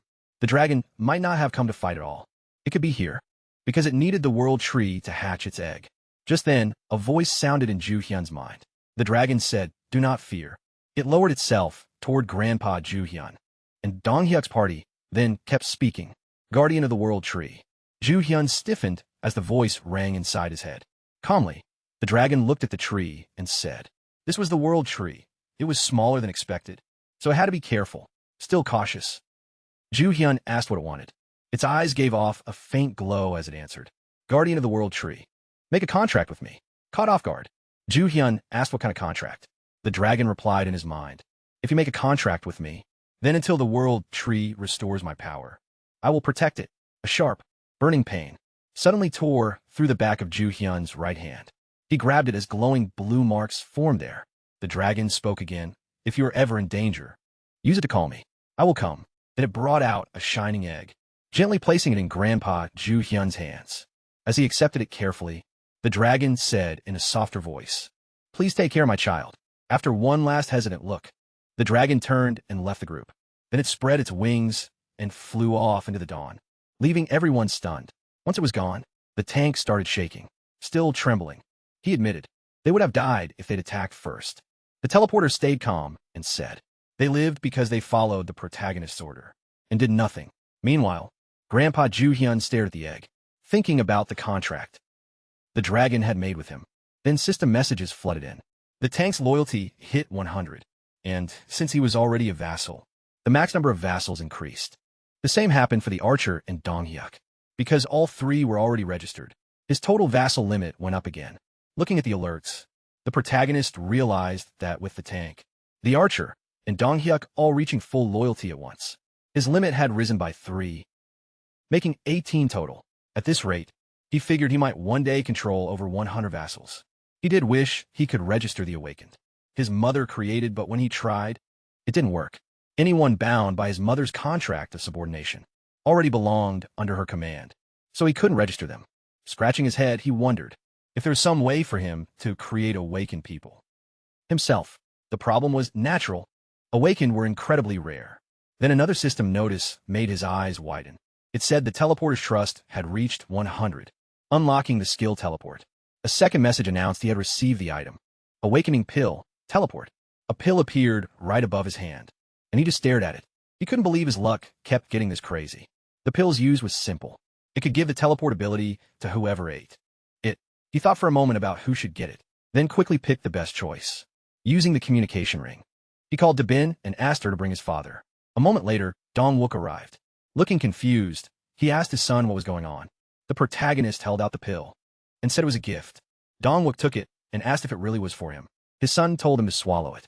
Smiling, Dong Wook joked that his son was thoughtful for bringing him supplements, so he wouldn't get tired. But the second he swallowed it, his eyes flashed blue. A bright aura wrapped around him, as a strange new power ran through his body. Startled, Dong Wook asked what was happening, and whether his son had made him take something weird. The protagonist laughed and told him a picture, moving from one place to another in an instant. Still lost, Dong Wook repeated, teleport, and his son told him yes. He shut his eyes and focused hard, sweat rolling down his face. Then in a flash, he disappeared and showed up right behind his son. Shocked, he yelled out, and the protagonist turned around, just as stunned.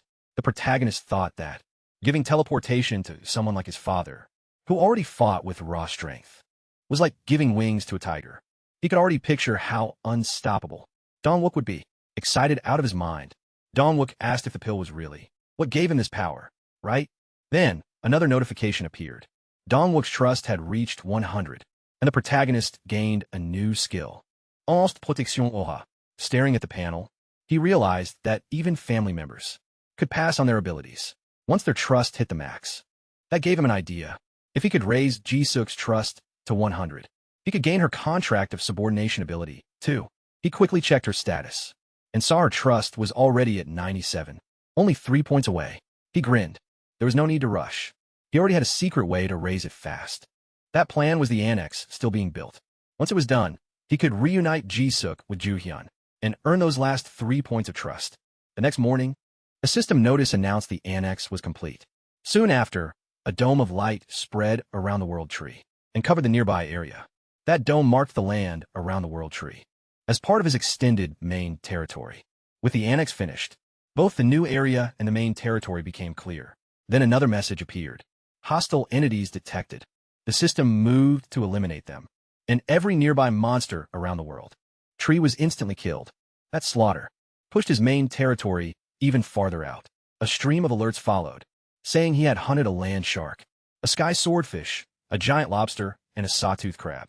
At last, a message confirmed his skill level had gone up, proving the territory had expanded. The protagonist endured the usual pain of leveling up, as the annex's completion wiped out all the nearby monsters and boosted his territory again.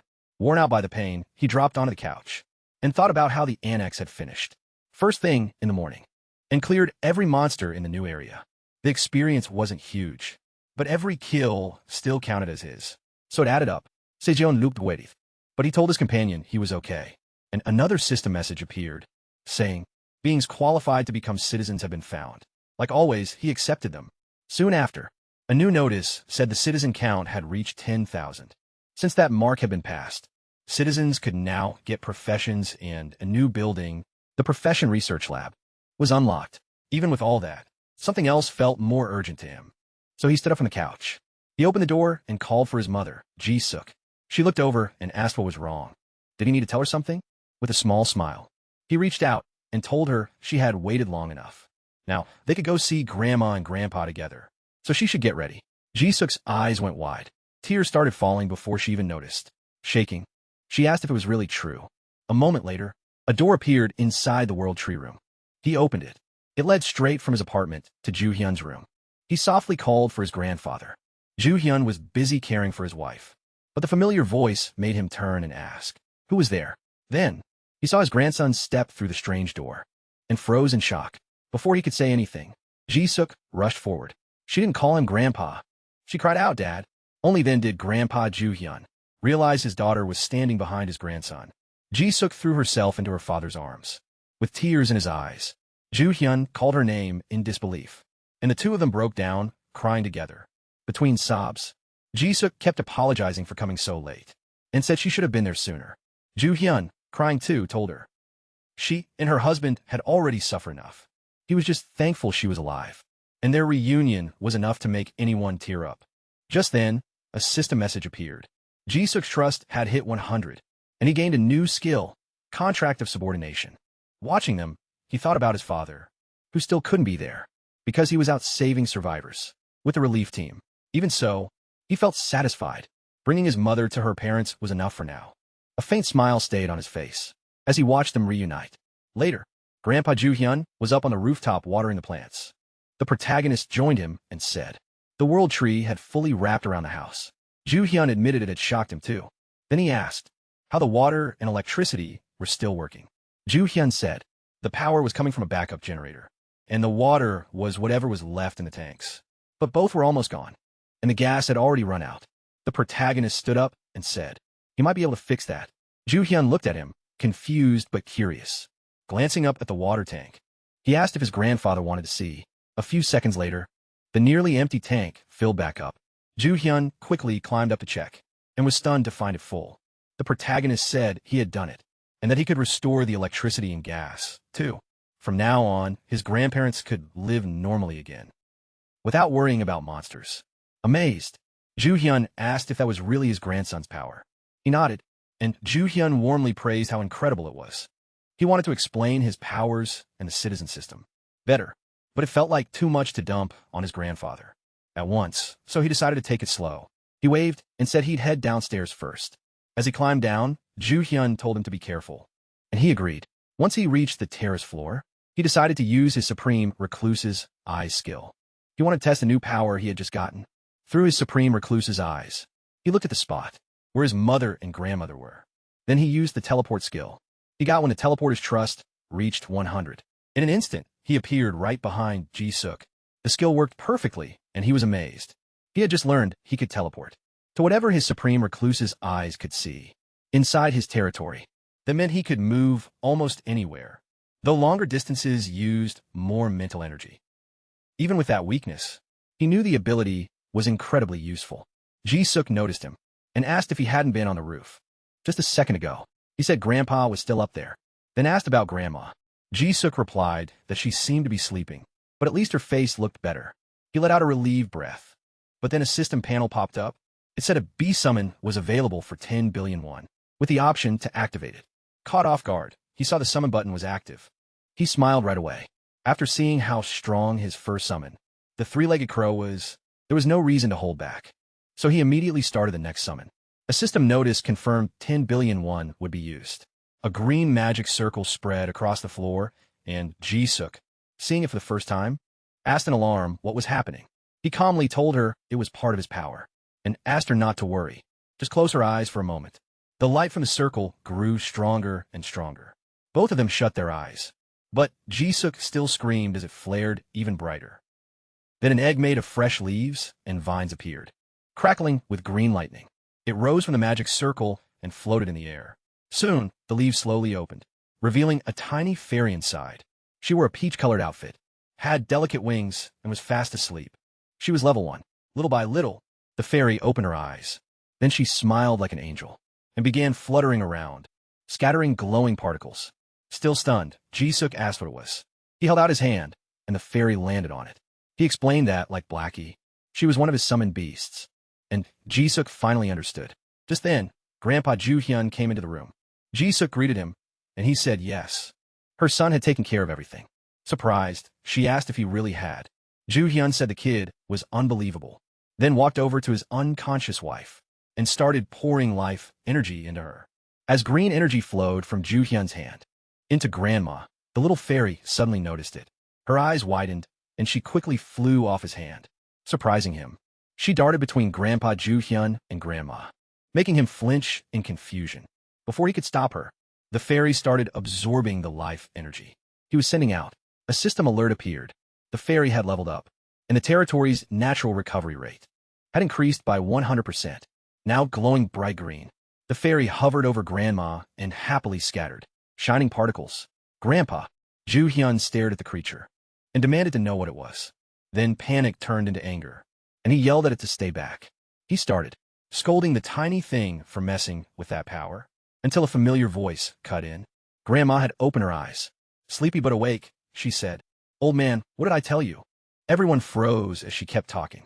She asked how many times she told him to wash his hands.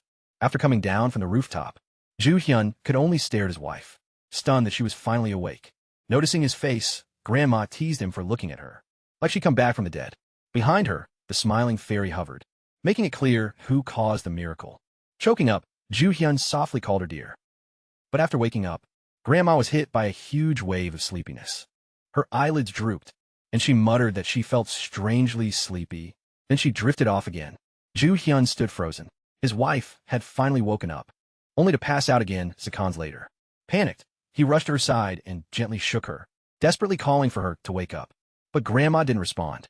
Her breathing stayed calm. He turned to the fairy, voice shaking, and demanded to know what it had done.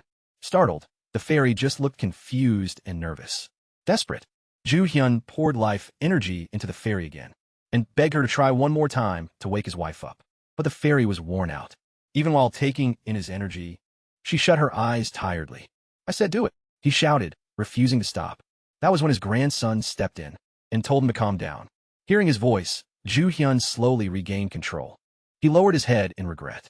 Looking at his unconscious wife, he quietly apologized to his grandson for losing his temper. The fairy also looked completely drained after taking in so much life energy. Tears filled Ju-hyun's eyes as he whispered another apology. Their grandson looked over the situation and figured out the problem. The fairy's level was still too low to keep Grandma awake for long. He told his grandfather to keep feeding the fairy life force on a regular basis, because as she leveled up, Grandma would be able to stay awake longer. Deep down, he started to hope they had really found a way to bring her back.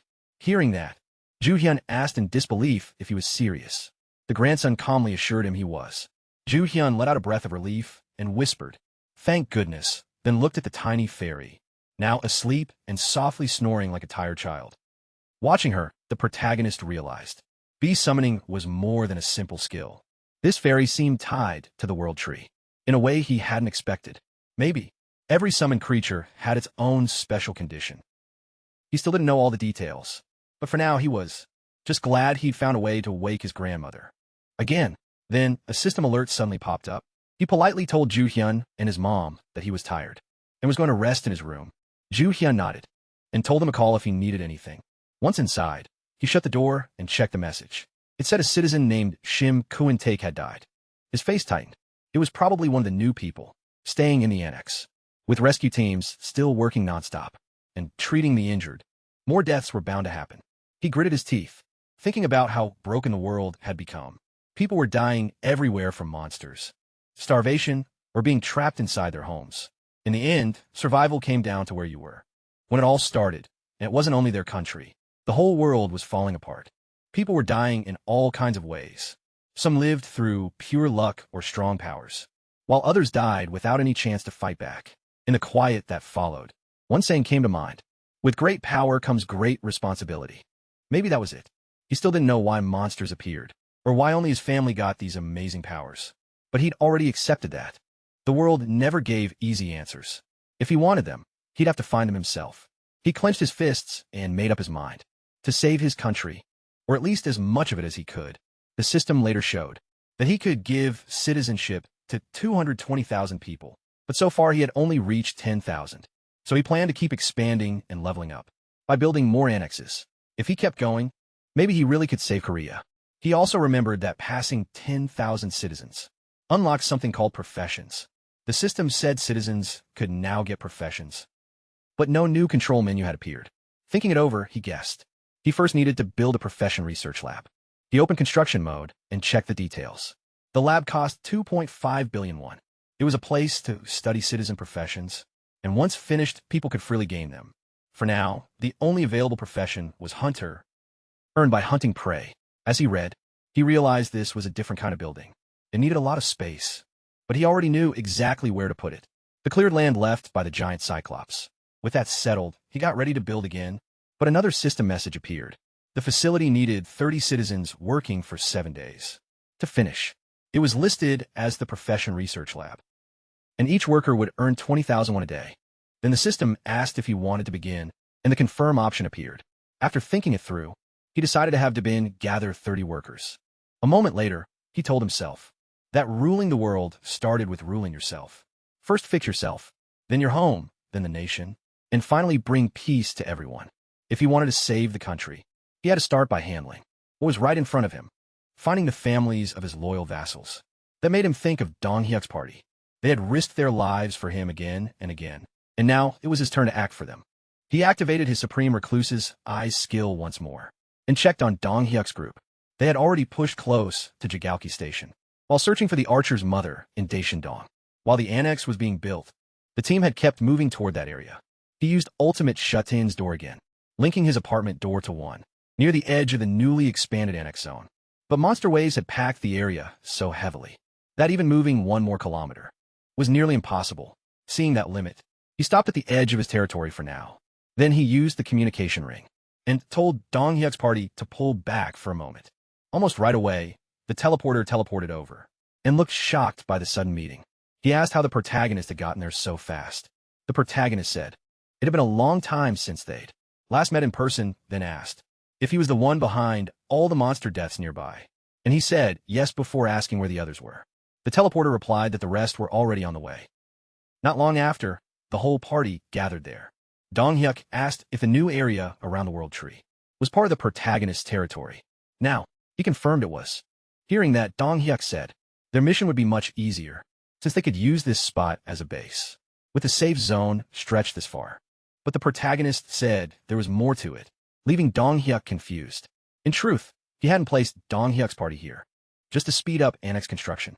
With the monster waves getting worse, traveling to Daishandong had become deadly, and even the subway tunnels, once their best route, were now jammed with monsters.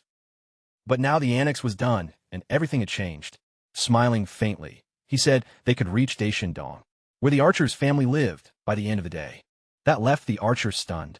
Even with the larger safe zone, it sounded impossible. Before anyone could fully object, the protagonist told them not to worry. They had a real way to do it. He also said he had one more proposal for the group. At the same time, his mother walked into his room with a plate of cut fruit and found he was already gone.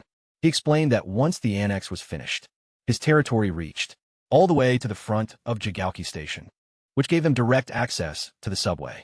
With the rat tamer's rats, he said they could use the poison gas strategy again. At the same time, the Profession Research Lab had finished assigning its workers, and Dabin wrapped up the last preparations. Now only one key order remained for the rat tamer. After getting it, she started scouting the tracks from Jigaoki Station to Daishandong Station. The rats rushed ahead, searching the route. There were still huge monsters blocking the way, and seeing that, he realized sending Dong Hyuk's party in first would have been a disaster. The underground situation was much worse than he expected. He had thought there would be fewer monsters below, because the wave had driven them up, but then he realized that actually helped him. The tight space was perfect for the poison mist plan. As the rats moved through the subway, they spread poison mist, and the giant monsters breathed it in. He expected the poison master's skill to wipe everything out. A moment later, system alerts proved him right. Monsters, like the ironclad eel and darkness octopus, were killed. He gained experience, and money was added to the ultimate shut-in's wallet. Pleased, he saw the subway for what it was. A gold mine, especially since the poison masters. Poison mist boosted settlement income. He remembered that the power inherited from his mother strengthened the subordination contract, gave the poison master the knight title, and raised settlement rewards even more. Her new status showed level 34. The titles fifth servant, knight, and poison mage. Trust at 94, loyalty at 100, and the awakened skills poison mist and poison dust. Then, he checked the rat tamer and saw that she had changed. 2. Her updated status showed level 37. The titles 10th servant, baron and tamer, trust at 72, loyalty at 76, and the awakened skills queen of rats, evolution, and enchantment. He realized her old knight title had evolved into baron.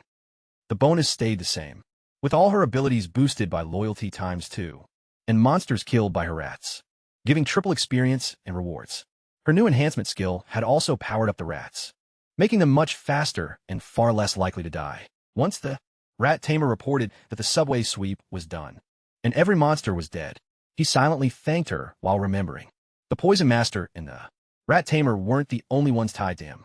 Through the subordination contract, the story then flashed back to when he gathered Dong Hyuk's party and offered them the same contract. Soon after, every member accepted, and the contract was complete. With that done, the party was ready to head out and search for the archer's family, and all of their stats had gone up. Dong Hyuk and the archer both received baron titles, just like the rat tamer. Meanwhile, Se-yun got an even higher rank. Her status showed level 45. The titles 9th servant, viscount and warrior, trust and loyalty both at 100, and awakened abilities including were bear, ancient lifeblood, and the protagonist explained that viscount worked like baron, but was stronger because it could raise limits too. It boosted all abilities by loyalty times 3, and gave triple experience, and settlement money from monsters hunted by vassals. It also raised the vassal limit by 3, bringing his total maximum to 21. At that point, the tank told the party to move out. His updated status showed level 32, with the titles 3rd servant, knight, and commander. Trust at 93, and loyalty at 100. Trying out his new power, he gave a command. Just like Sung Jinwoo, arise. Multiple armed knights burst from the ground. His awakened skill, Steel Knight Order, let him summon not just silver armor, but armored golems too. The golems handled their role well, pushing through waves of monsters and cutting them down in seconds. After seeing that, the tank urged everyone to move faster, and the group agreed. The party rushed ahead, while the night golems held off the remaining monsters. Not long after, they reached the target area. Dong Hyuk informed the protagonist that they had arrived at Jigaoki Station. Exit 2 through the communication ring. The protagonist confirmed the route was clear and told them to keep going toward Daishin Station. The party moved right away. He figured the track was about 3 kilometers long, which the party, now much stronger than normal people, could cross in just minutes. Just as he expected, they made it there within a single day, which left him shocked. When the tank asked which way to go next, the archer said, Exit 2 led straight to her apartment complex, but a pack of goblins was blocking the way, chattering as they crowded the path. Dong Hyuk warned everyone to be careful of the goblins ahead, but the archer had already made up her mind. She wouldn't let them get anywhere near her family. She raised her bow and swore they wouldn't get close. As she pulled the string back, blue light gathered around the arrow. With a sharp shout, she let it fly. The shot blasted forward so hard. Even the goblins seemed frozen in fear. They barely understood what was happening before the attack wiped them out, launching them skyward under the force of the archer's shot. Right after that, system messages popped up, listing dead enemies like level 7 goblins, level 8 goblins, and more. The protagonist watched the party move through. The goblins the archer had just erased.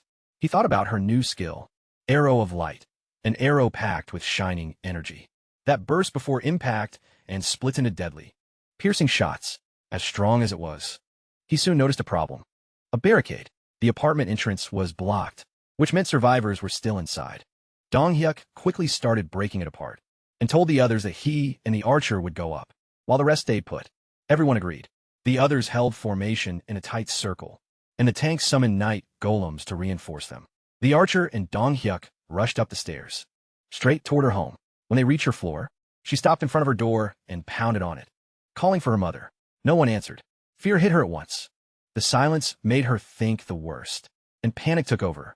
Her legs gave out, and she dropped to her knees, begging not to lose anything else. Tears poured down as grief swallowed her. Seeing that, the protagonist wondered if this was tied to the king's desperate wish for her family to rise to the heavens. Then the door, which hadn't budged before, slowly opened. A small child stood there, the archer's little brother. The protagonist saw both relief and sadness in her eyes as she quietly said her brother's name, Young-hoon. The archer immediately asked where their mother was. He said she was inside, then looked surprised to see Dong Hyuk too. A moment later, their mother came running out shouting the archer's name. She threw her arms around her daughter, overwhelmed with relief that she was alive. The archer broke down crying and called out for her mother. Her mom quickly checked if she was hurt, asking if she was injured and whether she'd eaten, but the archer could only sob, flooded with relief that her family was still alive. Her mother tried to calm her, confused about why she was crying like this, but when the archer slowly brought up her father, her mother's face turned pale, shaking. She begged in denial. The archer couldn't say it outright and let out a cry. That told them enough. Their father was gone. Her mother couldn't accept it, and the family started crying as they understood the truth. Without another word, his absence broke them, and their sobs filled the room. The protagonist watched in quiet sadness, but he knew he couldn't stop there. He still had to help the families of Dong Hyuk, the tank, and the teleporter in Koryangdong, and he swore he wouldn't let others suffer the same way again. After moving the archer's family to safety, he used vassal summon to find missing people, then headed for Koryangdong to look for the other families. Then, Dabin contacted him telepathically and said the shared shelter was full. When he acknowledged the message, Dabin asked if he could expand the facility instead. He told her to send residents with nearby homes back to their houses. When she asked if that was really okay, he said he was setting up more shared spaces outside the complex, like community centers and district offices, and opening small stores in several spots. So living outside the main area would be easier. He had expected the shelter to fill up eventually. Luckily, many of the new people already had homes inside the expanded 1-kilometer safe zone, and plenty of houses were empty. Sending them back would reduce the strain. He also planned to build outer bases for hunting teams and add more shops around the area. So he told Dabin through the communication ring to start recruiting workers. She said she'd take care of it. Next, he opened the system's construction menu. It asked him to confirm new stores at selected spots, along with power, water, and gas. He approved it, and the new shops started appearing at once. Then he checked on Dong Hyuk's party. With his supreme recluse's eyes skill, they had already made it to Koryang Station, and their speed impressed him. Still, the poison masters. Poison mist only covered the path up to there. From that point on, the group would have to clear the way themselves. That mattered even more, because the line from Koryang to Busanjan rose above ground halfway. Still, there was good news. The protagonist ordered his crow to rip apart a giant blue marlin, and, thanks to his new skill, the crow had grown bigger and stronger, taking it down fast. When a goblin swarm showed up, the archer wiped it out with her arrows. The teleporter popped up to shoot the survivors. Using the invisibility skill, he got through the subordination contract. The buff's rapid growth skill kept boosting the team, and Dong Hyuk's party was far stronger than before. The tank summoned Iron Knight golems to crush nearby monsters, while Dong Hyuk told everyone to stay behind. The summoned unit, with barely any direct fighting, the party pushed ahead, slipping past enemies while the golems held them back. But they finally stopped when Dong Hyuk called a halt. A dead end blocked the way completely. The tank decided they had to go. Down below, the protagonist figured the drop wouldn't be a problem. Most buildings that were only 3 stories high, and the party was around the mid-30s in level. What worried him more was whatever had destroyed the bridge in front of them. What kind of creature could crush a concrete bridge like that? He kept studying the area, imagining what kind of monster could have done it. There were no giant footprints, so it wasn't a cyclops, but something that strong was clearly nearby. They'd have to stay careful. Using the communication ring, he told the party to move with caution, and they agreed. He guessed Dong Hyuk's group had likely gone down toward Busanjan Station to reach Koryangdong. They still had to pass several stations, starting with Binshin, Zhuachin, and Busan Station, leaving about 4 kilometers to Koryang. He also remembered. They said they lived in the same apartment complexes, so getting there should have been simple. Quietly hoping they'd all arrive safely, he was suddenly startled by a ringing sound. It sounded like a doorbell, even though there shouldn't have been one where he was. He used multi-vision to look inside the apartment complex and found a group of men gathered in front of his own unit. He wondered if the sound had come from his place. Sinje Kim Dubbing usually handled people coming to see him. Something like this had become rare. He told Se-yun he was going to check his apartment for a moment, and after she agreed, he teleported home. Curious, he got ready to find out who these people were and what they wanted. When he arrived, one man was still knocking on the door and calling out to ask if anyone was inside. Another asked if they even had the right apartment, but their leader insisted this had to be the place. Before they could talk more, the door opened right in front of them, and they froze in shock as they stared at him with their mouths open. He simply asked what was going on. At that moment, he noticed 3 of their trust levels jump sharply. The instant they saw him, the leader nervously asked if he was Kim Jae-hyun, and he confirmed it. The man said they needed a favor, and quickly got to the point. They wanted him to lend them guns. That caught him off guard. He asked why they needed firearms. The leader quickly said they weren't for use inside the safe zone. Hesitating, the protagonist said it wasn't necessary, but his sweat formed on the man's face. He finally revealed the truth. They planned to go outside. The leader repeated that. They wanted to leave the safe area, making Jae-hyun wonder if they meant to hunt monsters. The man said no. They were trying to rescue their families. Listening to their plea, the protagonist realized they were just like him, people who stayed awake worrying about loved ones, until fear and desperation pushed them to act. Moved by that, he told them he couldn't help with everything, and the leader looked down, disappointed. But before the mood dropped any further, he used item summoning. Pistols appeared out of thin air and dropped in front of them. The group stared in disbelief as he told them that if they were serious about saving their families, they'd need weapons. The group bowed over and over, thanking him and saying they had no way to repay him. Jae-hyun told them he had one condition. The leader looked stunned, and the MC explained that they had to make a contract with him. It was a subordination contract, a crazy strong skill that let him choose up to 100 awakened followers for free, but there was one weird catch. Curious, the leader asked what they had to do. Jae-hyun briefly wondered why his mom had never used all 100 slots. Then he gave him the answer. They had to kneel. Everyone froze and awkwardly asked if he was serious. He, just as awkwardly, said yes. That was part of it. He even felt like some kind of tyrant saying it. Still, the leader dropped to his knees first and asked if this was right. The protagonist quietly thanked him. Then he stepped up and held a hand over the man's head. Red-faced, he said that from now on, the leader would follow his orders. The man looked lost, so Jae-hyun explained. He just had to say he accepted. The leader did, and a strange aura wrapped around him. The system showed his info. Jang Song-jun, Trust 48, with telekinesis, an A-rank skill that uses mental power to move things. Song-jun stared at the light around him, clearly shocked by what he felt. After reading that, the MC was stunned. An A-rank ability was way better than he expected. The others rushed in, asking what that light was, and whether Song-jun was okay. He said he felt fine, just different. Jae-hyun realized he had hit the jackpot right away. He opened the shop and bought 1 tangerine. Then he gave Song-jun a quest. Lift the tangerine with his power in 10 minutes, and he'd get mental power enhancement as a reward.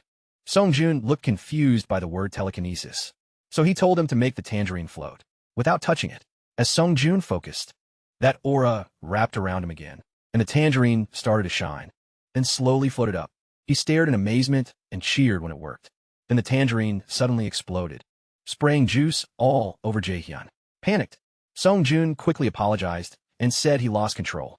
The protagonist told him it was okay, and said this was the power he got from the contract. Then he called up the next person. A system message popped up. Song-jun's trust hit 50. Loyalty was unlocked, and he now qualified as a vassal.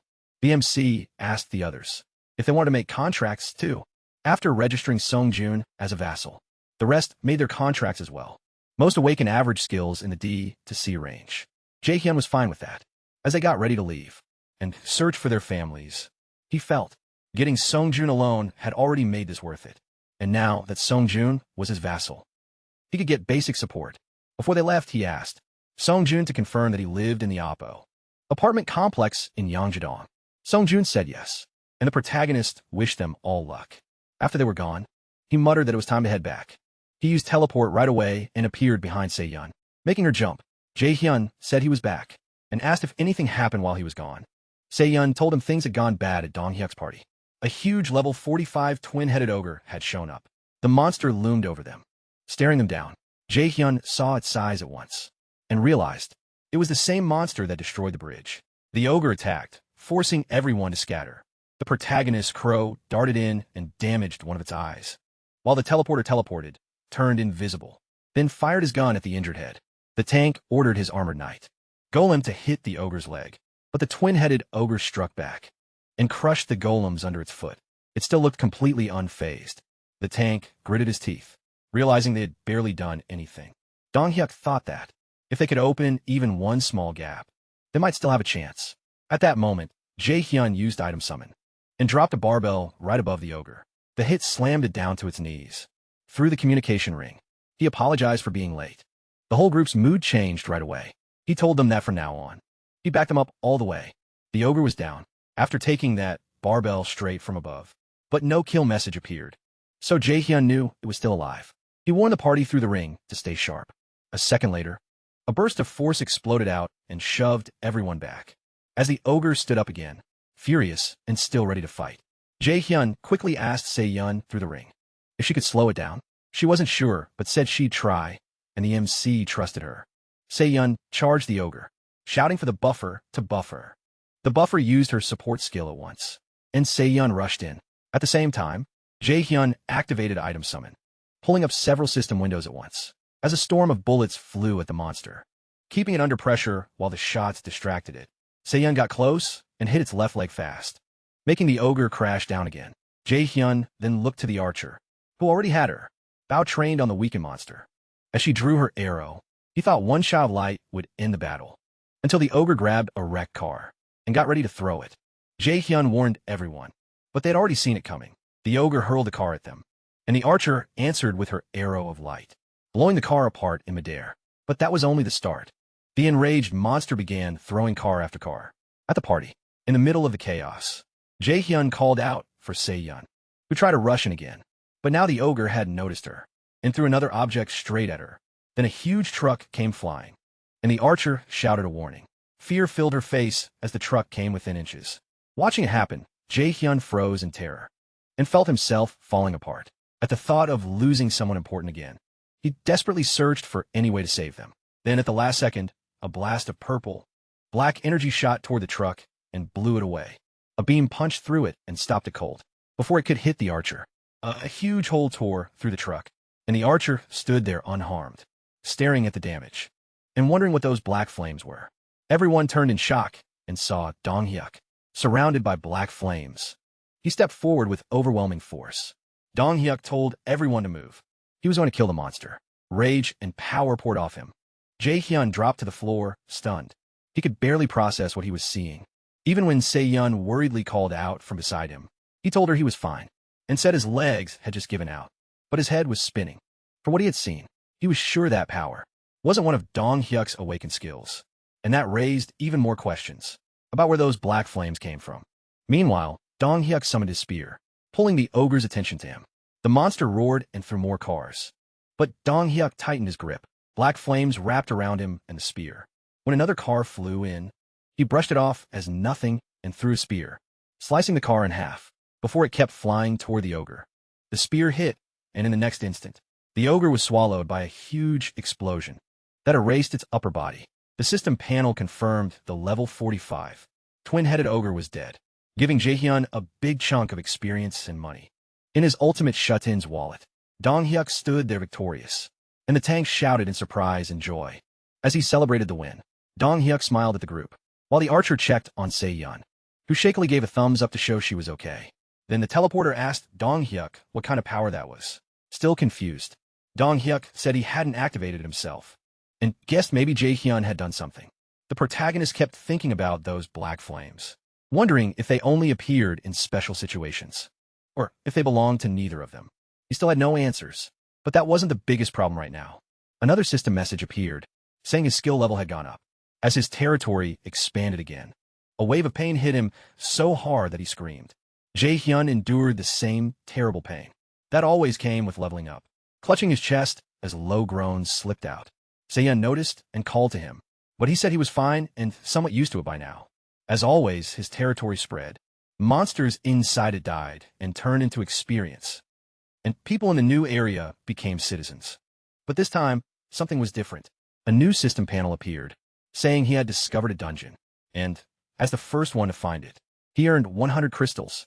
The MC stared at the message, shocked that a dungeon had suddenly appeared. Since the reward was crystals, he guessed the place had to be tied to them somehow. The system said the dungeon was behind an apartment complex, halfway up Wangryong Mountain. Jae-hyun decided to send Jun-hyuk's party to check it out. He figured that if he made subordination contracts with Jun-hyuk and the whole party, their combined strength will be more than enough. Then he wondered where Jun-hyuk was, and used his supreme recluse's eyes to find him. Through it, he saw Jun-hyuk and his party facing several goblins. Then, the goblins suddenly dropped dead for no clear reason, leaving Jun-hyuk totally confused. Watching through his skill, the protagonist realized his territory expansion had killed the monsters Jun-hyuk's party was fighting. A second later, he used the communication ring to call Jun-hyuk. He jumped at the sudden voice through the ring. He told Jun-hyuk to gather everyone and come to his house. He had something he needed from them. Then he headed back to the apartment, using his ultimate shut-in skill. By then, Dong-hyuk's group was almost there, so Se-hyun wasn't needed anymore. He thanked her for everything she'd done. She paused, feeling like she might still be able to help, but he smiled and told her she'd already done more than enough. He said he'd call again if something came up, but for now, she should go rest with her family. After a brief hesitation, Se-hyun agreed. With a bright smile, she said she was heading out. He told her to get home safe. She thanked him, and he smiled back. After she left, he figured Dong-hyuk's party should be arriving soon.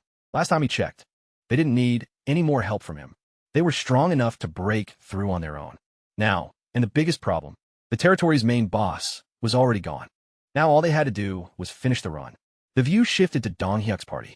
As they kept rushing ahead, the protagonist thought the timing was perfect. They were almost at the apartment complex, where Dong-hyuk's, the tank's, and the teleporter's families were waiting. The tank's eyes filled with tears. The moment he spotted his home, hope hit Dong-hyuk and the teleporter too. They just wanted to get inside, save everyone, and bring them out alive. The tank shouted for everyone to give it everything they had and keep moving, so the party ran harder toward the complex. They believed they were only moments away from seeing their families again. Excitement built fast. The tank even pictured all of them reaching the safe zone, together and finally living in peace. But before that thought could finish, he saw something ahead in frozen horror. He stopped dead. Dong-hyuk asked why he'd suddenly stopped. The tank's face answered first, pure fear, swearing under his breath. He got Dong-hyuk and the teleporter's attention. His hand shook as he warned the group. Fear spread through the party. When the tank said they might already be too late, Dong-hyuk's face also turned pale. Then he saw it, too. New monsters coming straight at them. They were level 31 black orcs, blocking the way forward. Seeing that, the protagonist felt a chill. High-level monsters in the 30s were pouring out of the underground parking lot. It was hard to accept, but the meaning was obvious. There was almost no chance anyone in the complex had survived. It was a total disaster. Right then, the tank shouted the summon command, and several armored knight golems appeared to meet the orcs. The protagonist grimly thought Dong-hyuk's family, the tank's family, and the teleporter's family were probably already gone. Blinded by rage, the tank ordered the golem cavalry to wipe them out. The golem knights charged straight into the orcs nearby. Jae-hyun kept watching Dong-hyuk, worried about how he was handling the thought that his family might be dead. Dong-hyuk's anger exploded, and the mood around him turned heavy. His eyes held only one thought: kill every orc here. Then, black flames wrapped around his body. As the golem cavalry collided with the orcs, a spear covered in black fire appeared overhead. The flames blazed as it fell, and in the very next moment, the spear slammed into the orcs and erupted, blowing a huge number of them apart. It was Dong-hyuk who threw it. Smoke rose from his body as he stood there with a dark look instare. Without wavering, he announced that the fight was starting now. Then Dong-hyuk charged the orcs, his spear still burning with black flames. When the orcs rushed him, he flashed past so fast they couldn't track him. They understood only when it was already too late. Dong-hyuk had already pierced their heads and killed the ones nearby. The tank fought in heavy armor, while the teleporter fired live rounds into the orcs. The tank pushed forward with his halberd, and one huge swing crushed the orcs in front of him. Every attack carried the rage burning inside him. Soon, the protagonist joined in, too. He used item summoning and live ammo. Started raining down on the black orc army. Looking over the field, he realized the regular black orc grunts weren't the real issue. Dong Hyuk's party had grown too strong for them. But the next second, one armored knight golem was hit and had its head split open. That made it obvious. The normal black orcs weren't the real threat. The dangerous ones were the black orc warriors. They were on a whole different level from the others. As soon as he understood that, one of those black orc warriors stepped into view. Using the communication ring, he told everyone he'd support them from behind and warned them to watch the armored orcs and tighten their formation. At that exact moment, a warrior orc raised its bow and fired at the party. The protagonist stared in shock. As the arrow flew right at their healer, Chaiwon, he shouted for her to move. But he was too late. The arrow hit, and her eyes went blank for a second. As the shock caught up to her, the whole party cried out her name. The arrow had gone through her stomach. She fought back a scream as pain tore through her. Dong Hyuk saw it and froze, too stunned to speak. The protagonist could hardly believe it. Dong Hyuk, who always stayed calm and gave orders fast, couldn't say a word. Out of everyone there, the enemy had struck the weakest point in the party. The healer, with an arrow stuck in her stomach. Healing magic wouldn't work properly. That meant they couldn't count on her support anymore. Se-yun could last for a while, thanks to her strong recovery. But if the fight dragged on, the party would lose their edge. The protagonist knew. The outcome was basically being decided right there. If they were going to run, this was their last chance. He prepared to use vassal summon and get them out. But at that same moment, a black orc warrior moved to strike Dong Hyuk. The protagonist yelled his name.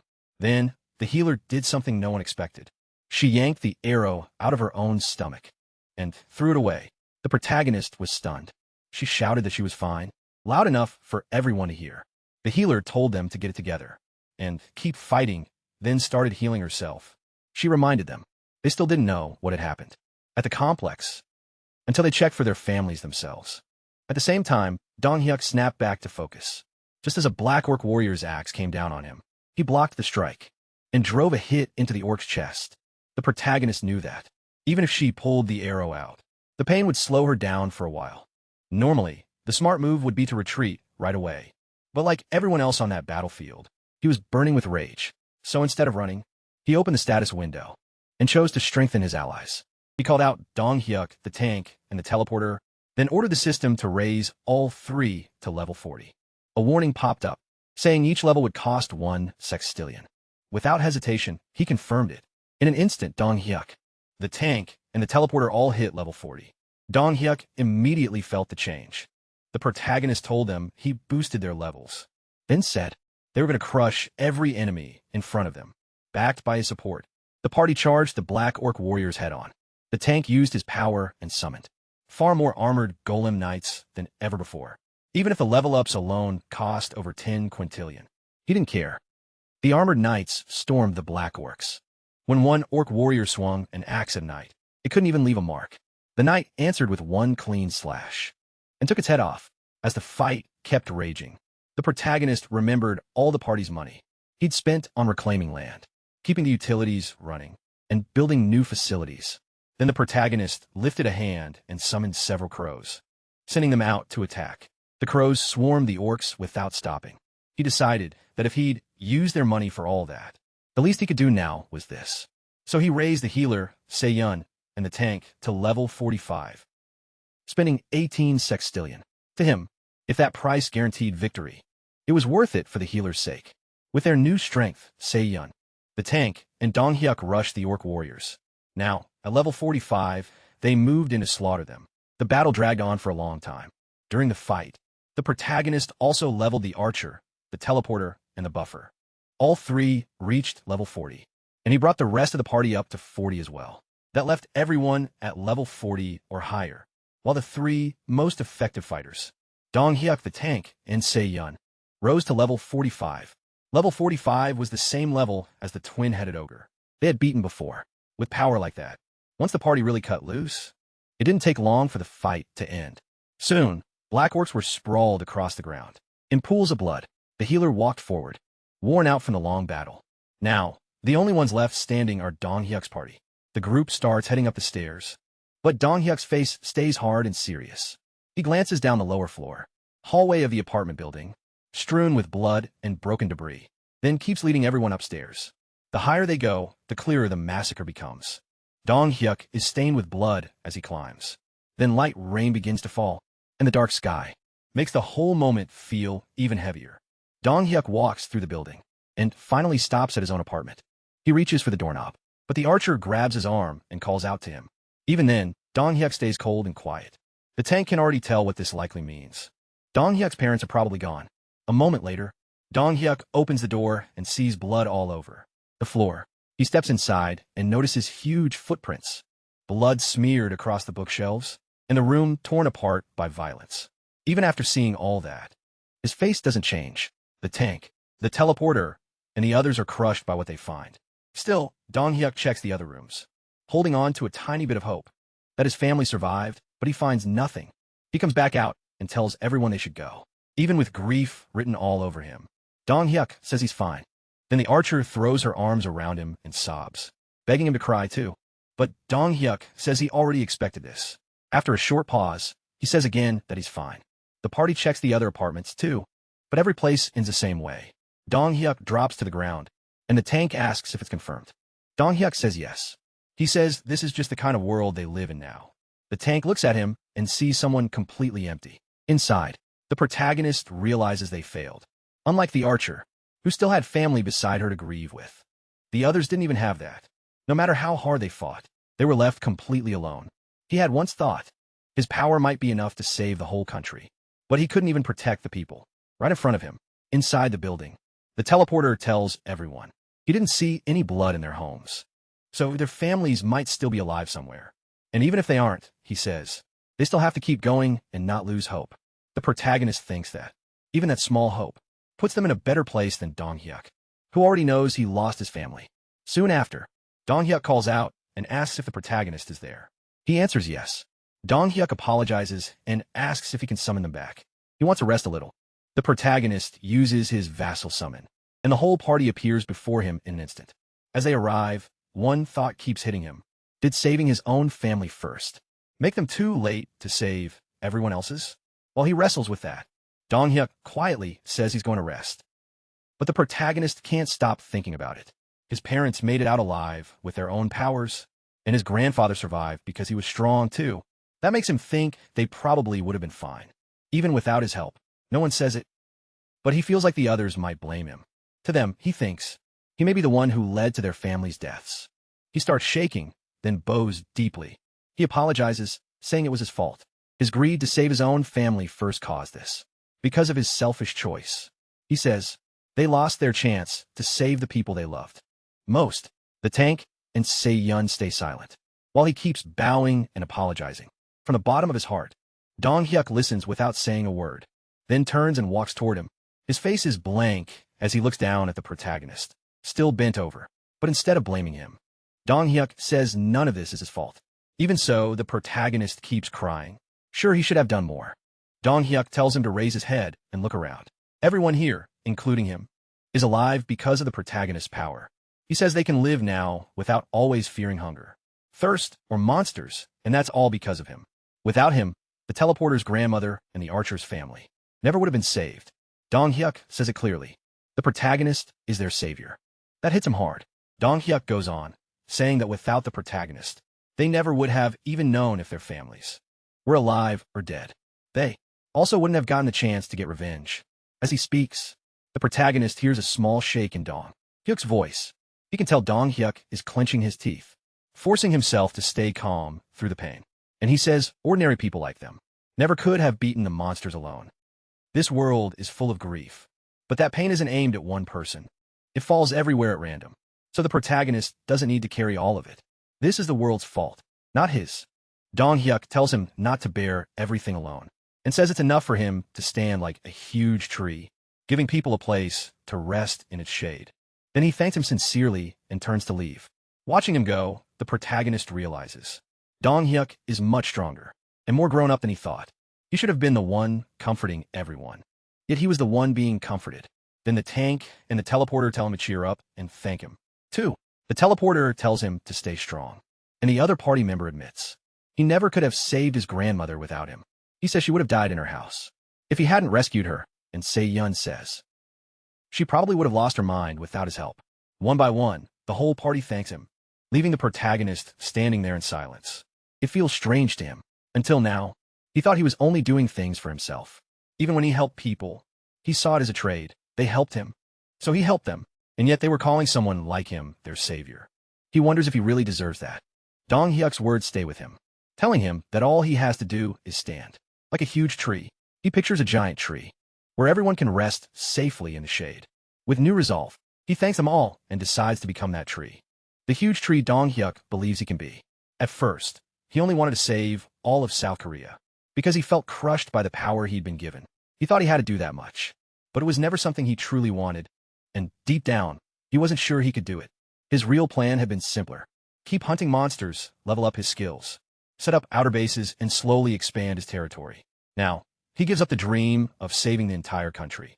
Instead, he decides to become a huge tree, a place where anyone under his shade can rest. A little safer.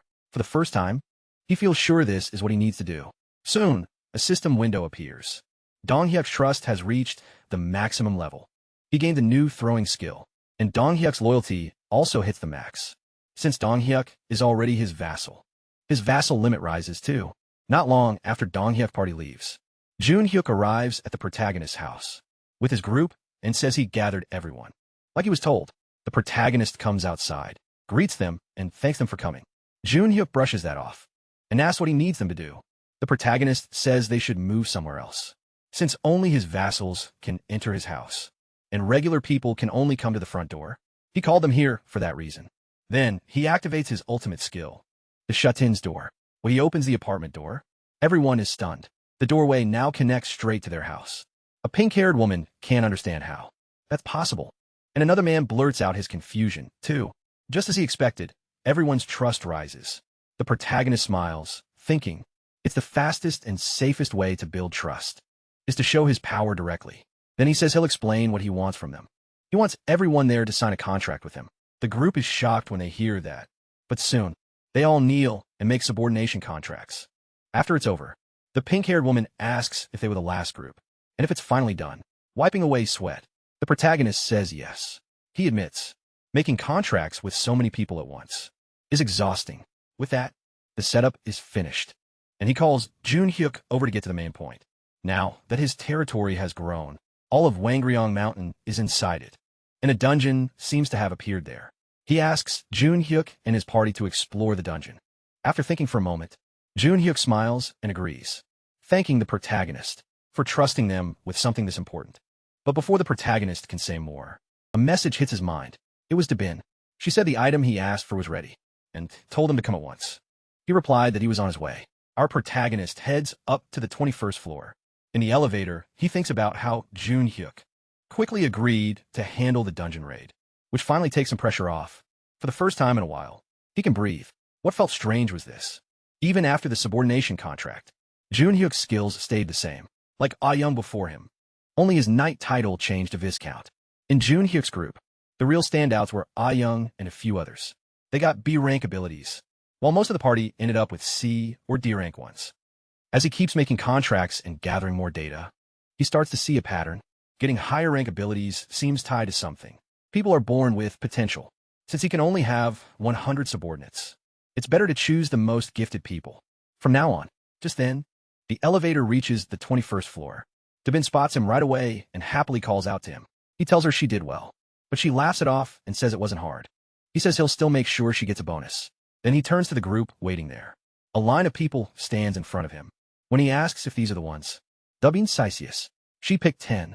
People who are good at getting things done. He introduces himself clearly as Kim Jae-hyun. The whole group bows and greets him together. A blonde man steps up and asks what kind of job he has for them. He answers right away. He plans to give them the same role as Dabin, a manager position. The room goes still. Everyone stares at him, shocked, and the blonde man nervously asks if he's serious. Even with the population growing fast, only a handful of people are managers. Song-min leads the medical team, and another manager runs relief work. There are still 12 open manager spots. He can give them out, but not for free. The blonde man quickly promises he'll work hard. If chosen, Jae-hyun gives them the condition. There are rules, and he picked them for one reason. As more people join, all kinds of problems will start piling up. Only those who can come up with answers to those problems will get a manager title. Holding out his hand, he asks if they're ready and tells them start. One at a time for a long time, the candidates keep pitching ideas for the manager role. They talk about garbage and road upkeep and ways to handle everyday problems. Inside the territory, the ideas keep coming, and most of them are solid. One smart plan follows another. Dabin really did gather capable people. Then someone raises his hand and says he'd like to try. Jae-hyun tells him to go ahead. The man suggests creating a group to keep order. Inside the territory, nothing serious has happened yet. But without something holding things together, trouble feels unavoidable. The protagonist asks if he means something like the old police. The man says yes right away. Then a man in a red jacket cuts in, apologizing and saying that mention of the police reminded him of something. Jae-hyun lets him speak. The man says police station armories have guns, even rifles. That hits the MC hard. Rifles in a police station? Aren't those military weapons? The man explains that South Korea is still technically under an armistice. So in emergencies, some police stations keep weapon stockpiles. Of course, only larger stations have them. He starts thinking hard. If they can get those weapons, building a force to keep order would be much easier. The closest station should be Busanjan Police Station in Siamayan. He asks the man his name, and the answer is Nam Jae-ho. Jae-hyun immediately tells Jae-ho to gather a team and go. Startled, Jae-ho asks if he has to go himself. The protagonist tells him not to worry. Since the territory expanded, the station is probably inside their range. If not, he shouldn't force it. Jae-ho agrees and says he'll try. The MC smiles and tells him to leave as soon as he's ready. He tells the others to keep giving ideas. But one word keeps circling in his head: rifles. The thought is way too tempting.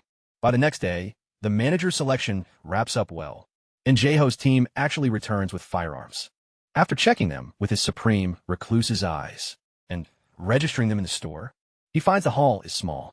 2 rifles, 3 bullets, and a box of empty cartridges. Still, the amount doesn't matter much if he can buy more through the store. The bigger issue is Jae-ho's report. When his team got to the station, most of the guns were already gone. Based on the size of the armory, several hundred weapons are missing. That means some survivor group out there is heavily armed, and that sounds like a future problem already. Jae-ho scratches his head, annoyed. Still, a group that big should be easy to notice. If they were nearby, word would have spread already. So for now, they're probably not close to the territory. Still, it feels like he'll run into them sooner or later. He puts that issue aside and activates Supreme Recluse's eyes, and says he'll start giving rifles to the places that need them most. Then the scene jumps to a battlefield packed with orcs. Sang-hoon and his party are hiding, totally surrounded. One teammate panics, asking what they're supposed to do with orcs everywhere.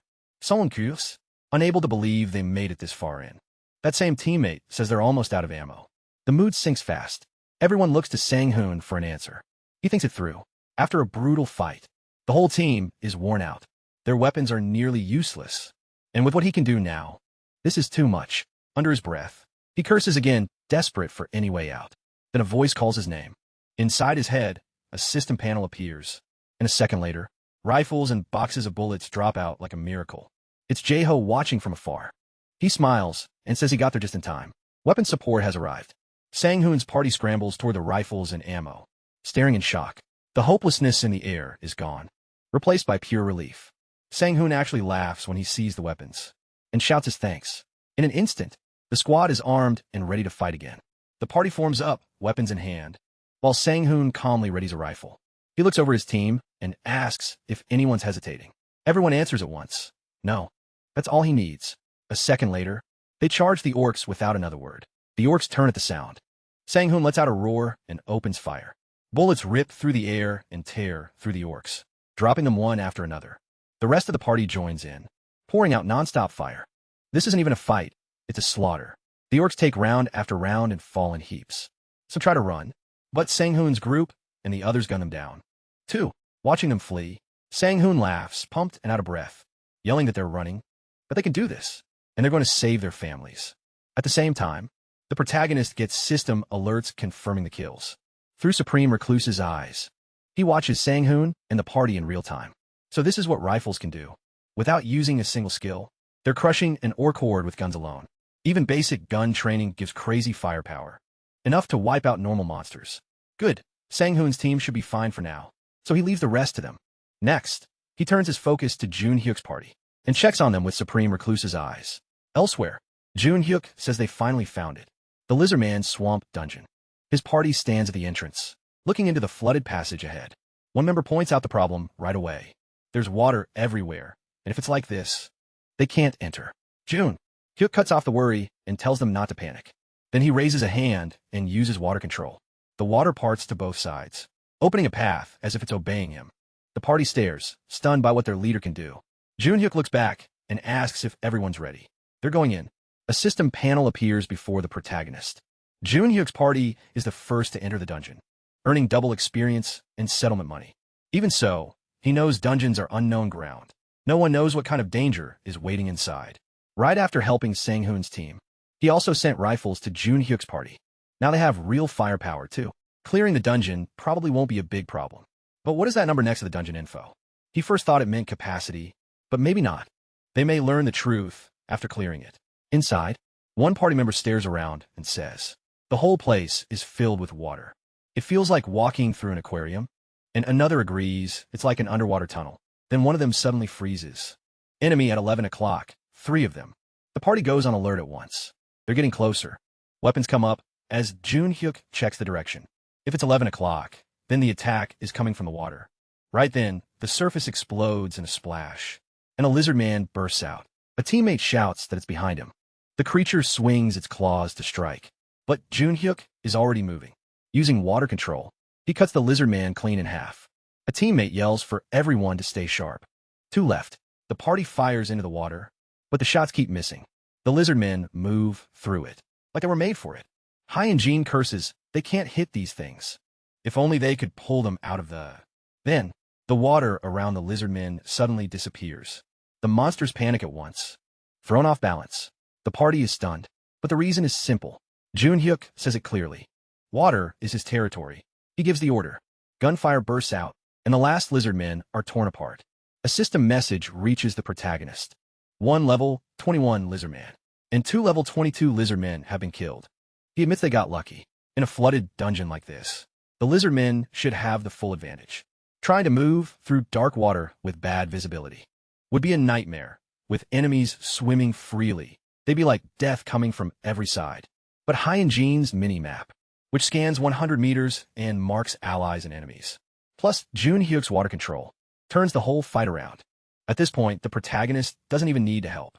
Honestly, Jun-hyuk and Hyun-jin, alone with a few people carrying rifles, could crush this dungeon. Deeper inside, lizard man bodies cover the way. Jun-hyuk's party stands over the mess. Without stopping, they move on. Soon, they reach a huge gate, and Jun-hyuk wonders if this is the boss room. They open it and step inside. Right away, Jun-hyuk feels something is wrong. A-young blurts out that there's no water here. She jokes that maybe just getting here clears the dungeon, since there's no boss around. But Hyun-jin quickly tells her not to say that, because that's exactly when things go bad. The next second, his face changes. He senses something awful. A warning comes fast. Something is coming, and it's moving quickly. Then, a huge wave of water slams into the room. Jun-hyuk throws up a water barrier and tells everyone to get behind him. Even so, he struggles, gritting his teeth, as he feels the force pushing against him. Out of the chaos, the dungeon boss appears, standing on the water with a trident in hand. Through clenched teeth, Jun-hyuk confirms it. The boss is here, the level 30 Lizardman chieftain, suddenly appearing right in front of Jun-hyuk. Jun-hyuk instantly orders everyone to fire, and the team unloads on the monster. But a moment later, the boss casually swings its trident. Water rises at its command and forms a shield, stopping every bullet. Young can't believe it blocked bullets with water, while Hyun-jin starts to panic, realizing their attacks do nothing, and asking what they do now. That's when Jun-hyuk smiles and says, if the boss can use water, so can he. He calmly tells everyone to stay put. Hyun-jin asks what he's doing, but Jun-hyuk rushes ahead, saying he'll end this fast and come back. Hyun-jin calls after him in worry. By then, Jun-hyuk is already shaping the water under his feet into solid ground, letting him shoot forward at insane speed. In seconds, he reaches the Lizardman chieftain. His eyes sharpen as he fully uses water control. He fires compressed water at the boss, like deadly bullets. The Lizardman chieftain swings its trident and knocks the attacks away. But then, its expression turns to shock. Junhyuk smiles and points out the weakness. If the boss has to block his attacks by hand, then it can't control the water Junhyuk controls. That was just a fake out. Junhyuk is already behind it. In the next instant, he uses water control to seal off the lizardman chieftains. Breathing, he gives the boss a quick goodbye and triggers water bomb. The dungeon boss's head explodes. The party is left speechless, shaken by how overwhelming their leader is. They think the dungeon is finally cleared. Junhyuk lands, and a system panel appears. It says Junhyuk killed the lizardman chieftain and gained experience. Citizen. Junhyuk has slain the ruler of the lizardman area, earned 10 crystals, and cleared a dungeon for the first time, gaining 100 more crystals. Later, when Junhyuk's party comes out, the dungeon info has changed a little. The number that used to be 10 is now 9. The protagonist realizes that number shows how many clears the dungeon has left. So there are 9 runs remaining. If they finish those runs and collect enough crystals, a mystic draw will open. That means he could get another divine item, like the Ring of Communication. Using the ring, the protagonist contacts Junhyuk right after the clear. He checks if Junhyuk is okay, and Junhyuk says he's just a little tired. Relieved, the protagonist asks if Junhyuk can clear the dungeon once a day. At first, Junhyuk is surprised. Then he grins and says it's easy. 10 days pass, and Junhyuk's party clears the dungeon all 10 times. After beating the boss one last time, Junhyuk says this was the final run. They didn't miss a single clear. A system message tells the protagonist that all 10 entries for the D-rank dungeon, Lizardman Swamp, have been used. Mystic Draw, which costs 300 crystals, is now available, and he currently has 400 crystals. Through the Ring of Communication, the protagonist praises Junhyuk's party and tells him to head back and rest. Now that he has enough resources, only one thing is left. Use the Mystic Draw. He holds out his hand and says, Mystic Draw. At once, a golden magic circle appears and floods the room with light. The protagonist complains that it's too bright, but then he notices something strange. A crown starts taking shape inside the golden light. The magic condenses until a finished crown is resting in Jaehyun's hand. The system reveals it, the ultimate Shutin's crown. When worn, every effect given to citizens is doubled. Jaehyun realizes there are 6 current citizen effects, including double experience, double settlement money, power of trust, tax collection, basic salary, economic support, and job effects. If he wears the crown, all of them will double again. He mutters that he really has no choice but to keep it on. As he puts it on, he thinks it's a little annoying, but the effect is too good to ignore. Since he hardly leaves home anyway, wearing it all the time is fine. The moment the crown settles on his head, a cool energy runs through him. He remembers tax collection should be almost off cooldown and decides to test the crown. If the effect really doubles, then instead of 10%, he'd collect 20. He uses tax collection, thinking that at 20%, he could be making tens of billions. A system panel pops up. 1.5 billion won has been deposited into the ultimate Shutin's wallet.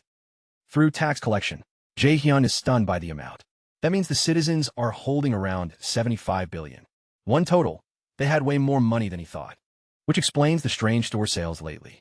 Their buying power has clearly jumped, with citizens getting richer, and the crown now his. Jaehyun decides he needs to level up fast and unlock more item categories in the store. Just then, the doorbell rings. Someone calls out to Jaehyun, saying they're back. He opens the door and finds Songmin there. Songmin greets him and says they've come to return the borrowed items. Jaehyun says they must be worn out and thanks them for bringing everything back. Songmin answers that it's the least they could do. Then, a little awkwardly, Songmin asks what's on Jaehyun's head. Startled, Jaehyun almost drops the crown and quickly says, it's nothing. He changes the subject right away, congratulating Songmin on getting his family back safely. Songmin says it's all thanks to Jaehyun. If they'd been any later, he might never have seen them again. Thanks to the guns Jaehyun gave them, they were able to save their families. Jaehyun says all he did was support them. The ones who saved the families were them. But Songmin insists they needed that chance more than anything. Then Songmin and his party bow deeply, thanking Jaehyun again. Jaehyun just smiles and says he's happy he could help. A system panel appears, saying Jaehyun's and Songmin's trust and loyalty have both gone up. After talking a bit more, Songmin's party leaves with their families. Jaehyun starts organizing the returned firearms and wonders if that's all of them. Suddenly, an alarm goes off. A system panel appears, saying many citizens have died. Jaehyun is horrified. More than 10 citizens died at once. something that's never happened before. Then another strange system message appears, leaving him frozen. It says a low-grade level 18 vampire has been killed. Much later, Jae-hyun would realize. This alarm was the start of something huge, about to begin elsewhere. Bodies lie scattered across the ground. At the center, a woman cries and begs in desperation. A man grabs her tightly, making his intent clear. The next second, he bites in her neck. Her scream cuts off almost at once. In moments, her body is completely drained, like every bit of life was sucked out of her. The man tosses the corpse aside, and his underlings immediately fall on the other women. Grinning, he tells his vampire lackeys to eat up, calling this place a total goldmine. The story shifts to his thoughts, as he remembers how he found this so-called safe zone by pure luck. One day, a transparent wall blocked his way, and suddenly offered him something called citizenship. He accepted without much thought. The moment he got inside, he was completely stunned. Everywhere he looked, he saw food, and by food, he meant people. Humans packed tightly inside the protagonists. Inside Jae-hyun's territory. He thinks this place isn't just packed with humans. The quality of the blood is way better than anything outside. To him, feeding here is far more efficient. With a hunting ground like this, anything feels possible. If he devours everyone here and gets strong enough, he could become one of them, a stronger vampire, like the bastard who once threw him away like trash. He figures he'll reach middle tier soon, and with a little more time, he'll be as strong as that guy. But matching him isn't enough. He wants way more human blood so he can surpass him. To do that, he can't just evolve himself. His swarm has to grow too. Right now, as a low-tier vampire, he can control 5 lowest-tier vampires. One died during the hunt, but he doesn't care. There are humans everywhere here, so making another lowest-tier vampire would be easy. He grins to himself, already thinking ahead. Once he becomes a middle-tier vampire, his followers will start evolving from lowest tier into low-tier vampires. And when those low-tier ones begin creating lowest-tier vampires non-stop, his hive will explode in size. Then he'll eat every human around, hunt down that bastard, and crush him with sheer power. That's when he'll finally get his revenge. Just then, a door starts glowing with a strange purple light. The vampire notices it right away. His eyes narrow, as he wonders if more prey just showed up. He orders his lackeys to attack, mocking whoever is about to come out, as if they walked in here to die. The lackeys rush in at once. Then, everything goes wrong. Their heads burst in an instant. Blood sprays everywhere, and their bodies hit the floor. The vampire is left frozen in shock, his whole swarm gone in a single second. Staring at the bodies, he can't even understand what just happened. And the one behind it is none other than Jae-hyun. He steps through the dead lackeys, staring straight at the vampire with cold, killing intent. The vampire can't even think. As the protagonist gets closer, panic takes over. No warning, no fight. His entire swarm was erased instantly. His mind won't accept it, but one thing is clear. That human is a monster, something way beyond him. He knows he has to run now, but Jae-hyun doesn't give him the chance. He activates Invisible Hand. An unseen force grabs the vampire by the neck and lifts him up as he screams in pain. Barely able to breathe, he begs for his life. The MC tightens his grip, furious, and demands to know how he dared do this. The vampire realizes it's over. No miracle is coming, and there will be no mercy. He's about to die without meaning, without revenge. But instead, Jae-hyun suddenly drops him. He slams to the floor, coughing hard while his neck throbs from the pressure. The MC stands over him and coldly orders him to answer every question honestly. Shaking all over, the vampire agrees. Jae-hyun starts with one simple question. How'd he get in here? The vampire says his name is Sung-kyu, a low-tier vampire. Hearing how easily he got into the territory gives the protagonist a headache. The system never said only humans could become citizens. It allowed any being that met the conditions. The MC never imagined monsters could get citizenship too, especially ones that feed on people. He asks if Sung-kyu was originally human. Sung-kyu says yes, he used to be an ordinary person, until a vampire named on Sang-hyok bit him. Jae-hyun realizes that's probably why the system accepted him, because he had once been human. He tells him to keep going. Sung-kyu explains that, back when he was a lowest-tier vampire, his memories were vague. By biting humans, he eventually evolved into a low-tier vampire. He asks what the difference is between lowest tier and low tier, and Sung-kyu explains. The vampire ranks. Lowest tier. Vampires are basically beasts ruled by instinct, with only enough brains to follow orders. From low tier and up, their human selves start coming back, and they can create and control swarm. Jae-hyun then asks what rank Sang-hyuk was, and Sung-kyu says he was middle tier. The protagonist thinks it through. Sung-kyu is already level 28 as a low-tier vampire, so a middle-tier vampire must be even higher.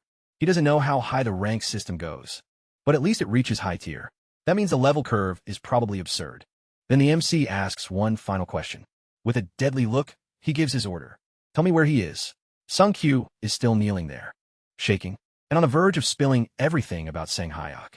The pressure gets to him, and he finally breaks.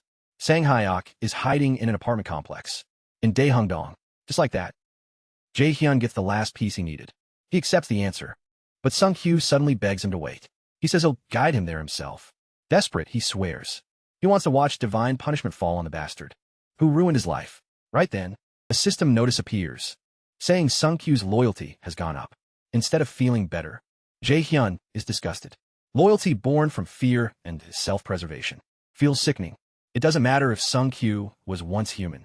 To the protagonist, he's a monster who fed on innocent citizens, and that loyalty means nothing. If Sung-kyu wants revenge that badly, he can earn himself. So the MC immediately gives him a quest. Kill on Sang-hyuk within 24 hours. The reward is only a small amount of experience. The penalty for failure is death. It's basically a death sentence dressed up as a mission. Looking down at him with icy pressure, Jae-hyun tells Sung-kyu to handle it himself. In his heart, he never planned to spare him. His voice turns even colder as he orders Sung-kyu to find Sang-hyuk and kill him on his own. Sung-kyu panics and begs for human blood. He says that if he can just reach middle tier, killing Sang-hyuk would be easy. The MC shuts him down at once. If Sung-kyu so much as touches a human, his head will explode. The warning terrifies him.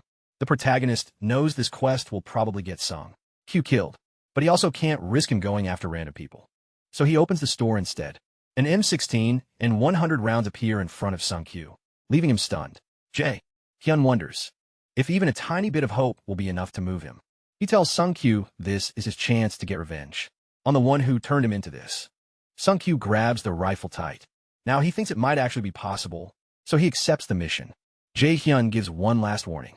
Do your best and kill every vampire. But if that gun is used on anyone who isn't a vampire, he'll kill Sung-kyu instantly. Sung-kyu nods wildly and runs off in fear. After that, the MC uses the ring of communication to call Co Yi-jin. Once he confirms she can hear him, he asks her to attach a surveillance rat to a certain man. He tells her to come to his house soon, and she agrees right away, standing over the bodies of his dead citizens. He thinks about what this means.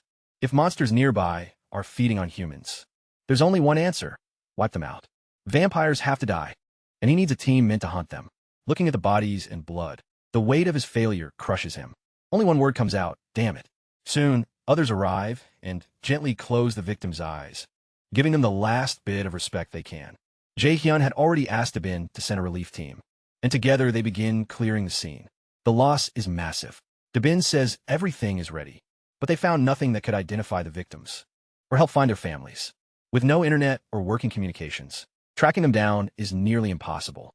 The protagonist knows it can't be helped, but the guilt still burns. If vampires had been screened out from the start, this might have been avoided. At the very least, he wanted to find the victims' families. He apologizes to the dead for failing to protect them, then uses mid-tier elemental fire magic to burn their bodies, and promises revenge. He swears he'll carry their anger and sorrow for them. As the flames rise, he tells them to rest in peace, and his hatred for vampires grows even stronger. The scene moves to Daehungdong, at an old apartment complex.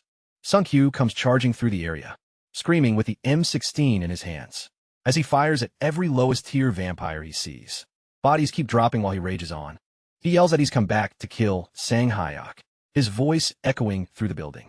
Meanwhile, Co Yi-jin's rat sends live footage to Jae-hyun and Co Yi-jin.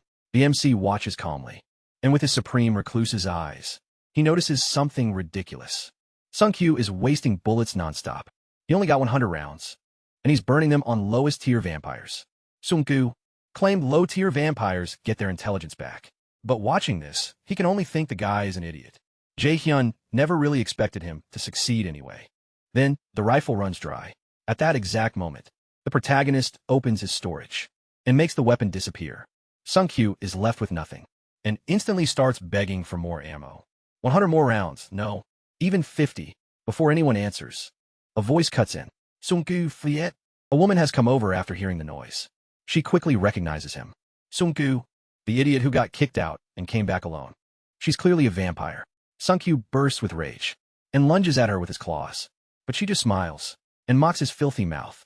With one motion and glowing red eyes, she commands the lowest-tier vampires to attack. They rush Sunkyu all at once. In seconds, they drag him down and pin him in place. The human trash is screaming and cursing. While they hold him tight, the woman just yawns and says, "This is boring." Then she asks if he knows why they threw him out. Because he's an idiot, still buried under the swarm. He demands she explain. She laughs at him for losing to the weakest vampires. According to her, he can't even protect himself, yet he still wastes food, even pinned down. Sunkyu keeps swearing at her. She coldly says she wants the truth. She noticed the wall damage and heard all the noise earlier. She knows he had a gun and asks where he hid it. Sunkyu answers by spitting in her face and telling her to screw off. Her face hardens right away. She says idiots like him never live long, then orders the lowest-tier vampires to kill him. They lean over him and open their mouths wide. A moment later, blood splashes out. Sunkyu is finished just like that. He's dead in an instant. At the same time, Jae-hyun gets a system notice confirming Sunkyu's death. Then, the lowest-tier vampires that killed him start changing. Their bodies begin to shake. Steam rises from their skin, like something inside them is boiling. The vampire girl stares in shock, thinking they were in better shape than expected. She didn't even know their kind could evolve. She quickly regains control and orders them to search the area for anything. Like a gun, they obey at once and sprint off to look for weapons. But then she catches a strange scent in the air. Something feels off. On the other side, Jae-hyun is already ready, seeing that bullets can kill vampires. Changes everything, so he tells Yi-jin to prepare and reaches out his hand. She agrees without hesitation. The MC realizes their obsession with finding the gun bought them valuable time. Above CO's rat, a system panel appears and gas starts pouring out, slowly covering the whole floor. The vampire woman notices too late. By then, the entire place is full of gas. Panic hits as she sees the trap. But there's no time to run. Jae-hyun calls out to Yi-jin and tells her to cut the connection with the rat. At the same moment, he summons burning tissue with gas spread across the whole floor. The outcome is obvious. A blinding flash bursts out, and then the entire floor explodes, wiping out everyone there. System messages flood in, saying Jae-hyun hunted a low-tier vampire. Level 28, several lowest-tier vampires. Level 18, and more. The most important one confirms. The vampire woman is dead. He lets out a breath, realizing the vampires were much closer than he thought. He understands that if his level rises and his territory expands, their area could become part of it. Then they'd count as citizens, which would make everything messy. He's glad he found them now, and decides to wipe them all out first. Yi-jin then wonders if vampires might already be inside their territory. Jae-hyun says that's exactly the problem. He still can't rule out vampires hurting people under his rule. So when Yi-jin suggests giving everyone quests and punishments, he shuts it down right away. It's too extreme, and hurting innocent people would destroy trust. She quickly realizes she went too far. The protagonist knows that kind of move would cost him support and throw everything into chaos. There's only so much he can do alone, and he wishes he had a way to sort citizens by their nature, right? Then, a system panel pops up. His citizen count has reached 30,000, unlocking the achievement system. Jae-hyun freezes in surprise and checks it right away. He learns that clearing certain achievements lets him create titles with custom effects. He instantly sees how huge that is. So he sets one achievement condition: killing a citizen. The system accepts it and asks for a title and effects. He figures this can help expose vampires, since they're the most likely killers, and the small chance of citizen on citizen murder is something he can handle. Jae-hyun asks if titles can be removed anytime, and the system says yes. That settles it. He names the title Murderer and gives it these effects. All stats down by 80%. Both hands sealed, and a visible murder mark on the body. The system shows the price: 40 million. 1 to create it, and 4 million each time it's used. The MC goes ahead without a second thought. The achievement is registered successfully. One of his biggest worries is gone. Now he can punish murder fast, in a way everyone can see. Anyone dangerous can be branded in public. He also realizes he can make good achievements, too, like ones for hunting monsters, which opens up tons of options. Yi-jin then suggests sending a message, asking vampires to come forward, instead of using punishments. But Jae-hyun says it's fine. Now he already has an answer. Relieved, she lights up and praises him, saying she doesn't even know what he did. But it's amazing. That smile makes Jae-hyun blush hard. He turns away and thanks her, while thinking he's been so busy working that he never noticed how pretty Yi-jin is. Then the doorbell rings. The visitor says they came as soon as they got his message, and Jae-hyun lets them in. The door opens and the guest walks inside. He knows this person is vital when dealing with huge groups of monsters. For the vampire hunt, he called Hyrin. She arrives ready to begin, but the protagonist stops her. There's something important they need to do first. Then the story shifts to a vampire hideout, where several vampires sit around a table. At the center is Sang-hyuk, the one Jae-hyun has been trying to find. He announces that Shin S-ram is dead, and the room goes still. One vampire guesses it was because of the first floor explosion. Another asks if she's really dead and what happened. Sang-hyuk explains that the whole first floor hallway blew up after the lowest tier vampires heard gunshots. So it was probably those bastards. A masked vampire slams the table, convinced it was the cops. Sang-hyuk agrees, and anger spreads fast.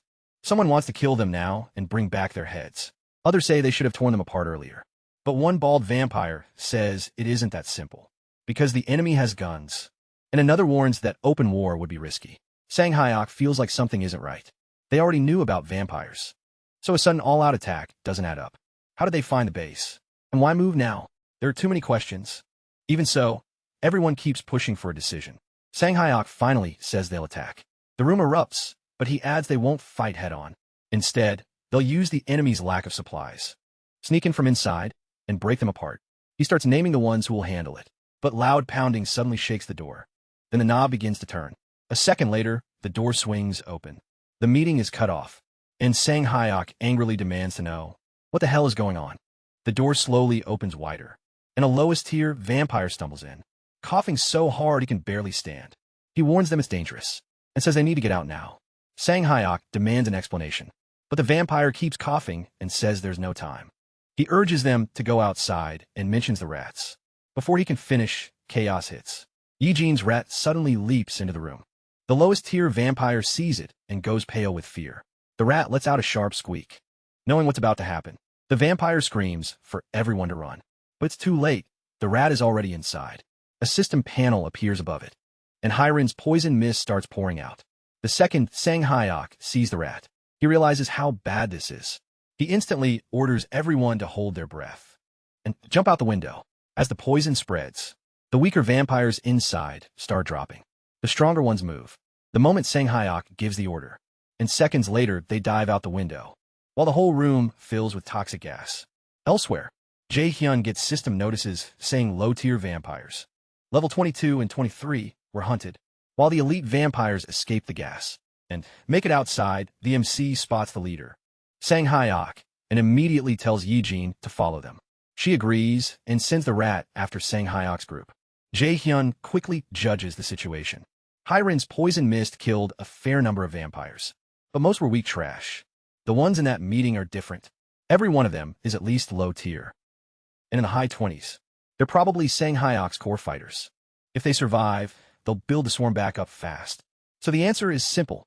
Kill them here if they can. Meanwhile, Yi-jin's rat keeps trailing them quietly.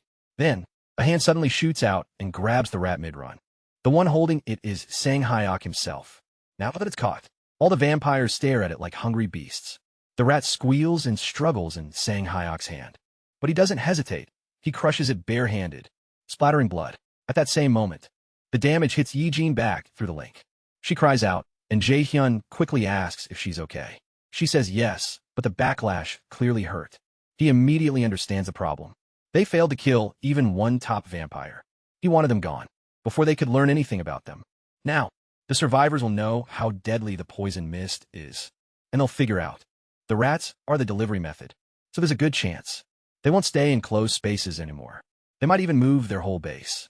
The protagonist tells Yi-jin to keep watching, in case they relocate, even if he knows that won't be easy. She nods and accepts. Still, Jae-hyun sees a bigger problem.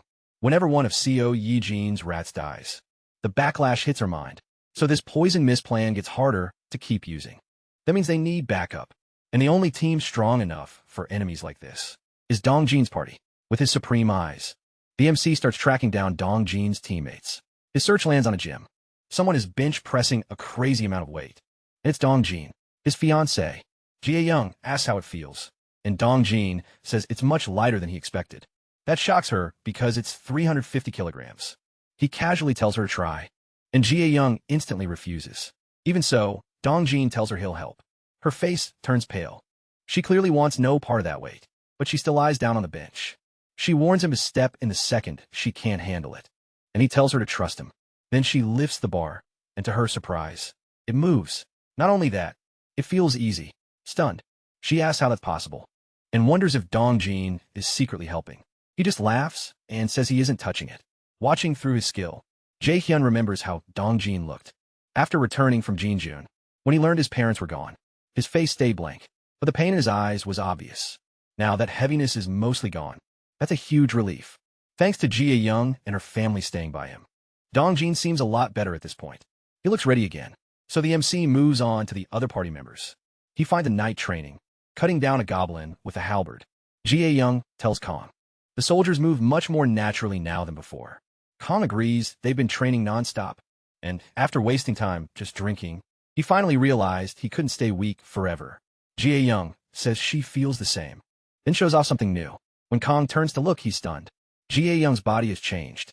Her hands now look like crow wings. She asks how it looks, then says they should hunt a little farther out today. A system message pops up. Jie Young's crow command has evolved into crow. Synchronization. It says, fusion only works with a target whose affinity reached 100. Seeing that, Jae-hyun realizes it's something important. Skills can evolve through effort. So Jie Young must have fused with the crow. She always keeps nearby. That would make scouting way easier. If she can fly like that, her search range will grow a lot. From what Jae-hyun sees, both Kong and Jie Young are ready.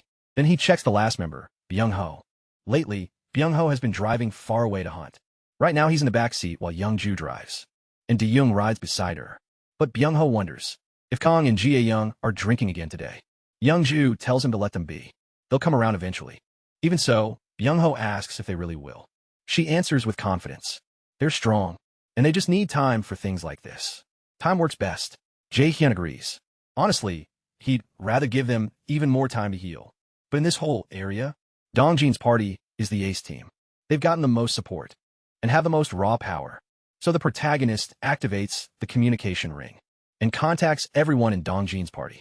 Dongjin first, then Jie Young, Kong, Young-ju, De-young, and Byung-ho. After greeting them for the first time in a while, he asks if they've rested well and says he has something important to discuss. Deep down, Jae-hyun already knows it.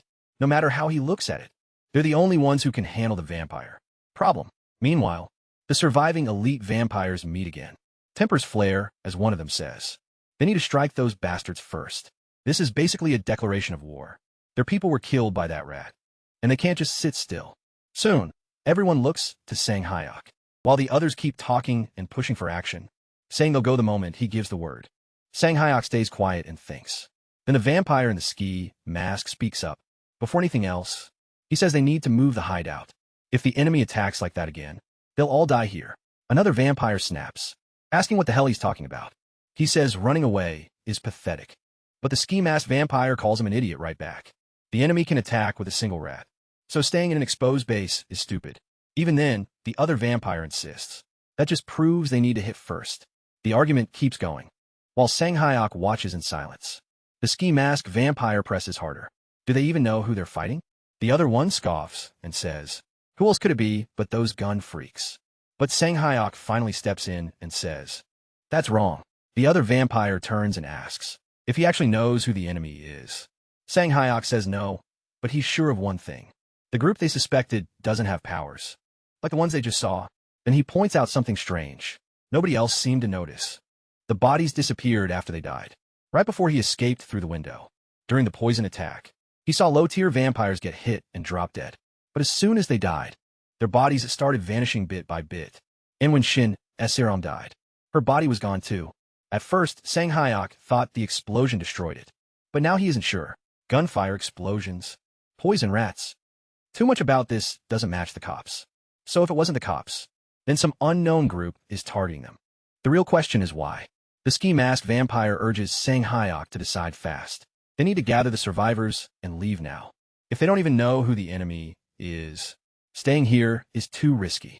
Sang Hyok goes quiet and thinks, and his mind slips back to an old memory. In it, a man stands before him and confirms that his name is Sang Hyok. After Sang Hyok answers, the man says he'll be gone for a while and gives him an order. He must eat everyone in the apartment complex, grow a swarm, and rule it until the man returns. He is not allowed to leave. Song Hyuk thanks him for trusting him with such an important job, but carefully asks what he should do if something happens that he can't handle alone. The man smiles, amused, and praises him for being careful. He says the others would just get excited about becoming stronger. Sang Hyok thanks him again with a wicked smile. The man says they'll set up a backup plan. If something truly dangerous happens, Sang Hyok will be told where to find him. The memory ends, and Sang Hyok returns to the present. He calls to the vampire in the ski mask, revealed to be Sung Ji-hoon, and asks a simple question, whether he's the fastest vampire here. Ji-hoon says yes, confused by the sudden question. Sang Hyok's face turns cold as he decides. They are not moving. They will stay and wait. Ji-hoon immediately objects, but Sang Hyok cuts him off. From the enemy's recent moves, Sang Hyok believes they'll attack again soon. Before that happens, Ji-hoon must deliver a message to the one who created Sang Hyok, Jong Young-hoon. Sang Hyok tells him to say they need Young-hoon's help. As evening falls, the scene shifts to a building that looks like a guest house. Inside, blood covers the floor. One man begs for his life, gasping for breath. Another vampire asks why they're being treated this way, after being turned when they were dying. Standing among the bodies is Jong Young-hoon, calmly slaughtering vampires. Young-hoon answers coldly that from one point of view, they could see it that way. Terrified, the vampire asks if they aren't the same kind. Young-hoon says he'll make an exception and explain it clearly. A vampire is a monster that feeds on people, but humans don't give much nutrition. Then, blood tentacles burst from Young-hoon's back. They pierce the vampire and start draining him dry. Young-hoon calmly says, eating humans isn't an efficient way to grow. Then he asks a twisted question. If one vampire grows by eating many humans, and then another vampire eats that one, what do you think happens? The answer is simple. The one who feeds on them gets all that packed up. Nutrition at once. After draining him dry, Young-hoon casually drops the empty body. He asks if they finally understand why he turned them into vampires. To put it simply, they were never true vampires. He is the one on the floor, begs him not to come closer. Young-hoon just smiles and calls them livestock. His blood tentacles stab the vampire again and drain him dry.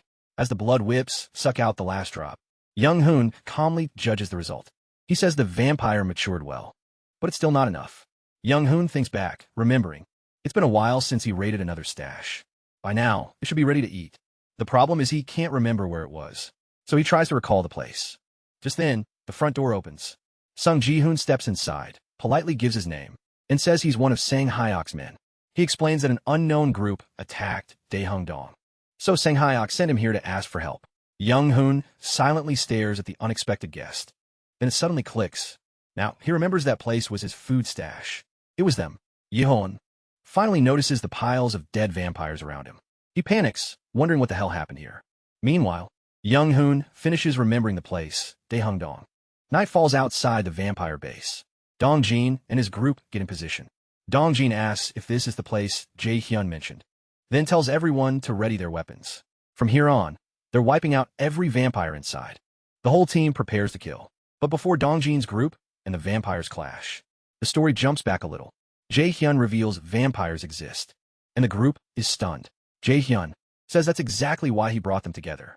Dong-jin quickly asks if the vampires are still in Daehungdong. Jae-hyun says they've tracked them with Co Yi-jin's rats, and so far the vampires haven't made a big move. Then Jae-hyun gets serious. With their current power, Dong-jin's group should beat them without much trouble. They can even overpower the enemy's strongest fighter. But that's not the real issue. The real issue is their humanity. Jae-hyun reminds them these vampires used to be human. Not mindless monsters, but people. They can talk, beg, and cry for mercy when they're dying. That kind of close. Brutal killing can leave deep scars and heavy guilt. So, he asks them directly if they're truly ready for this. Dong-jin doesn't hesitate. He gets the concern, but he's already accepted it. In this ruined world, survival isn't pretty. It's harsh, and this is something they have to face sooner or later. Next time, it might not even be vampires. It could be actual humans. When that day comes, they can't hesitate. The whole group steals themselves. No fear, no turning back. Dongjin tells Jae-hyun not to worry. His team isn't that fragile. Even if they break inside, they'll stand back up. They've done it before, and they can do it again. Jae-hyun looks at him quietly, understanding how much those words carry.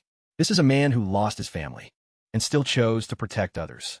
Then Dongjin jokes that if things get too hard, Kang and Jae-young can always drink their pain away. Like before, Jae-hyun lets out a small laugh. Maybe he really was worrying too much. Once again, he decides to trust them. Then the story returns to the present. Inside the vampire base, Sang-hyuk taps his claws on the table, clearly annoyed. Ji-hoon should have been back by now, and the delay feels wrong. He starts wondering if something went bad. Maybe even with Young-hoon nearby. The masked vampire, Shim Hyung-sik, starts trashing Ji-hoon. He calls him a coward who probably ran to save himself. But Sang-hyuk shuts that down right away. That's not the kind of man Ji-hoon is. Still, the delay is strange. Maybe he ran into a monster. And the moment that thought hits, a spear tears through the air at terrifying speed. Before Hyung-sik can react, it blasts past them. Both he and Sang-hyuk are left stunned. The force behind that throw is insane. They look over and realize who it came from. Dongjin's party has arrived. Dongjin gives the order to attack. At the same time, Sang-hyuk commands every vampire in the base to move. The whole place goes on alert. Already furious, Hyung-sik charges straight at Kang. Kang doesn't even flinch as Hyung-sik rushes in. Kang lifts his halberd and cuts him clean in half. With one swing, the vampire side goes completely still. Even Sang-hyuk can't process what he just saw. Hyung-sik, one of the strongest low-tier vampires, was killed in a single blow. What kind of monsters are these people? A system panel appears, confirming the kill. A level 28 low-tier vampire has been hunted. As Hyung-sik's body dissolves away, Sang-hyuk finally realizes it. These are the same people who used rats to interfere with their base before. Through the building's speaker system, Sang-hyuk gives a full battle order. Every vampire is told to fight back, no matter the cost. Young-hoon trusted them with his place, and they refuse to lose it. At least that's the idea, but reality says otherwise. Dongjin's party moves like veteran killers. Byung-ho shoots an arrow straight through the bald vampire's head. Young-ju, in bear form, tears through enemies, while Deung picks them off from a distance. With her rifle, this isn't a fight. It's a slaughter, and Sang-hyuk can only stare. They have the numbers, yet they're getting crushed. They can't keep up at all. These intruders aren't just strong. They know exactly how to kill. Panic starts setting in, and Sang-hyuk knows they need another plan. But he's already too late. In a flash, Dongjin appears in front of him and drives a spear through his body. Sang-hyuk can't even understand what just happened. Dongjin tells him they'll never win. Vampires only steal from others. But his group knows what it means to lose everything. And that's why they can't be stopped. Then he follows up with a storm of spear strikes that rip through Sang-hyuk. Barely alive, Sang-hyuk calls out to Young-hoon in his mind, hanging on to the promise for before. Right then, something crashes down from above, slamming into the middle of the battlefield. Dongjin instantly feels the danger and jumps back, because the one who just arrived is on another level. It's Young-hoon, casually saying he's late, because he stopped for a quick snack. Sang-hyuk, lying in his own blood, looks up with relief. His salvation finally arrived in time. But Young-hoon barely looks at him. He wonders if Sang-hyuk is already dead, and complains that the meat won't be fresh anymore. He has zero sympathy. Then he turns to Dongjin's group, killing intent pouring off him, and asks if they're the ones who wrecked his food storage. Kang keeps cutting down vampires with his halberd. Noblesse, noblesse. The field already looks like a graveyard. When Byung-ho notices the outside is finally cleared, most of the vampires are dead, leaving only the ones near Dongjin's side. Then something suddenly feels wrong. Kang spots smoke rising in the distance, and his gut tells him it's bad. Something just dropped, and whatever is can't be good. Back on the other side, Dongjin faces Young-hoon, who immediately calls him the trash that ruined his food. Dongjin is confused. What food is he even talking about? Then things get stranger for Young-hoon, as Sang-hyuk's corpse starts vanishing. For a moment, he's thrown off when he realizes he can't even eat it. Now, that only makes him angrier. Just then, Jae-hyun comes through the communication ring and urgently tells Dongjin to retreat. The enemy in front of him isn't an ordinary vampire. He's a high-tier one. Before Dongjin can respond, Young-hoon disappears in less than a blink. He's right in front of Dongjin, attacking with full force. The hit lands like an explosion and sends Dongjin flying out of the complex. He slams to the ground hard. Even so, he gets back up. His team calls out in panic. But Dongjin steadies himself and says, he blocked the attack. He warns everyone to stay sharp. This bastard is a high-tier vampire. Meanwhile, Young Hoon is already studying the strange power that made the bodies vanish. Then he suddenly stops. He catches a scent, and his whole expression changes. Humans normally taste worthless to him. Not even worth eating, but this smell is different. Licking his lips, he decides on the spot that they aren't just enemies anymore. They're his next meal. Kong hears that and calls it complete nonsense. Young Hoon couldn't care less. In his mind, it's simple. His food was taken, so they'll replace it. He attacks at once, snapping blood tentacles toward Kong. Kong charges straight in without fear. But the power gap is overwhelming. A second later, Kang's silver armor breaks apart like glass. He freezes for just an instant in shock. And that's enough. Young Hoon appears right in front of him, ready to kill.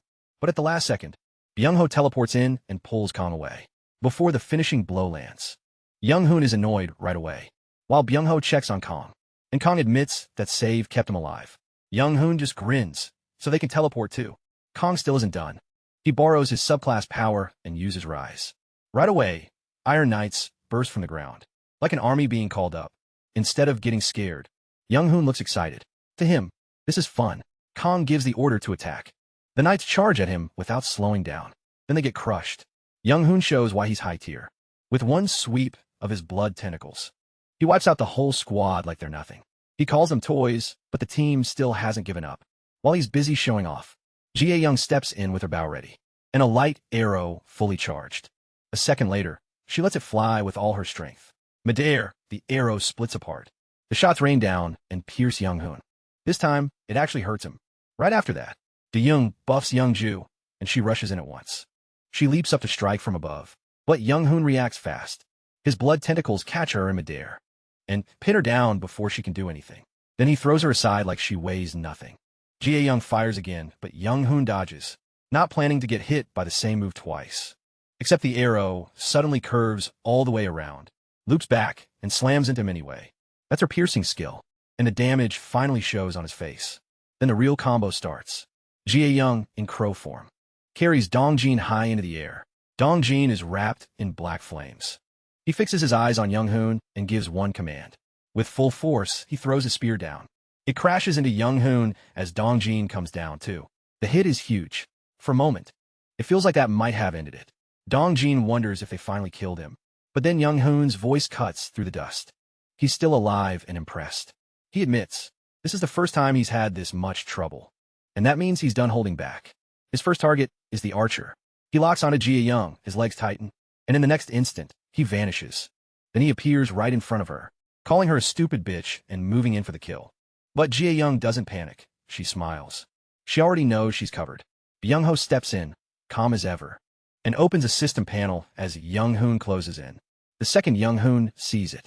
He looks shocked for the first time. Too late. Byung-ho has already summoned a 20-kilo weight plate, and it's right in front of Young Hoon's face. Before he can react, it hits hard, punching straight through him. As he drops, Jia-young adds one last insult from behind. What an idiot. The group gathers around Young Hoon. Even with his head smashed in, he's still healing, and that alone rattles everyone. Dongjin quiets them when he sees him starting to wake up. And soon, Young Hoon's blurry eyes focus on the party around him. When Dongjin calls him a monster, Young Hoon jerks awake, gasping. Blood pours from his right eye, but it starts healing right away. Then Young Hoon snaps, dragging his hand across the ground in rage. He spits out insults, calling them filthy dogs for touching him. But Dongjin calmly explains why he can't move. They fed him a neurotoxin while he was regenerating. That leaves Young Hoon visibly shaken, with a spear held to his neck. Dongjin makes it simple. If he wants to live, he answers. He demands to know who Young Hoon is, what their leader is like, and where they can find him. Instead of panicking, Young Hoon laughs. Even now, he sounds amused, calling the whole thing pathetic. He never thought prey would dare threaten him. Then he says they are the new humanity, blessed by some mysterious being that gave them power. Asked who that being is, Young Hoon says even he doesn't fully know, but he does know where it is. That makes Dongjin snap and demand more. Young Hoon just mocks them, asking if they really think they can win, even if they find that being. Then, in a sudden crazy move, he stabs his own body with his shaking hand, warning them not to get cocky. As blood sprays out, Dongjin is left staring. trying to understand what he's doing. Even while bleeding out, Young Hoon keeps talking, saying, wiping out all vampires was never going to be easy. He claims other high-tier vampires may be weak, but he won't fall to people like them. Instead, he tells them to struggle, wear themselves out, and die. Then the madman finishes it by piercing his own heart. The moment he dies, system notices appear. One says a middle-tier vampire was hunted, giving a huge amount of experience and money to the ultimate shut-in wallet. Another says a level 49 high-tier vampire was also hunted, giving even more experience, but because he died by his own hand, the reward is reduced. Another notice says the leader of the Daehung Dong Pure Castle Complex is dead, unlocking the right to build an outpost base there. As more alerts pop up, several skills level up too. One of them is House Declaration, which reaches level 25. Then Jae-hyun levels up again, and the system confirms. His territory expands once more. As always, he drops to his knees. The pain from leveling up hits hard, and behind him, Yi-jin watches with worry. She asks if his territory expanded again, and the protagonist is surprised she noticed. Yi-jin says she can tell, because this happens every time, and she asks if he's really okay. That makes Jae-hyun realize she's been there for a lot of these moments. He tells her it'll pass, then asks about Daehung Dong. She reports that it looks like all the vampires that have been wiped out. Just then, Dongjin contacts the MC through telepathy. He confirms they finished searching the complex, just like they were told. After a short pause, he adds that there don't seem to be any survivors. Jae-hyun takes it calmly, saying that was expected, and tells him to come back and rest. The party follows his order. He turns to Yi-jin, thanks her for the hard work, and tells her she can head back too. As she leaves, she reminds him to rest too, and not push himself so hard. He gives a small smile, wondering if he really looks that tired still. He knows he can't stop yet, so he opens the achievement system. With his territory growing and more people coming in, he realizes there's a real chance vampires could sneak inside. To stop that, he decides to make a special achievement. Just for vampires. The system asks for the details, and Jae-hyun sets it. So any vampire who gains citizenship will have their powers heavily limited, and a mark will appear on their face, just like the mark used for murderers. The system confirms the setup is complete. Next, he thinks about the 3 skill points he just got from leveling up. He already knows what to do with one, so he opens a store and upgrades it. A notice says, the ultimate shut-in store reached level 6. It can now list 1,000 items, and every product gets a 30% discount. That's exactly what Jae-hyun expected, since every even level adds another 10% discount. Then, a new system panel appears out of nowhere, unlocking an enchantment feature. Because the conditions have been met, it also adds an enchant workshop to the list of buildings he can make, leaving the protagonist wondering what enchantment even does. Curious, he opens construction mode and checks the details. He learns the enchant workshop can strengthen equipment and add magic effects. It costs 500 million won to build. Since it doesn't need much room, he decides to place it next to the store. Then he starts construction in Unit 201. But he suddenly notices an option to finish it instantly, and that catches him off guard. The system explains that instant completion costs 8 crystals, so Jae-hyun stops to think. He works out that each crystal skips 10 hours of build time. With only 100 crystals left and 300 needed for a mystic draw, he knows he can't waste them. Remembering how strong his past mystic draw rewards were, like the ring of communication and the crown, he decides those crystals are worth more there. So he cancels the instant build, and the system confirms it. After that, Jae-hyun decides to save his last 2 skill points and use them more carefully later. The MC walks out to the balcony and looks down. He thinks about how repair and recovery work is moving fast. All across his territory, the relief team and the construction team are leading it. Inside his territory, things are starting to feel normal again. Buildings are repaired, streets are clean, and workers keep fixing what was left broken. In the middle of hell, this place has become a safe zone. And he takes it all in. Road damage is being fixed. Abandoned cars are getting cleared. And while traffic isn't back to normal, a few vehicles are moving again. Teachers have gathered and reopened schools, so children can finally keep learning. And little by little, daily life is coming back. A mother walks by with her child, and instead of fear, the kid looks happy again. Jae-hyun thinks, they can't let vampires crush the life and happiness. People barely manage to get back. The weight of everything hits him, and he admits he needs a break. He stretches, yawns, and finally gives in to the sleep catching up with him. Just like Yi-jin said, rest matters too. So he takes off the crown and drops onto the sofa. Worn out, thinking he'll only close his eyes for a bit. He slowly drifts off. Then, the story cuts away from the territory, to a ruined area outside it. A man is standing there among bloodied corpses. He casually says Young-hoon, "That coward is dead." The big man smiles, showing sharp teeth, making it clear he's a vampire too.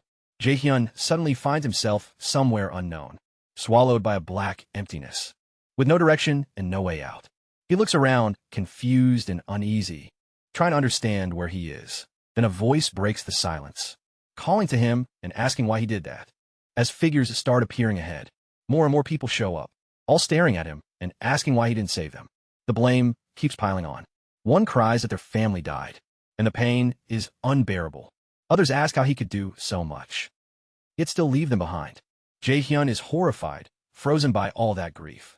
Then another voice calls his name. He turns and sees Ji-young holding her father's body, crying like all the life has left her. She tells him her dad isn't breathing, and asks if he can save him. That question hits harder than anything else. His legs start shaking, and he slowly backs away. Before he can react, another voice comes from behind him, bringing up something he once said. That wouldn't be the last time. This time it's Young-ju, the woman who once waited for her son to return, stands there in tears, asking if she hadn't tried hard enough, or if it was all because it cost too much. Jae-hyun tries to deny it, but the words barely come out. Then countless hands reach from the darkness and seize him from every side, all begging for help. They drag him deeper into their despair, until the pressure becomes too much to bear. Jae-hyun jerks awake, breathing hard. The nightmare clings to him, like it was something he really lived through. It's already evening, still dazed. He looks around and wonders where he is. Then he questions whether it was really just a dream, maybe brought on by seeing too many dead bodies lately. Nightmares aren't new to him, but this one felt far too real. He gets up from the sofa, then another thought hits him. Why hasn't Yeonju contacted him yet? A vampire that strong should have been enough to trigger a quest, rather than dwell on it. He uses the ring of communication and asks her to come by since he wants to talk. Sometime later, the door opens and Yeonju arrives, calm as ever, saying she came because he called. Jae-hyun invites her in, saying, there's something important he wants to talk about, and she agrees right away. Before long, they're sitting across from each other with coffee. The mood quiet but heavy. At last, the protagonist brings up Si-woo. He asks why she didn't ask to revive her son one more time. And even though he says sorry for asking so bluntly, the question still lands. Yeonju tells him she understands what he means. Then she starts explaining that on that day, she got the miracle of seeing her son again, something only possible because of Jae-hyun. But after that, she saw Ji-young's father die, along with others who had lost their families. She also heard Do-young's story, and all that pain made something clear to her. BMC listens in silence as Yeonju says that. Watching everyone suffer made her realize that if she kept asking to see Si-woo again, it would cause problems. People would start clinging to Jae-hyun, desperate to bring back the ones they lost, and the society they had barely rebuilt could fall apart again. She didn't want Si-woo to become the reason that kind of chaos started. That is when he finally understands why she never asked. Yeonju goes on, saying everyone carries pain like hers, but they still keep living, so there was no reason she should be treated differently. Then she sincerely thanks the protagonist for giving her that miracle, for letting her and Si-woo meet one more time. Even now, she says, that chance to say goodbye still feels like a dream, and it gave her real comfort. Hearing this, Jae-hyun notices something important. Yeonju's expression is nothing like before. Back then, she was falling apart from grief. Now, she looks calm, settled, and truly at peace. He's relieved, but at the same time, he realizes there's a quiet steadiness in her now, something he himself still can't reach. After their short talk, Yeonju stands to leave, and the MC thanks her for coming. She says he should be the one hearing thanks. As she heads out, she thanks him once more for everything, and tells him goodnight. Jae-hyun answers with a small but real smile. Now alone, he thinks about what she said, and realizes Yeonju was more mature than he was. That instead of him comforting her, her words ended up comforting him. He feels like if he sleeps now, he might finally rest in peace. Night settles in, and after several weeks pass, the story jumps somewhere else. As gunfire rings out, bullets cut through groups of goblins one after another. The ones wiping them out are the trio everyone knows, the twins and Sunjae. Sunjae gets a system message saying, the quest is complete, the reward is ready, and he's gained a little experience. Grinning, he says he hit his daily goal. He asks the twins how many they have left, and they answer about 5 each, which makes him smirk without a shred of sympathy. He tells them to finish the rest on their own. One twin gets mad and calls that ridiculous, telling him to stay longer. Sunjae just walks off, saying he's done for the day, and they need to learn to stand on their own. He even throws back a mocking grin, basically saying they act like spoiled kids who always depend on others. The first twin is about to explode, but the other stops him and tells Sunjae to go. They'll handle it. He accepts that easily, saying that's good enough. Sunjae leaves. After he's gone, the other twin admits things are much harder without him, but they still have to deal with it themselves. The first twin thinks back to the day the Cyclops appeared, when they ran into the parking lot in panic. Realizing this is the price for what they did, Jae-hyun gave them a brutal hunting mission. That resets every day. If they fail, they suffer 1 minute of unbearable pain, and it feels far longer than that. They've already gone through it more than once. Each failure pushed them to the edge, with pain so awful that dying felt easier. It's a daily hunting hell, and every failure brings agony, bad enough to make them wish for death. Because of that, they deeply regret what they did that day. The twins head back from the hunt, completely spent, thinking this whole thing is pure hell. Sang-hoon says they somehow made it through, and Jae-hyun suggests getting some meat before going home. Sang-hoon agrees, and they decide on barbecue for dinner. He quietly thinks that, strangely enough, life hasn't been all bad. Even with this forced hunting every day, they get back to their apartment, where their mother greets them as they come in. Jae-hyun keeps thinking that compared to most people, their money situation has got much better. Their mother asks what they bought this time. He hands over the meat and tells her, while Sang-hoon heads straight to the shower. After the exhausting day, the protagonist keeps thinking that now they don't have to stress over every little expense. And that's probably why these thoughts have been coming to him lately. A while later, Sang-hoon comes out of the shower, looking satisfied, and says he feels refreshed. He tells the MC it's his turn, and the MC complains that he took forever. Sang-hoon says it's why it feels so good. Jae-hyun agrees, says he'll wash up fast, and asks him to help set the table. Then Sang-hoon flexes and calls out to him, telling him he did well today, and tomorrow they go all out again. The protagonist tells him he did well too. Inside, he feels calm. This really is better. He thinks back to when monsters threw the world into chaos. Life was brutal then, but Kim Jae-hyun changed everything by creating safe zones and giving fair rewards to people who worked hard. Before all this, he had finished some random college and got paid almost nothing at a toxic job. Back then, he wasn't really living, just surviving. He remembers his boss even throwing papers at him. Compared to those miserable days, life now is still exhausting, but it feels full of energy and way better. He gazes up and thinks the moon looks beautiful. For once, everything feels quiet. He knows none of this peace would exist for him without Kim Jae-hyun. Still, he can't forget the day he ignored his order and ran off like a coward. After begging Sunjae and clasping his hands, he swears he won't let the protagonist down again and hopes this peace lasts forever. Right then, light starts pouring from his body. The sudden glow catches him off guard. A second later, golden energy wraps around him, and he realizes this is no normal event. A system message appears. Citizen Jae-hyun's loyalty has reached 100. He is now registered as a vassal, and his vassal limit increases. His status now shows the titles: 21st Servant and Goblin Slayer. Trust at 89, and loyalty at 100. Hitting max loyalty awakens a new A-rank skill, Cold Aura, which uses mental energy to spread freezing cold around him. He is delighted, and the MC uses the ring of communication to call him. The voice in his head startles him, but the protagonist quickly tells him not to worry and says who he is. Once he hears the name, Jae-hyun relaxes, greets him, and carefully asks why he called so suddenly. The MC says there's something he wants to talk about and asks if he's free early tomorrow morning. By the next morning, he is tense and sweating as he sits in the protagonist's apartment. Thinking the rumors were true after all, the MC casually asks if he wants coffee or tea, and panicking inside, he blurts out coffee. He simply says okay. While waiting, the twin remembers the stories going around, that anyone chosen by the MC gains special powers. As that thought hits him, he activates Cold Aura, and frost forms over his hand. So this really was the power Jae-hyun gave him. With this, hunting should get a lot easier. Just then, the MC comes back with the coffee, and he quickly shuts off the skill and thanks him. The protagonist starts by congratulating him, then says his party will no longer be forced to do the daily punishment quest. The twin is stunned, and Jae-hyun confirms it's true. He explains the quest won't be mandatory anymore, but if something like this happens again, the punishment won't be so light. The twin apologizes and admits he understands. Then Jae-hyun moves to the real reason he called. He asks if the twin plans to keep working with his current party. The question catches him by surprise. The MC says he called because the twin's talent is being wasted on weak monster hunts and wants his honest answer. After a pause, he admits he wants to bring his younger brother with him. If possible, he also says clearly that he doesn't want to stay with Sunjae anymore. Jae-hyun agrees and decides to place both brothers in Jae-hyuk's party, since he uses a water-type ability.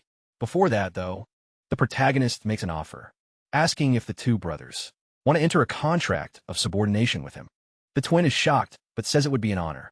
Later, he arrives with his younger brother, Sang-jun, and Jae-hyun explains the contract, before completing it with both of them. After that, the protagonist thinks his theory might be right, that abilities are set from birth and tied to genes. His younger brother awakened a similar ice-type power. So both brothers ended up with nearly the same ability. And paired with Jae-hyuk's power, that team could become incredibly strong. After they leave, the MC feels hopeful. They might grow into an A-squad that can stand alongside Dongjin's party. Then, a system window pops up. A group that qualifies for citizenship has reached the area near the house, and it asks whether he wants to offer them citizenship. Jae-hyun pauses. It's been a long time since the status window gave him that alert, especially since barely anyone has been coming near the territory lately. Interested, he opens the citizen info window. Right away, the details make him freeze. One of the names is Yoon Han-gyl, level 39 with an A-rank skill. That combo immediately gets his attention. Jae-hyun quickly activates his ultimate eyes to get a better look.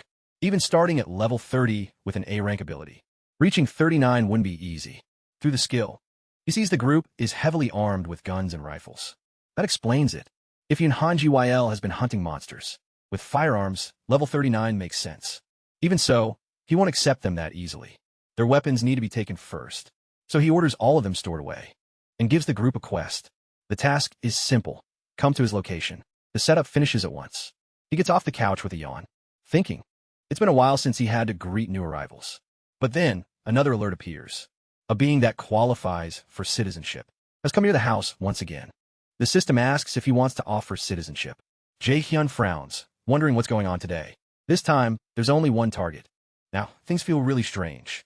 He opens the info window and goes still. It's the same huge vampire from before. A system panel appears before it, asking if it wants citizenship, with yes or no as the choices. The creature is a level 50 high-tier vampire, and already looks annoyed.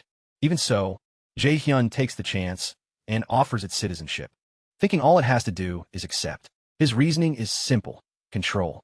Keeping watch over 50,000 citizens is hard, but one dangerous troublemaker is still manageable. With quests, he can limit its actions, and if needed, even set death as the penalty. If the vampire accepts, the fight is basically over, but it refuses on the spot. Clearly furious, Jae-hyun is thrown off, but the vampire doesn't hesitate. It draws back its fist and swings with full power. A storm of punches crashes into the defensive wall as it tries to smash through. At once, warning messages start blaring. An unauthorized being is attempting to enter. Using his ultimate eyes, Jae-hyun watches in confusion, wondering what this guy is trying to do. The vampire swells its forearms by forcing blood into them, turning its hands huge. Then it throws one last monstrous punch. The impact tears up the area, but the wall doesn't even get scratched. The system keeps warning him. As the barrier takes the full blow, even with all that force, nothing changes.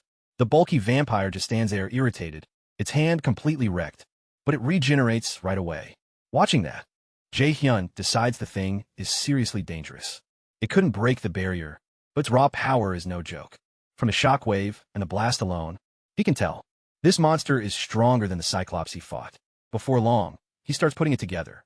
Vampires may have powers that work, like awakened human abilities. The high-tier vampire, Young-hoon, they hunted before, could control blood as if it were part of his own body. So, this bulky vampire skill is probably something similar. Meanwhile, the vampire stares at the wall, studying what just happened. It realizes its blood-powered punch caused a shock, and now it's sure Young-hoon died because of whatever is inside. Something beyond its understanding is hiding behind that barrier. Something that breaks common sense. Maybe not even someone at the very top could show this kind of power. It recalls the image of a vampire offering blood, and becomes even more certain This is not a problem it can handle alone. So the bulky vampire turns to leave, planning to retreat for now. But Jae-hyun has no intention of letting it go. He uses the ring of communication to call Seo-yun and tells her to come to his house right away. They have a target to track, and the protagonist is completely serious. He's not letting that vampire escape. The scene shifts, and Seo-yun's rats lock onto the bulky vampire, tracking its movements without stopping. But the strain keeps building. Seo-yun asks what they should do next. Sundin urgent. If this goes on, her link with the rats will break. Jae-hyun immediately asks where the vampire is now. Seo-yun says it's moving past Shinhauni Station, on the Donghae line, while she struggles harder and harder to keep control of the rats. Then the connection snaps completely. She apologizes, saying she lost the link. But the MC stays calm and tells her it's fine. They're not blind yet. Dongjin's party is still chasing the bulky vampire. Seo-yun wipes the sweat from her face. Relieved the pursuit is still alive. While he keeps thinking through the situation, the protagonist starts wondering if the vampire is heading all the way to Gajengun. They meant to trace him back to the vampire base, but he's already gone much farther than expected. Then one thing really bothers him. Why take the Donghae line? That route links Busan to Taewagang Station in Ulsan. And once Jae-hyun realizes that, he knows this could get bad fast. There's a real chance. The vampire headquarters is in Ulsan, and that thought alone makes the whole situation much more dangerous. Ulsan is a huge city with over 1 million people. If vampires have been active there, then countless humans may have already been used as food. And if that's true, a lot of high-tier vampires could be hiding there, too. The worst part is obvious. The scout could go back and report everything, and return with a whole group of high-tier vampires. If that happens, they're finished. It sounds extreme, but the MC knows they can't brush it off. If it comes to that, things will turn into a disaster. So he decides right away. They cannot let this vampire get away alive. Meanwhile, Dongjin's group keeps chasing, and starts gaining on him. They stay linked through the ring of communication. Jae-hyun contacts them and explains the new move. They're switching to Plan B, and he's trusting them to pull it off.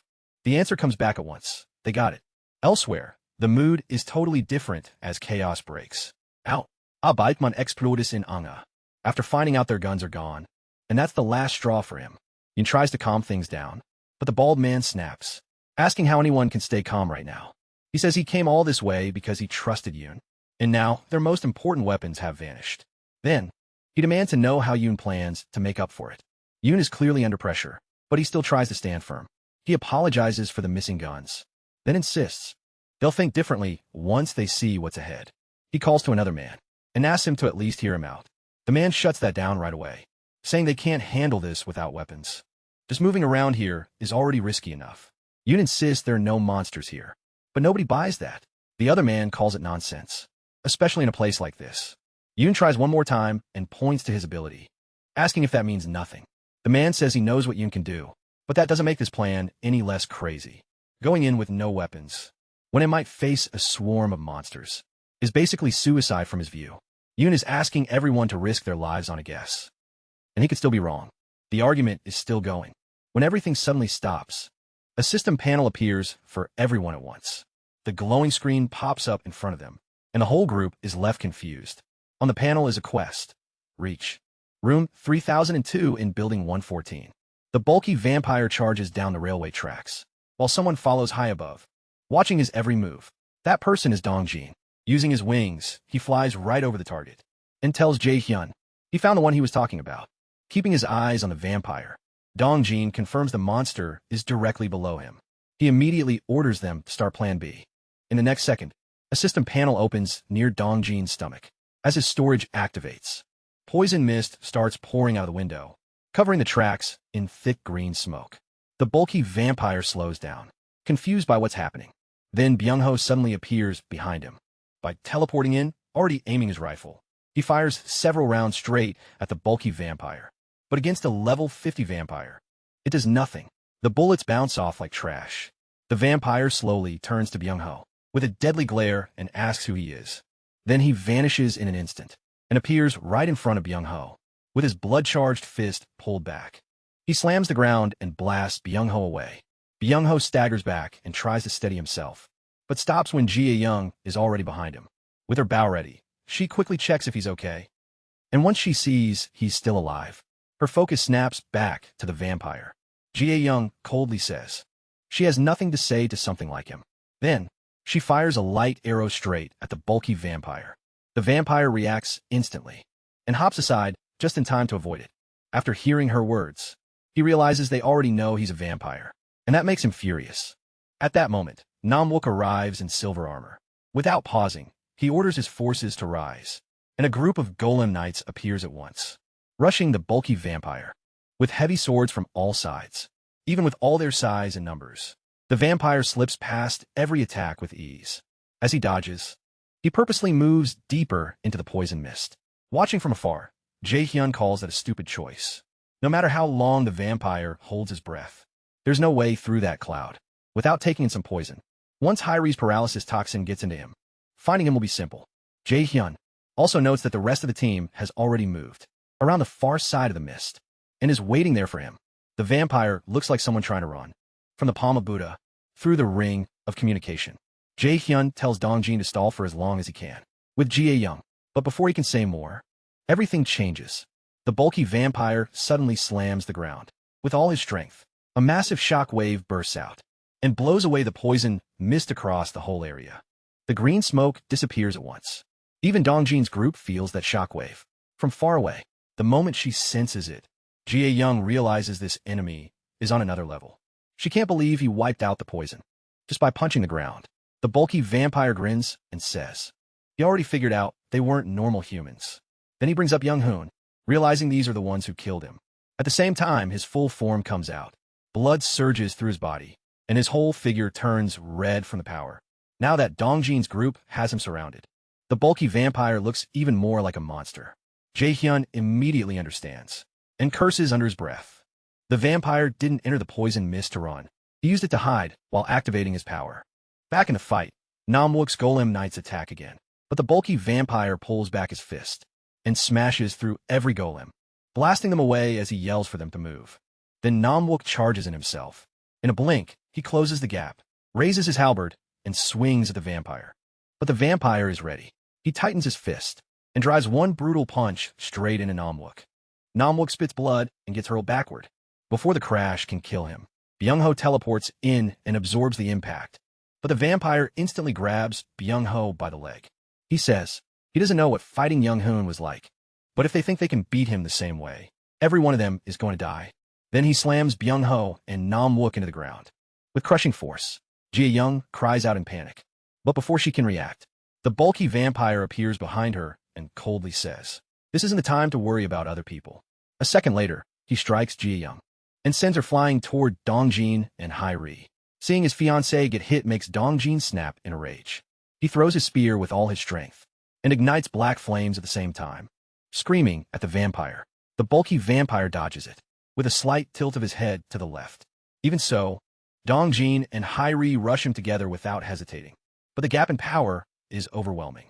The vampire suddenly raises both hands over his head and brings them down on the two of them. With crushing force, in an instant, Dongjin and Hyri are beaten and dropped to the ground. Standing over them, the vampire admits they're impressive for humans. Grinning, he tells them to stay down and watch. After he kills the others, he'll drain every last drop of their blood. Then he turns toward Ji-hoon. Ji-hoon spreads his wings around De-young and Ji-young to shield them as the vampire bends his legs and leaps in to finish them, saying they'll be his dinner. Ji-hoon closes his eyes, sure this is the end. But in the middle of the battlefield, blue lightning suddenly flashes. Someone has arrived. The bulky vampire freezes, unable to grasp what just happened. An unfamiliar man now stands between him and Ji-hoon. Calmly, he apologizes and says he got a call for help and came as fast as he could, though it looks like he's a little late. Ji-hoon stares at him confused and asks who he is. The man casually asks if they're his son's friends, then gives Ji-hoon a calm smile and introduces himself. He's Dongjin's father, Kim Dong-hyuk. The story then jumps back a little to when Dongjin's group was chasing the bulky vampire. The protagonist watches the pursuit and figures Dongjin's team will catch that bastard soon enough. They've already taken down stronger vampires before, so there's no need to panic yet. But the real problem isn't the vampire himself. It's his level. That vampire was level 50 at that point. Even a one-level gap is huge. Jae-hyun knew if Dongjin's party lost even once, the damage would be awful. So he decided to prepare a backup plan. He thought about calling the strongest hidden card inside his territory. Back in the present, that backup had already shown up. The MC's father stood in front of the bulky vampire. Dong Hyuk calmly told the others to take a break. Then he activated his advanced defense aura and said, "He'd take it from here." The bulky vampire could tell Dong Hyuk was with them and mocked him, asking if he really thought he was their savior. Then, the vampire rushed in and swung straight at Dong Hyuk. Dong Hyuk didn't even flinch, while the vampire kept talking like this would change nothing. He bragged that once he beat and absorbed Dong Hyuk, he'd grow even stronger. Too bad Dong Hyuk didn't care who he was facing. A second later, Dong Hyuk drove a kick right into the vampire's jaw. Blood sprayed from the vampire's mouth, and the hit landed so clean it shut his senses down. From that one blow alone, the vampire knew something was very wrong. It didn't make sense. One kick had broken through his body enhancement, the same defense that could stop bullets. Worse, that was only the start. Dong Hyuk pulled back his fist and tightened it. His stance was flawless, and the killing intent coming off him was crushing. In those split seconds, the vampire couldn't even understand what was happening. He couldn't believe a human had this kind of strength. Everyone in the party watched the fight, without blinking. Then, Dong Hyuk threw everything into one punch, and blasted the vampire away. The force tore through the vampire's body, and a shockwave wrecked the whole area in one hit. That was Dong Hyuk's power. The vampire stayed on his feet for a brief moment, with a huge hole in his body. Then it was over. Dong Hyuk stayed completely calm and casually said, "Things were pretty much cleaned up." Then he turned to the group, praised their hard work, and smiled like none of this was a big deal. He even asked if they should head back now. Meanwhile, the bulky vampire spent his last moments in shock. Even after being empowered by that man's blood, he still lost, and he fell to a middle-aged human like Dong Hyuk. Realizing he'd failed, he apologized for not carrying out that person's will. Right after that, his body started to vanish.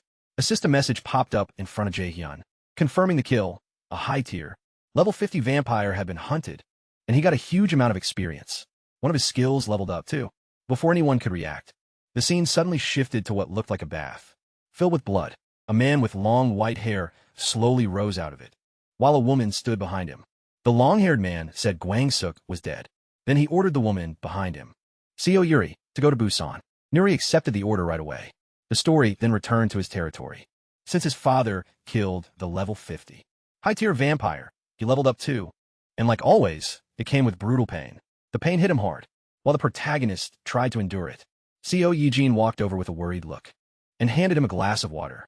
He thanked her. Seo Yijin asked if his territory had expanded again and whether he was okay, and the MC told her he was fine. As he drank, Jae-hyun thought about how lucky they were, that they hadn't been too late. He already knew his father was strong because of the bloodline buff, but even he hadn't expected power on that level. Dongjin's party always had title buffs that pushed them above their actual levels. Yet even with that, they were nowhere close to Dong Hyuk. Under his enhanced defense aura, he felt seriously relieved that he called his father for backup. Just then, another system panel appeared, saying Citizen Byung-ho had used up all of his daily quests for the day. As the completed quests were evaluated, the protagonist immediately understood what was happening. He remembered assigning everyone, including Dongjin's party, 3 daily quests every day. The rewards had always been worth the cost, so no one had skipped a day yet. Honestly, Jae-hyun hadn't expected much from the reward, but things had turned out better than he thought. He wondered what bonus he'd get this time. Maybe something like pain resistance, since every level up felt like his body was being crushed. Then the system said the evaluation was complete. A new message appeared, congratulating him and saying he hit the jackpot. The MC had gotten a skill point. The second he saw it, he was thrilled. In his head, he immediately thanked Byung-ho. Out of all the daily quest rewards he'd gotten, this was only the second skill point ever, and both had come thanks to Byung-ho. Jae-hyun joked to himself that a support character stays a support character forever. Just then, Seo Yijin noticed his reaction and asked if something good happened. He happily told her he basically won the lottery. That left Seo Yijin confused. She asked what he meant, but he brushed it off and said it just felt that good. While thinking it over, the protagonist decided to spend his saved skill points on upgrading the store skill. At the rate he was leveling, he figured he'd fill every store slot before level 30. Until now, he hadn't seriously planned how to use those points, but even free ones couldn't be wasted. Then Jae-hyun noticed something odd. A brand new system section had appeared. Ultimate Shut-in Cell of Health. Seeing it, the MC wondered if leveling it might ease the pain that came with leveling up. but he quickly gave up on that idea. The risk was too high. If he used a skill point and got some random effect, like better regeneration, it would be a total waste. In the end, he chose the safer option. A system panel asked if he wanted to upgrade the ultimate Shutin's dignity. Preservation skill. He picked yes. The moment he did, the usual blue system window turned bright gold and gave off a strong golden light. Another message popped up right away, announcing that ultimate Shutin's dignity preservation had reached level 6. Jae-hyun stared at it in shock, wondering if it was actually real. Then a new window appeared, saying a new function had been added. But before it could show what that function was, the scene changed again to a ruined city. Somewhere in the destroyed city, countless low-tier vampires were hunting humans and drinking their blood. Watching from the top of a building, Seo Yuri looked down at the swarm below. Yuri thought about how both Young-hoon and Gwang-suk had died. She found it hard to believe that someone had killed two true vampires who got power directly from that person. As she thought about Busan, she started wondering what kind of monster could be living there. Then blood burst from her back, forming huge butterfly-like wings. And with that, the vampire girl moved out. At the same time, Dongjin's party met with Jae-hyun to talk about a serious problem. Based on the enemy's recent moves, the protagonist thought there was a strong chance the vampire base was in Ulsan. In the worst case, the whole city might already be under vampire control. He went on, explaining that Ulsan used to be an industrial city with over 1 million people. If the vampires had used all those humans as food, then the number of high-tier vampires would be terrifying. He also remembered what the last high-tier vampire said before dying. There had to be something ranked even above them. As the pressure sank in, sweat ran down Jae-hyun's face. If 2 or more high-tier vampires appeared at once, could they really stop them? Dongjin already understood how bad it was. He admitted it definitely wouldn't be easy. The MC quietly accepted that, but his mind kept running through options. Registered vassals could be leveled up by force. If he spent enough money, if he raised Dongjin's whole party to level 50, they'd at least have a real chance. The problem was the price. It would cost hundreds of billions of won. Then Dong-hyuk casually raised his hand and said he could probably take on 3 or 4 high-tier vampires alone. And if Dong-hyuk's wife joined him, they could likely handle even more. He knew his father wasn't exaggerating when his father fought alongside his mother. The physical boost became ridiculous. On top of that, his mother's skill, the king's blessing, pushed physical stats even higher. If Dongjin's blessing stacked on top of all that too, Dong-hyuk might really be able to wipe out every high-tier vampire by himself. But one huge problem still remained. Could they deal with the being those high-tier vampires called? That person? They barely knew anything about it. And that unknown factor alone made the whole situation dangerous. Then Dongjin suddenly offered to scout Ulsan himself. That surprised the protagonist. But he calmly explained that with his ability, he could get there and back quickly. Distance wouldn't be a problem for him. But if Ulsan really was a vampire nest, the mission could become incredibly dangerous. He asked if Dongjin was really sure about this. Dongjin just smiled and said it had to be done anyway. In the end, he agreed. He promised to keep watching the whole time, and if things got dangerous, he only had to hold out for a little while. The protagonist could pull him back right away, with vassal summoned if things went bad. Even after that, Dong-hyuk stayed silent, like something was bothering him. Meanwhile, Yuri flew over the city on her butterfly-like wings. As she traveled, she thought about Young-hoon and Gwang-suk. They were weird, sure, but they were also among the strongest high-tier vampires, which kept her on guard.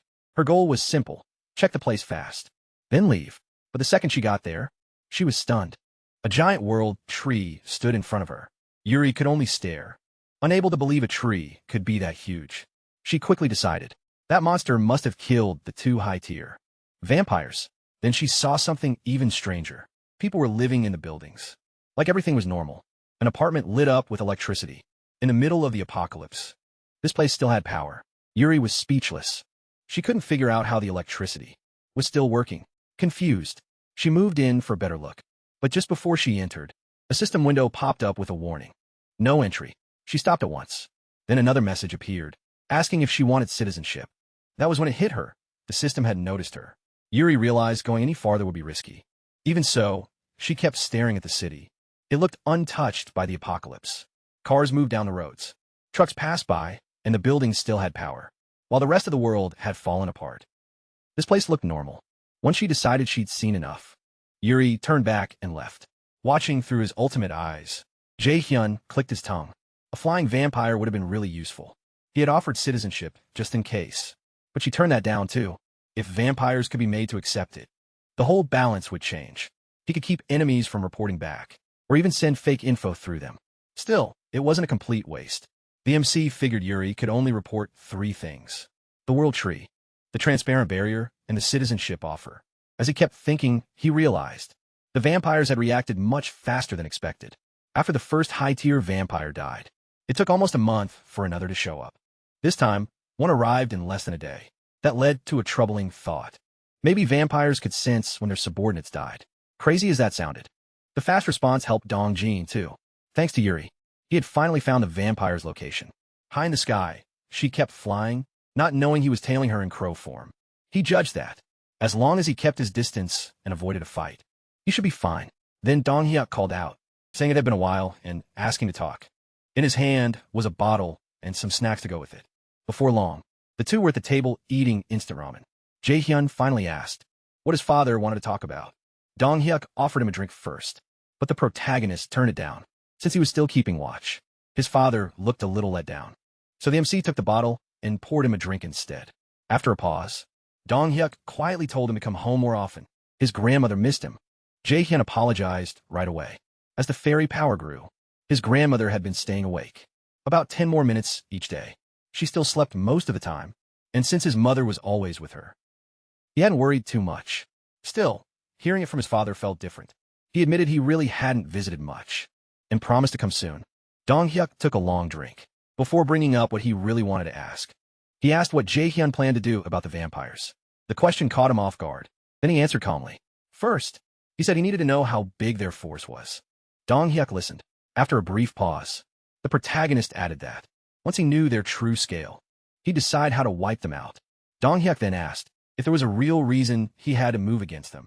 First, if vampires had really taken over Ulsan, like Jae-hyun believed, then going there himself was obviously dangerous. Their own people could get dragged into it too. Was there any reason to take that kind of risk now? He said they could just wait for the vampires to come to them. If the fight happened on their own ground, they could make full use of the MC's safe ability. In the worst case, everyone could hide inside his territory. So why chase them first? Jae-hyun went quiet. Honestly, his father had a point.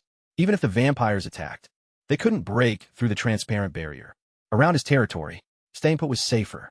But the protagonist never wanted to go through that kind of thing again. The memories still haunted him.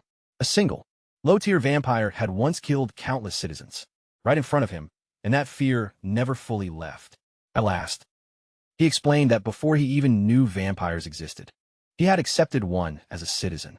He quietly got ready to tell his father everything.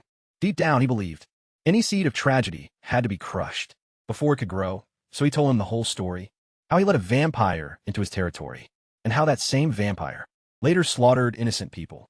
When the story ended, Dong Hyuk said nothing. His face hardened at once, and Jae-hyun could see the weight of it hit him. He explained that vampires hunted humans by nature. There was no way he could ignore them. Even if Ulsan had already fallen, survivors might still be trapped there. He said he would wipe out every vampire in Ulsan and save anyone still alive. That meant Dong Jin's party would be on the front lines. Again, but the MC made it clear. He wasn't just leaving it all to them. He would help however he could. And this time he planned to. Before he could finish, Dong Hyuk suddenly took a big gulp of soju. Then he apologized. Jae-hyun looked confused and asked, "What for?" After hesitating, Dong Hyuk admitted he had first thought he was doing this for experience points. The protagonist was stunned. Was that really what his own father thought of him? Like he'd kill people just to farm EXP? Dong Hyuk awkwardly explained that powerful vampires gave huge amounts of experience. So that was where his mind went. Trying to escape the awkward mood, he casually asked if the MC wanted anything else, and offered more ramen. Seeing how embarrassed his father looked, Jae-hyun couldn't help but smile. Still, Dong Hyuk turned serious again. If that was truly his reason, then he wouldn't stop him. He just told him to stay sharp, and if he needed help, call right away. Just like this time, the protagonist smiled warmly, said he would, and thanked his dad. Then the scene changed. Yuri headed towards Samsondong in central Ulsan, with Dong Jin still following from behind and watching in secret. Looking down, he wondered if this was the vampire's main base, and thought about getting closer. But then chaos broke out nearby. A vampire shouted that a human had escaped. At once, a pack of vampires rushed after her, yelling for no one to let her get away. From above, Dongjin spotted someone running desperately through the streets. It was a girl, crying as she ran for her life. She screamed at them to leave her alone and go away. The vampires kept chasing her, yelling for her to stop. But after running for a while, she suddenly stopped. She had hit a dead end. The vampires closed in, laughing that the little rat had finally been trapped. Regret hit her all at once. She thought this was the worst mistake of her life. She had come all this way just to die, all because she trusted her ability too much. If she'd known it would end like this, she never would have come. Then the low-tier vampires rushed her. At that moment, she thought it was over. Then a miracle appeared. Dongjin dropped down from above, using his crow transformation on his legs. He grabbed the girl and shot up into the sky. With her, she was completely stunned. Dongjin calmly told her. She looked like she was in danger. So he stepped in to help. The girl stared at him, confused, and asked if he was really human. Ignoring that for now, the MC said he'd set her down somewhere safe. On a rooftop first, then they could talk. As they rose higher, she looked down at the vampires in disbelief. She had actually survived. Below, the vampires lost their minds, screaming about the guy who stole their prey, and asking who he was. Now that she knew she was safe, the girl suddenly got bold again. She shouted insults down at the vampires, telling those idiots to die and go to hell. Dongjin got annoyed right away, warning that if she kept yelling, every vampire nearby would come running. A little later, he landed on a rooftop and carefully set her down. The girl thanked him, saying she only made it out alive because of him. Dongjin waved it off and said thanks weren't needed. He just had something to ask. She asked what it was. He got straight to it, asking what she knew about vampires. She said a vampire dies if its heart is crushed. Dongjin asked if that was everything, and she answered with a sly, maybe, maybe not. It was obvious she wasn't giving anything away for free. Dongjin asked her to tell him everything she knew about the vampires, and how far their control reached. In the city, she quickly figured out. He wanted info on vampire territory. Lucky for him, she claimed that was her specialty. But in her head, she was already making plans. Getting out alone would have been brutal, and now she had something to trade. While Dongjin kept asking nicely, she decided to use her info to get help from him. Then she said information like that wasn't free. Dongjin called her shameless after saving her life. She just smiled and said she wasn't asking for much. Only one small favor. Dongjin agreed at once, but she froze when he calmly said he had a counteroffer instead. Then chocolate bars and bottles of cola suddenly appeared in front of her. Dongjin asked if that would do. This girl's name is Park Saram. She's level 21, and her awakened skill is Shadow Move. The second Dongjin puts out the chocolate and cola, she starts stuffing herself. She downs cola after cola without slowing down, and after one long gulp, she finally looks alive again. She says it's been forever since she felt soda fizz in her throat. Then, Dongjin cuts in and reminds her. It's time to answer his questions. The moment he says that, Saram's whole attitude changes. She suddenly acts super obedient, calls him master, and hugs the cola bottle like it's priceless. Dongjin can only stare, wondering how this shameless girl switched up so fast. Saram introduces herself properly, then goes right back to bargaining. She asks how much chocolate they have left, and says she'll share more if she gets another bar. Dongjin quickly gets the type of person she is, and passes the request to Jaehyun through the ring of communication. He says it's fine. More chocolate is easy. As candy wrappers pile up, Saram talks. She says vampires haven't taken all of Ulsan. About half the city is still livable. The Taewa River splits the city.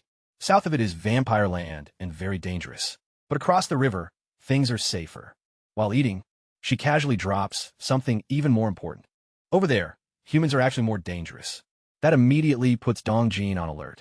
They're south of the Taewa River right now, which means they're deep in vampire territory. Through the ring, the protagonist tells Dongjin to ask why she was being chased there. Dongjin agrees and asks directly. If all that is true, why was she in vampire territory? Ram answers. Like it's obvious, she went there for food. People back home needed to eat. Dongjin immediately gets it. But then Saram makes another offer. Will they come with her? That catches him off guard. But she keeps talking. They still have plenty to ask her anyway. Dongjin points out she's talking casually again, and Saram ignores it completely and says they should go somewhere safe if they want a real conversation. Dongjin thinks for a second, then looks to Jaehyun for the final decision. The MC goes over what he's learned. Honestly, he already got most of what he wanted. Still, after hearing Saram out, it's obvious the survivor groups aren't united, and he wants to know what she meant about humans being more dangerous than vampires. So he decides to go with her and hear the rest. Dongjin agrees and asks where they're headed. Saram looks honestly shocked. He said yes. Zulfast. After a brief pause, she points ahead and says, they just need to cross the river. Dongjin spreads his crow wings and says, they're leaving now. Saram panics because she hasn't finished eating, but before she can complain, Dongjin grabs her with his crow legs and takes off toward the place she showed him. As they fly, her chocolate slips away, and she cries out over the lost snack. After a while, they arrive in front of the building. Dongjin asks if this is it, and Saram says, this is where her survivor group is staying. She kicks the shutter and yells for them to open up, saying she's back. A few seconds later, it opens, and several men come over after recognizing her. They're shocked she survived. One chubby guy with a smug look notices Dongjin beside her and asks who the new guy is. Saram immediately says he's hers and tells him to stay out of it. Of course, that only makes him more curious. Annoyed, Saram tells him to shut up and move. She has important business inside. While this is going on, Dongjin studies the group. Saram and the loud guy, Young Woong, are both natural metahumans. Young Woong's awakened skill is Stone Fist. From Jaehyun's experience, natural metahumans with awakened powers, before becoming his vassals, are insanely rare, about 1 in 8,000. But this survivor group has around 1,000 people, and there are already 2 of them. Dongjin starts to think this place could be a jackpot. He follows Saram deeper into the building, until they reach a staff room. The second she opens the door, a flashlight shines right in her face. Recognizing them, Saram tells them to lower it. Several men are inside. One asks why she came back so soon, and another asks what happened. Saram introduces Dongjin and says, these are the people she talked about, the ones she needed food for. Dongjin accepts that explanation, but one rough-looking man immediately starts on her. Since she came back so fast, he assumes she failed again. Saram snaps, asking if that's how he talks to a leader who barely made it back alive. He shoots back, mocking her leadership and asking where her backpack is. The fight keeps heating up. Saram says she threw the bag away to survive, and he explodes, saying they couldn't afford another failed run. He says they don't even have enough food to last through. Next week, adults can go hungry for a bit, but the kids need to eat. Then the children in the room come into view. That makes Saram go quiet. The man keeps venting.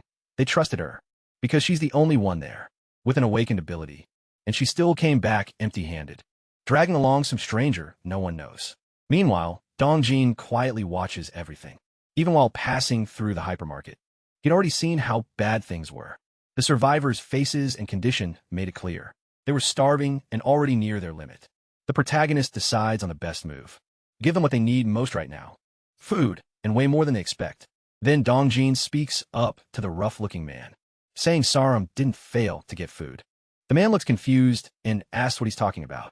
The MC explains that Saram traded information, and at the same time, he opens his storage and pours out a huge pile of food and supplies. Into the room, everyone goes still. Food and supplies just appeared out of nowhere. Even Saram is stunned, though she'd already seen him summon chocolate before.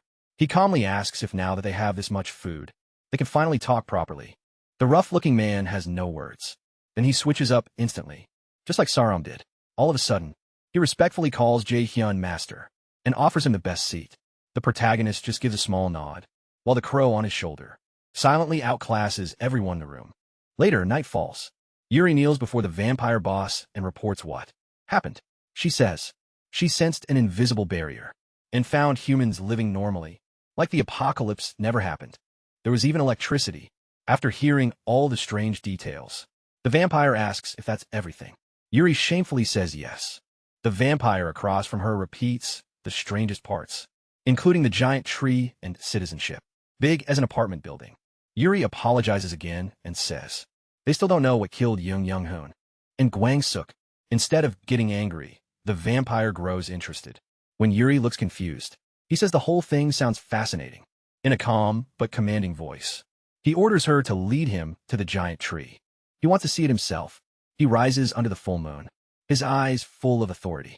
Yuri nervously agrees to guide him. Meanwhile, back on Jaehyun's side, things finally start making more sense. He tells Saram to explain everything clearly, while the survivors hand out water and food. In an organized way, Saram says their group isn't the only one left. There are still several survivor factions in the area, and 3 major groups control Ulsan. Those 3 are the sports complex, Yunggangdong, and the industrial zone. Her group is part of the sports complex faction. Dongjin quickly asks why they use that name when they're based in a mart. Saram says they're Supply Unit Team 3, under the Sports Complex Group, and this mart is just one of their bases. That catches Dongjin off guard. He thought the people in this mart were basically all the survivors nearby, but the real scale is much bigger. If this is only Supply Team 3, then that faction has at least 2 more teams like it. If they're similar in size, the supply teams alone add up to about 3,000 people. That leads to an even bigger question. If the supply units are this large, how many people are in the whole faction? Through the ring of communication, the MC tells Dongjin to ask about their structure and total numbers. Saram explains that the supply division has 3 teams, and the combat division has 3 more. Altogether, she guesses, the sports complex group has a little over 10,000 people. Dongjin then asks if the other 2 big groups are about the same size. Saram says the sports complex group is the biggest, but the other 2 aren't that far behind. She adds that tons of smaller survivor groups are also hiding in apartments and residential areas, so the real number is probably even higher. As Jae-hyun listens, he starts doing the math. That could mean around 30,000 survivors in this region alone, and the number throws him off. He has about 50,000 people under his protection, counting both Siamayan and Jigaoki Market. Yet this city still has tens of thousands staying alive, without a special protection system. What's worse, Ulsan has vampires far stronger than goblins or orcs. The metahuman ratio is also way too high. The whole city feels wrong, and he can't shake that feeling. Saram goes on to explain that the Yungang-dong group is near the Taewa River, where they stop the vampires from moving north. The sports complex faction even sent combat teams to help hold that line. But Saram says the real issue is the industrial zone group. They rob people, attack survivors, and commit all kinds of crimes. That's why she said humans are more dangerous. As Jae-hyun hears this, one thing keeps bothering him. No one has mentioned goblins or orcs even once. How can humans be worse? If goblins and orcs are supposed to be everywhere, the whole thing feels suspicious. So the protagonist tells Dongjin to ask about them. When Dongjin brings it up, Saram just stares at him. Goblins and orcs? She honestly thinks he's joking. To make sure, she asks the nearby survivors if they've ever seen anything like that. Everyone handing out food shakes their heads. They've never seen goblins or orcs. Jae-hyun watches their reactions closely and realizes they aren't lying. Now he's confused, too. What is going on in the city? Saram says giant boars show up, sometimes big enough to seem monstrous. But goblins and orcs have never appeared in Ulsan. After that, she invites him to meet the leader of Supply Team 3. Back on Jae-hyun's side, things suddenly get tense. A system alert appears. An unauthorized subject is trying to enter. The MC freezes, then another message pops up, saying, someone who meets the conditions to become a citizen has approached the territory and asks if he wants to offer citizenship. He panics. Could it really be? He uses his ultimate eyes to check the presence right away and sees Yuri flying around the territory. He recognizes her at once as the strange woman from before. But then something else shocks him. She's not alone. Standing with her is a terrifying figure, the vampire leader himself. Looking at the giant tree in the city, the vampire calmly says it really does exist, just as Yuri reported. She confirms it with total respect. Then he reveals who he is. Vlad Teeps, the great true ancestor. Level 62, title true ancestor. He gives off overwhelming vampire authority. As he watches the giant tree, Vlad quietly says it's interesting. Jae-hyun's thoughts start racing. A true ancestor. So this monster is the top ruler of the vampires. But why show himself now? Then, Vlad notices the transparent barrier around the territory and says, Yuri was right about that too. A moment later, he decides to test it. He casually lifts a hand and rakes the barrier with his claws. Jae-hyun knows he can't hesitate anymore. He rushes to wake his father, who is still in a deep sleep. But before he can do anything else, he feels something cut through his body. At the same time, system alerts flood his vision. Unauthorized subject attempting entry. The true ancestor's strike brings unbearable pain. Like the protagonist's whole body is being ripped apart. He can hardly believe it. The barrier was pierced. For the first time since the apocalypse began, an actual slash appears across the transparent barrier. Something that had never happened before. But a few moments later, the barrier starts healing. The damaged part rapidly closes up until it's fully restored. Like the attack never happened. Even Vlad looks surprised. Unbelievable. After watching it regenerate, Vlad tells Yuri they're leaving for now, and she immediately obeys. Still, before he goes, The true ancestor gives the territory one last chilling look. Then, the two of them fly away. Jae-hyun is left soaked in sweat. Once the barrier fully recovers, the pain finally fades. But that only makes everything worse. Because now he understands. The survivors in Ulsan aren't alive. Because the vampires couldn't wipe them out. They're alive because Vlad lets them live. If he wanted, he could destroy the whole city by himself. The MC still doesn't know why the vampires are doing this. But one thing is clear. The survivors are being spared on purpose. That makes him question the whole vampire subjugation plan. Just dealing with a city that has a monster like Vlad is insanely dangerous. And this could end up provoking him. For the first time ever, the barrier protecting Jae-hyun and his citizens was actually breached. That means Vlad might be able to force his way in whenever he wants, even the system power. That instantly blows off. The heads of anyone hostile to him might fail against someone strong enough to cut the barrier itself. If Vlad gets inside, not just the citizens, even the protagonist could die. Ulsan is too close to Busan to ignore. Vlad backed off for now, but there's no promise he'll stay away. Those weren't the eyes of someone giving up. They were the eyes of a predator looking at prey. Jae-hyun realizes he can't just ignore this. If he avoids it now, the danger will only grow until it blows up later. If a fight is going to happen anyway, then he has to move first, while he still has some chance. For now, he decides to focus on what he can do immediately. Meanwhile, Saram leads Dongjin farther inside to meet the head of Supply Team 3. As they walk, Dongjin asks what kind of person the leader is. Saram says he runs all of Supply Team 3, but he's actually easy enough to deal with. Soon, she opens a door and calls for the team leader. An irritated voice answers, telling her to knock first. Saram cuts him off and says, "That's not important right now. Someone incredible has arrived." And the team leader immediately focuses on their guest. As he welcomes Dongjin in, something feels off right away when he speaks. Sharp teeth like vampire fangs show. Then he introduces himself. He's Shim Young-min, leader of